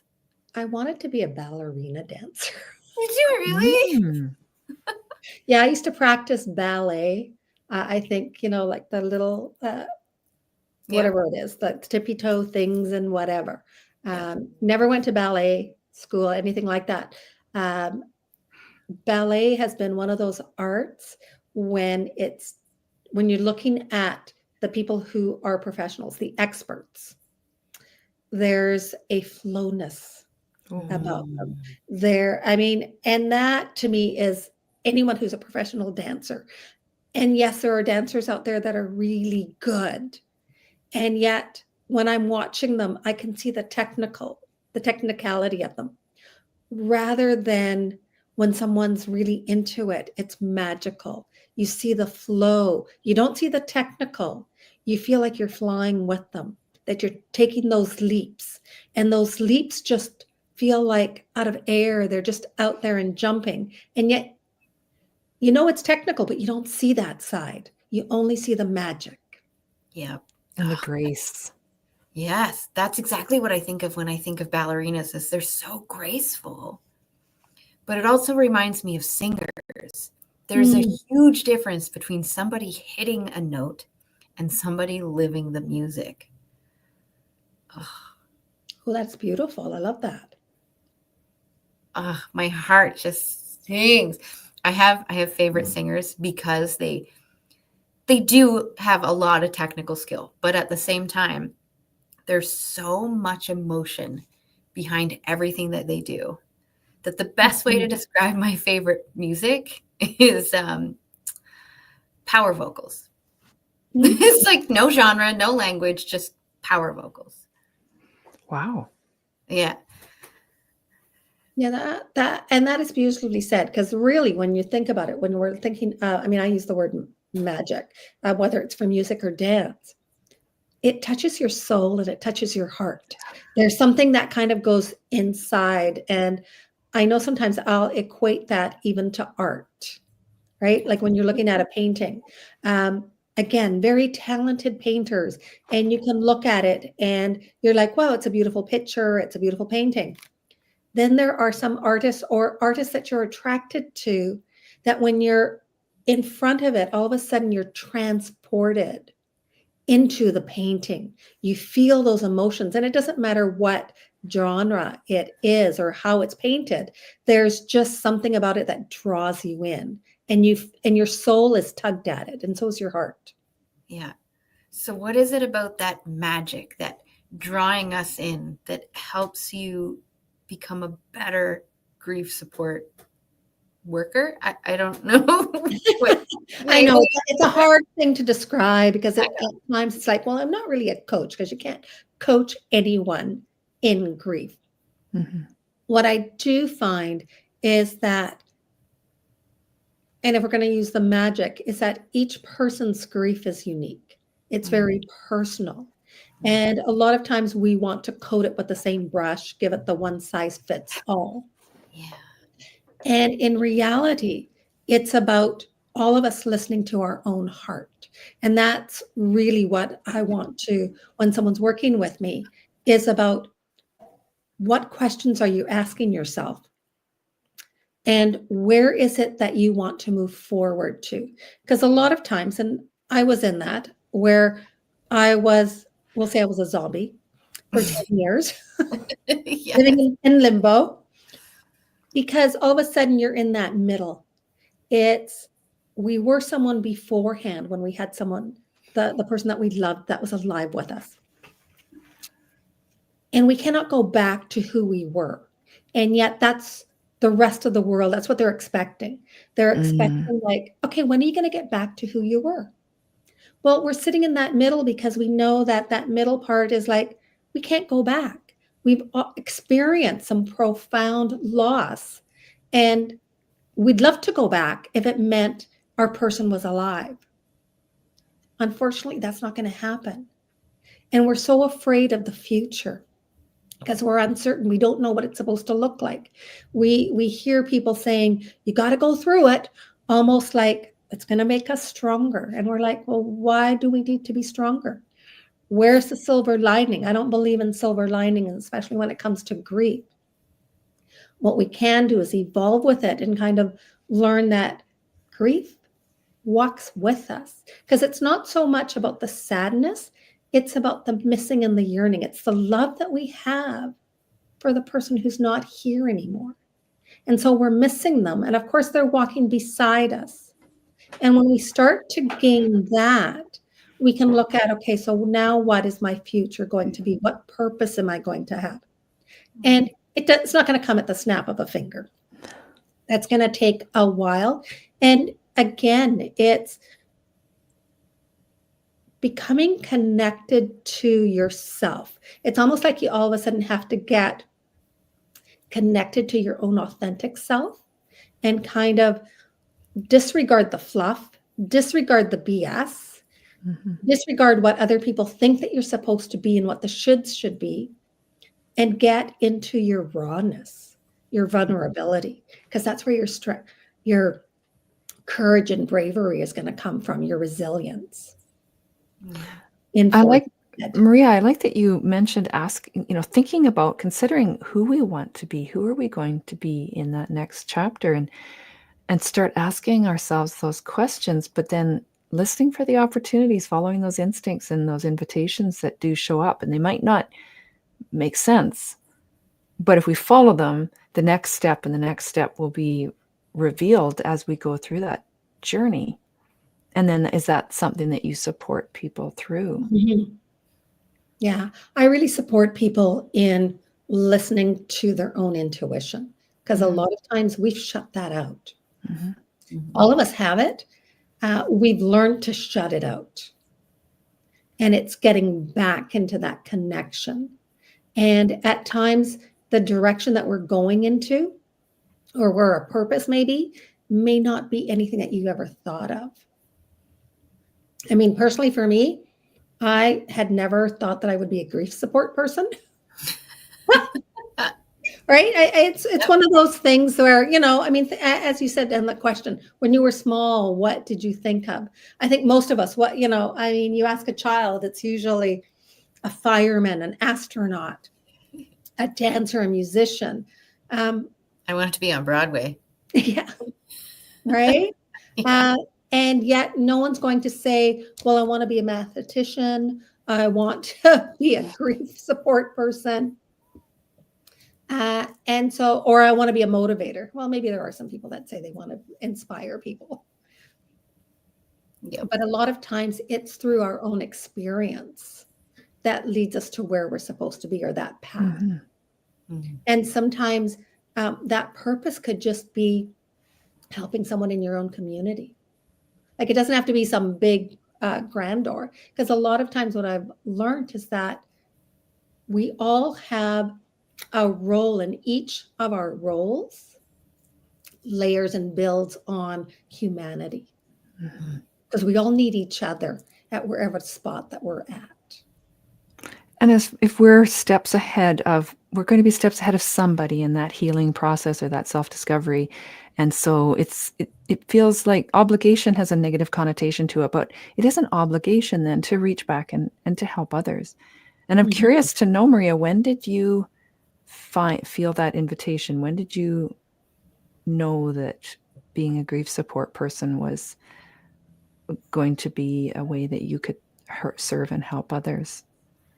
So probably about the 5-year mark, and I was kind of ignoring it. Like, I had little nudges, right? Like, sometimes we get the whispers, or the God whispers, and we ignore it. We're kind of like, yeah, no, not me. I'll find somebody else.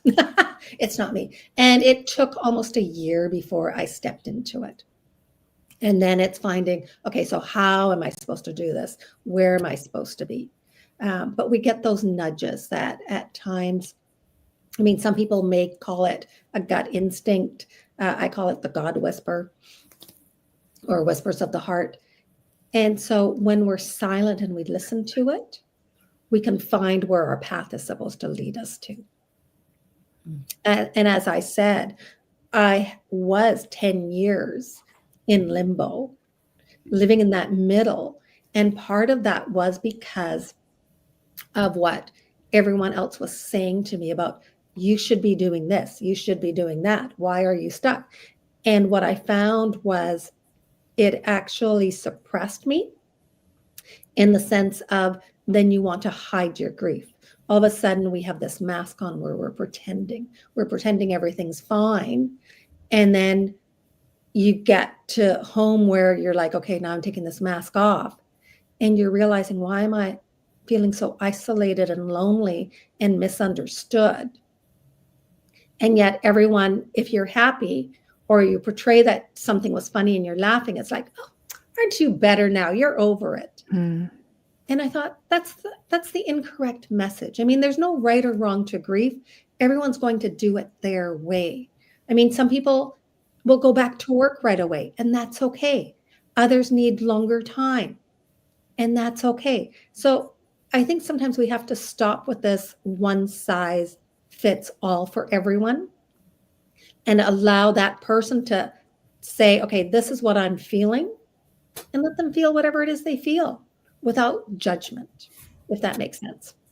Totally. And I think there's a risk of wearing that mask that stalls our progress in our healing. Mm-hmm. It becomes that identity. And like you say, it's like, oh, I shouldn't laugh or have too much fun, or people are going to think I'm over it too soon, or I'm not taking this serious enough, or then they will expect me to be back to being that old person they are waiting for to return to all of the time. But it's a window, and allow yourself that. For a moment, I could let my grief go and laugh, let's say, and that's okay. That gives me some hope. It helps when I think about those that I've lost and what they would want for me in the moment. Like, I lost a good friend about 2.5 years ago now. And I've had lots of family members die. It is not the same when you lose somebody who you're close to. So this may have just been a friend. He wasn't family, but the feeling is still there. And so every time I think about him, I practice the gratitude of, oh my God, look at what he's brought to my life. Look at how much I felt loved by him and how much I loved him in return. But also, what would he want for me in this moment? Would he want me to laugh? Would he want me to have a good time, but also still remember him? And then that makes me feel better to allow myself to laugh when sometimes I think that the expectations of other people is, don't laugh right now.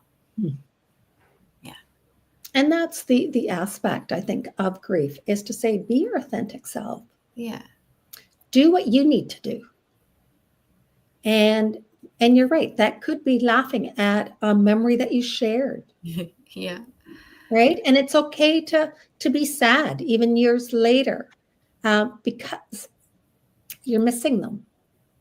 And I think that's the aspect. I mean, grief is so many different emotions. It's complex. And we want to simplify it into either, okay, you're sad, you're there, and now you're happy, you're over it. No.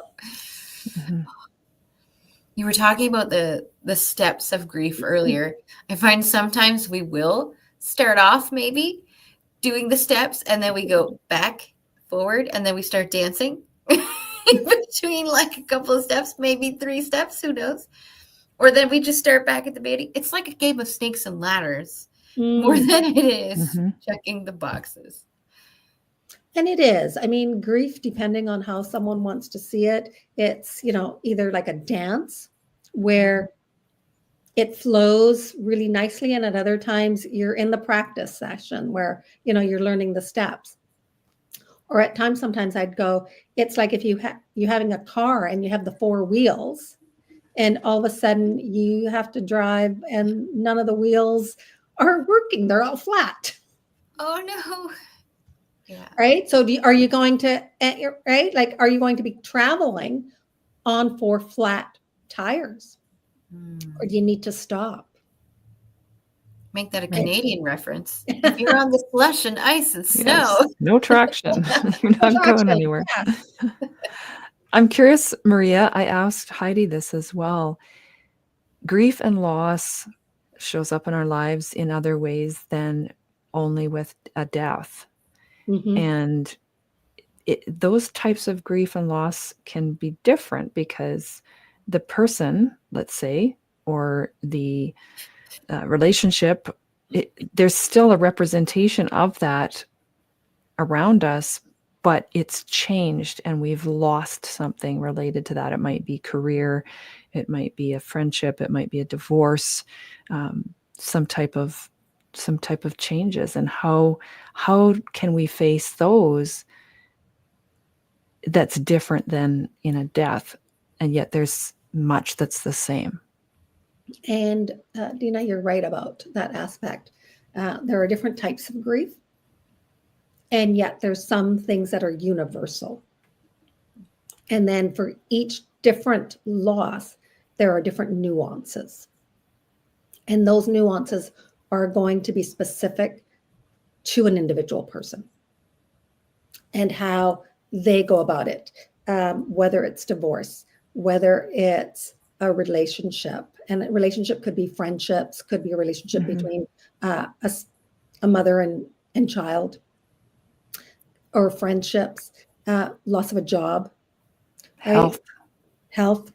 A lot of it, and even a loss of a person, because there's also secondary losses where you could lose a person and all of a sudden you're also losing your job, your finances, right?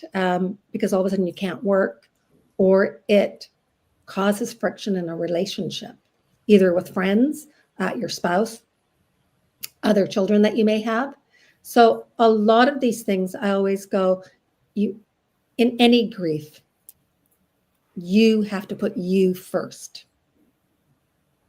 because that's the aspect. And it's kind of hard to do that, because I think we're so used to that no matter what happens, we always have to put everybody else ahead of us. And yet when you're thinking about it, when you're flying, I always like to use travel as a great analogy, because when you're on that plane, what's the first thing that they tell you? That oxygen mask goes on you first. Doesn't go on anybody else. Doesn't go on the person beside you. Doesn't go on the person in front of you or behind you.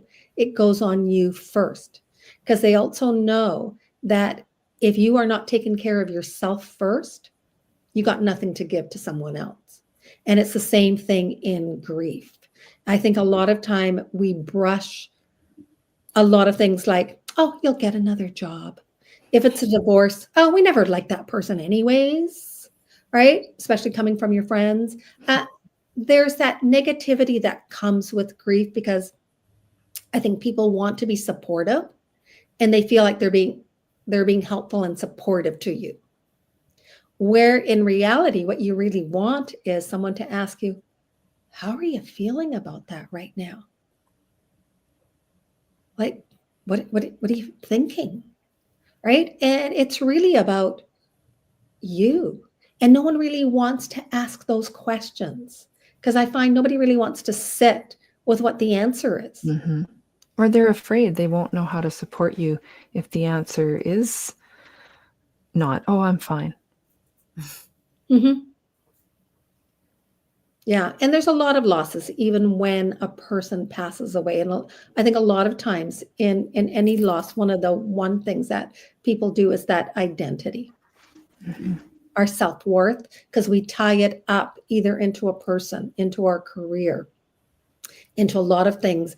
And we have never really been able to sit with ourselves and kind of just go, you know what? I am who I am, without putting a label on us, and being able to sit authentically in saying, this is who I am right now.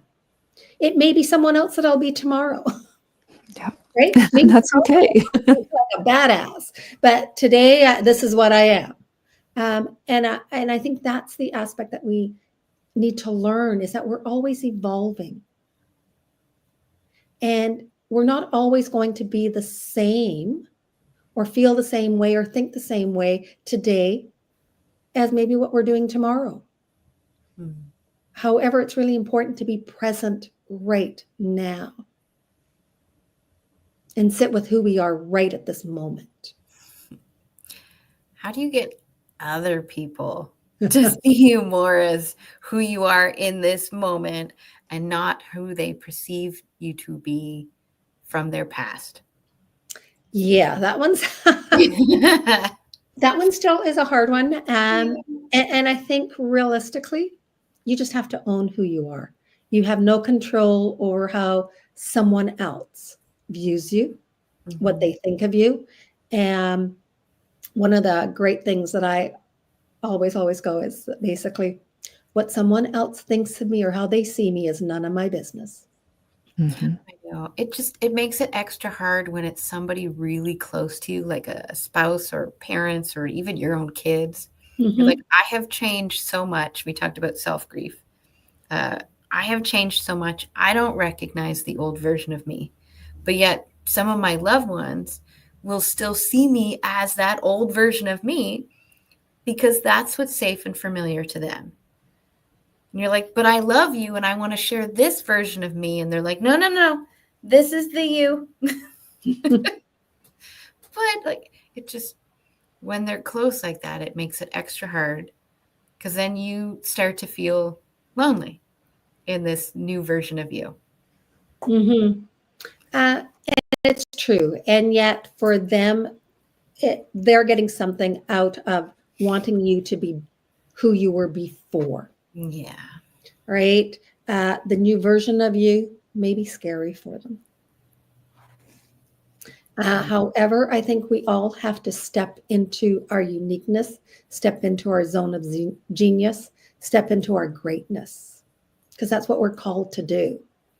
And it comes back to they either accept you for who you are right now, or you're going to go, you know what, I can spend 5 minutes with you. However, I'm going to be surrounded by people who support and accept me of who I am right now and who I'm becoming. Because you can only rise higher with other people that are supportive. Mm-hmm. You know, it's like those, okay, you're from the East Coast, so you'll totally get the crabs in the pot. Yep. Right? And I think human nature is that we want to pull people down, unfortunately. You know, like those crabs.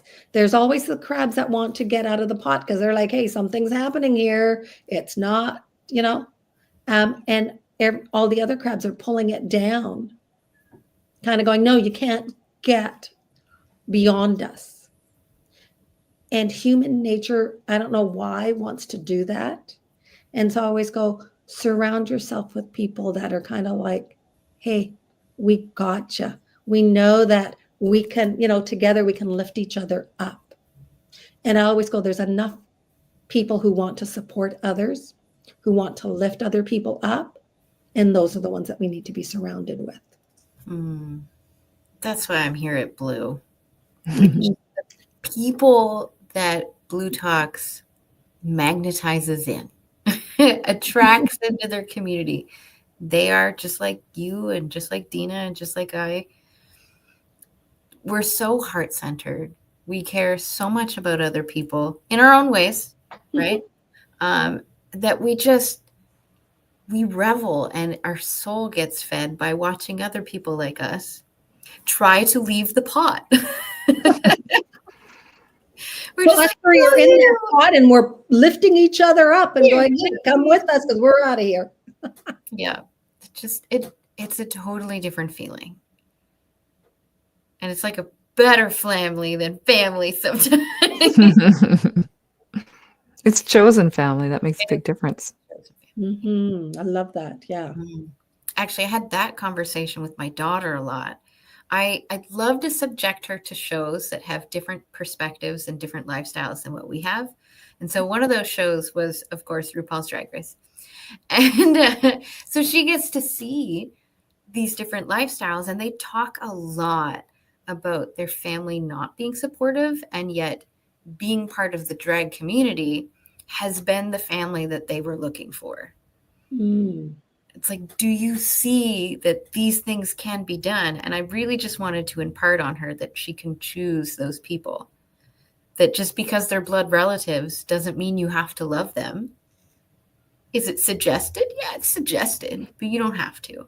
You can go out and find your family too, because I don't want her to feel the same kind of grief as I do about certain parts of her family. I want her to be able to go and fly and be that next version of her in the forward thinking, in the future version. And I love that because that's really what you want for your daughter is that to be free thinking, to go out and experience her experiences and form her own opinions. Right? And I feel that especially sometimes when we're even looking at what's happening in the world, because there's a lot of grief in the world. And it's coming from a lot of fear-based. And I get it. Fear is real at times, depending on where it is. But it's also because of the unknown. And sometimes, you know, and as you say, being in this community gives you that level of confidence that go, we can step into the unknown together because we got it. We're there for each other. And that's what a strong, supportive community does. I love that.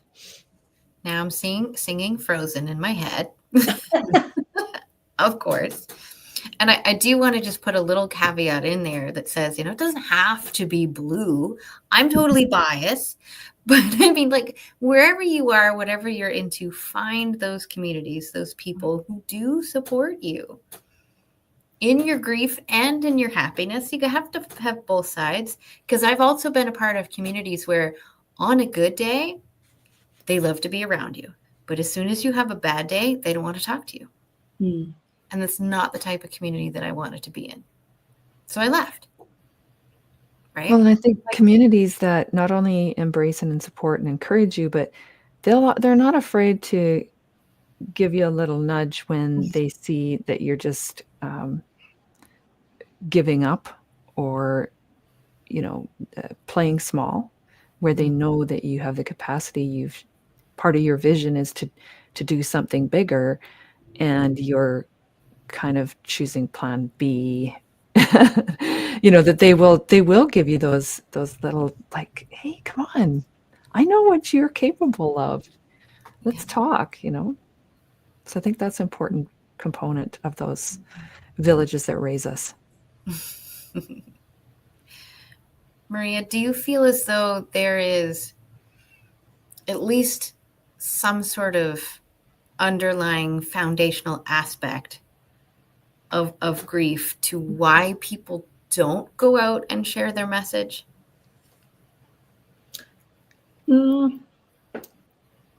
One, society has made grief fearful.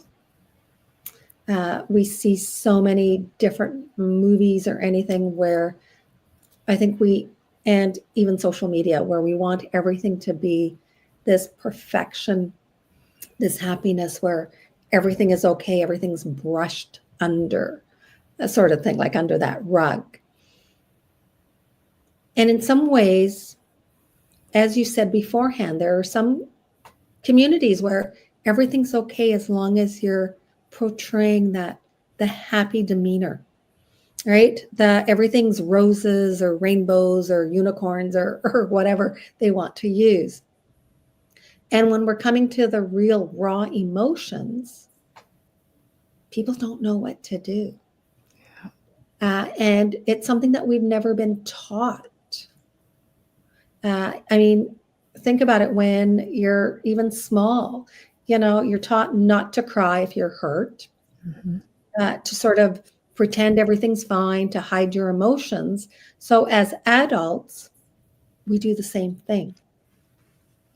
And no one ever asks anyone what they're really feeling. Like even even when you're thinking of parents to a child, do they really ask when a child has gotten hurt, what are you feeling? No, we all want to rush and fix it because we think something is broken. So we're always rushing to fix something. So I think we've become a society of, oh no, if you're feeling something different, we got to fix it because it's broken. And yet when we think about it, it's that brokenness that is the real aspect, where we can allow everything in there together. I don't know if that makes sense or if I'm rambling. Well, I think we're quick to try and stop whatever's making us feel uncomfortable. So it's like, oh, don't cry. Don't cry. You're okay. You're okay. It's going to be fine. Basically is saying, stop crying because it's making me uncomfortable. I'm worried about you. Can you just say you feel fine? Nothing hurts, for example. And we then feel like, well, that's what's expected. I got to be tough and deny how this makes me feel or what's happening. And it's like, if we don't stop them, then they're just going to become uncontrollably sad. And when you amplify that across a lifetime, that is not healthy. I want to highlight two words that you just said. Uncontrollably sad. Mm. It's like, is it then about me wanting to control your emotions so that I have more control over my environment, inner and outer? And then as soon as you realize that, you're like, oh crap. Are all of these expectations just other people trying to control me so that they feel better?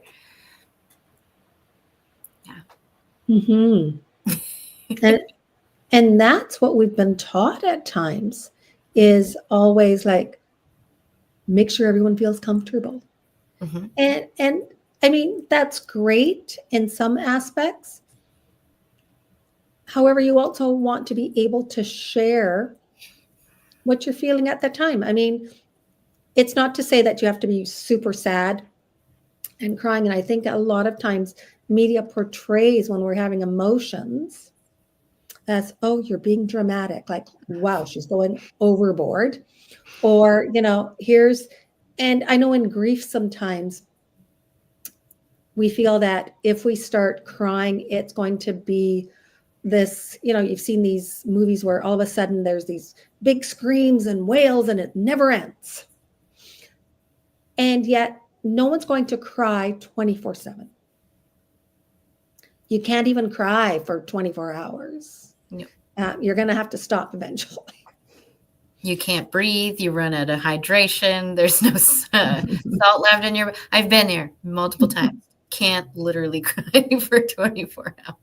And it really becomes about having that space, that safe space, where you either have close friends or you have a coach or a support person, where it's safe to actually be who you are right then. And realistically, we have a hard time being who we are because we're still trying to figure that out. Yep. And so it's ongoing. It is. And that's okay. It should be. Yeah. So Maria, we have about 5 minutes left of the show, but I just want to make sure that we know where to find you and what your favorite way to communicate is. So I'm on Instagram at a grief unscripted. Oh. Okay. Yes, because grief is unscripted. You know, there's no script. And I also I use the pillars of care. And so it's an acronym.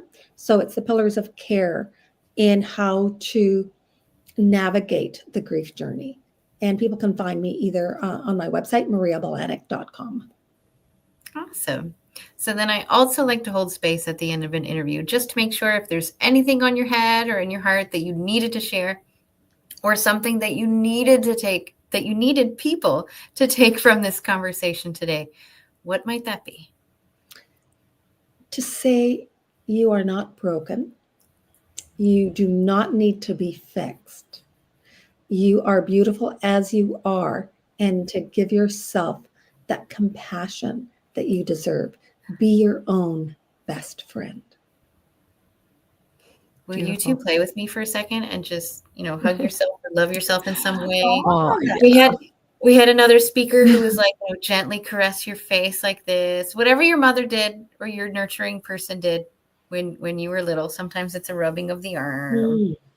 When I was little, I had this daycare provider, and in order to get me to sleep, they would rub right there on the side of my forehead.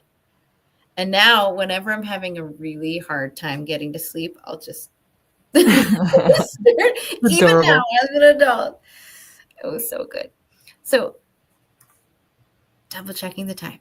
I would love to end the day with you, Maria. And usually what we do at the end of the day is we just recap some of our favorite takeaways. I know that you weren't here for the whole day, but that's okay. Whatever you do remember or whatever you did here, I would love to start with you. And you're like, of course. Of course. Because you were here with us last. Was there anything that stood out to you during our conversation that you would just like to reiterate as a takeaway for people?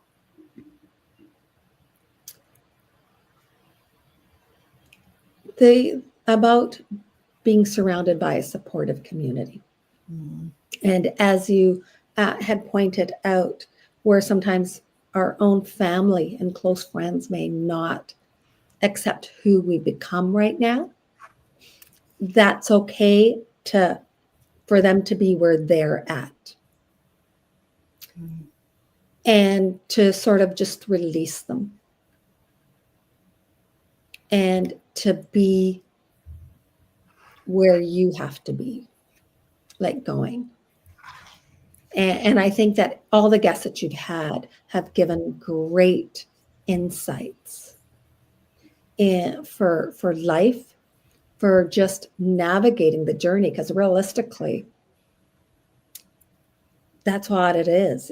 Life is a dance, and we get to choose in the direction, and we get to choose the music, and we get to choose who our partners are going to be, whether it's ourselves or another person or a group of people.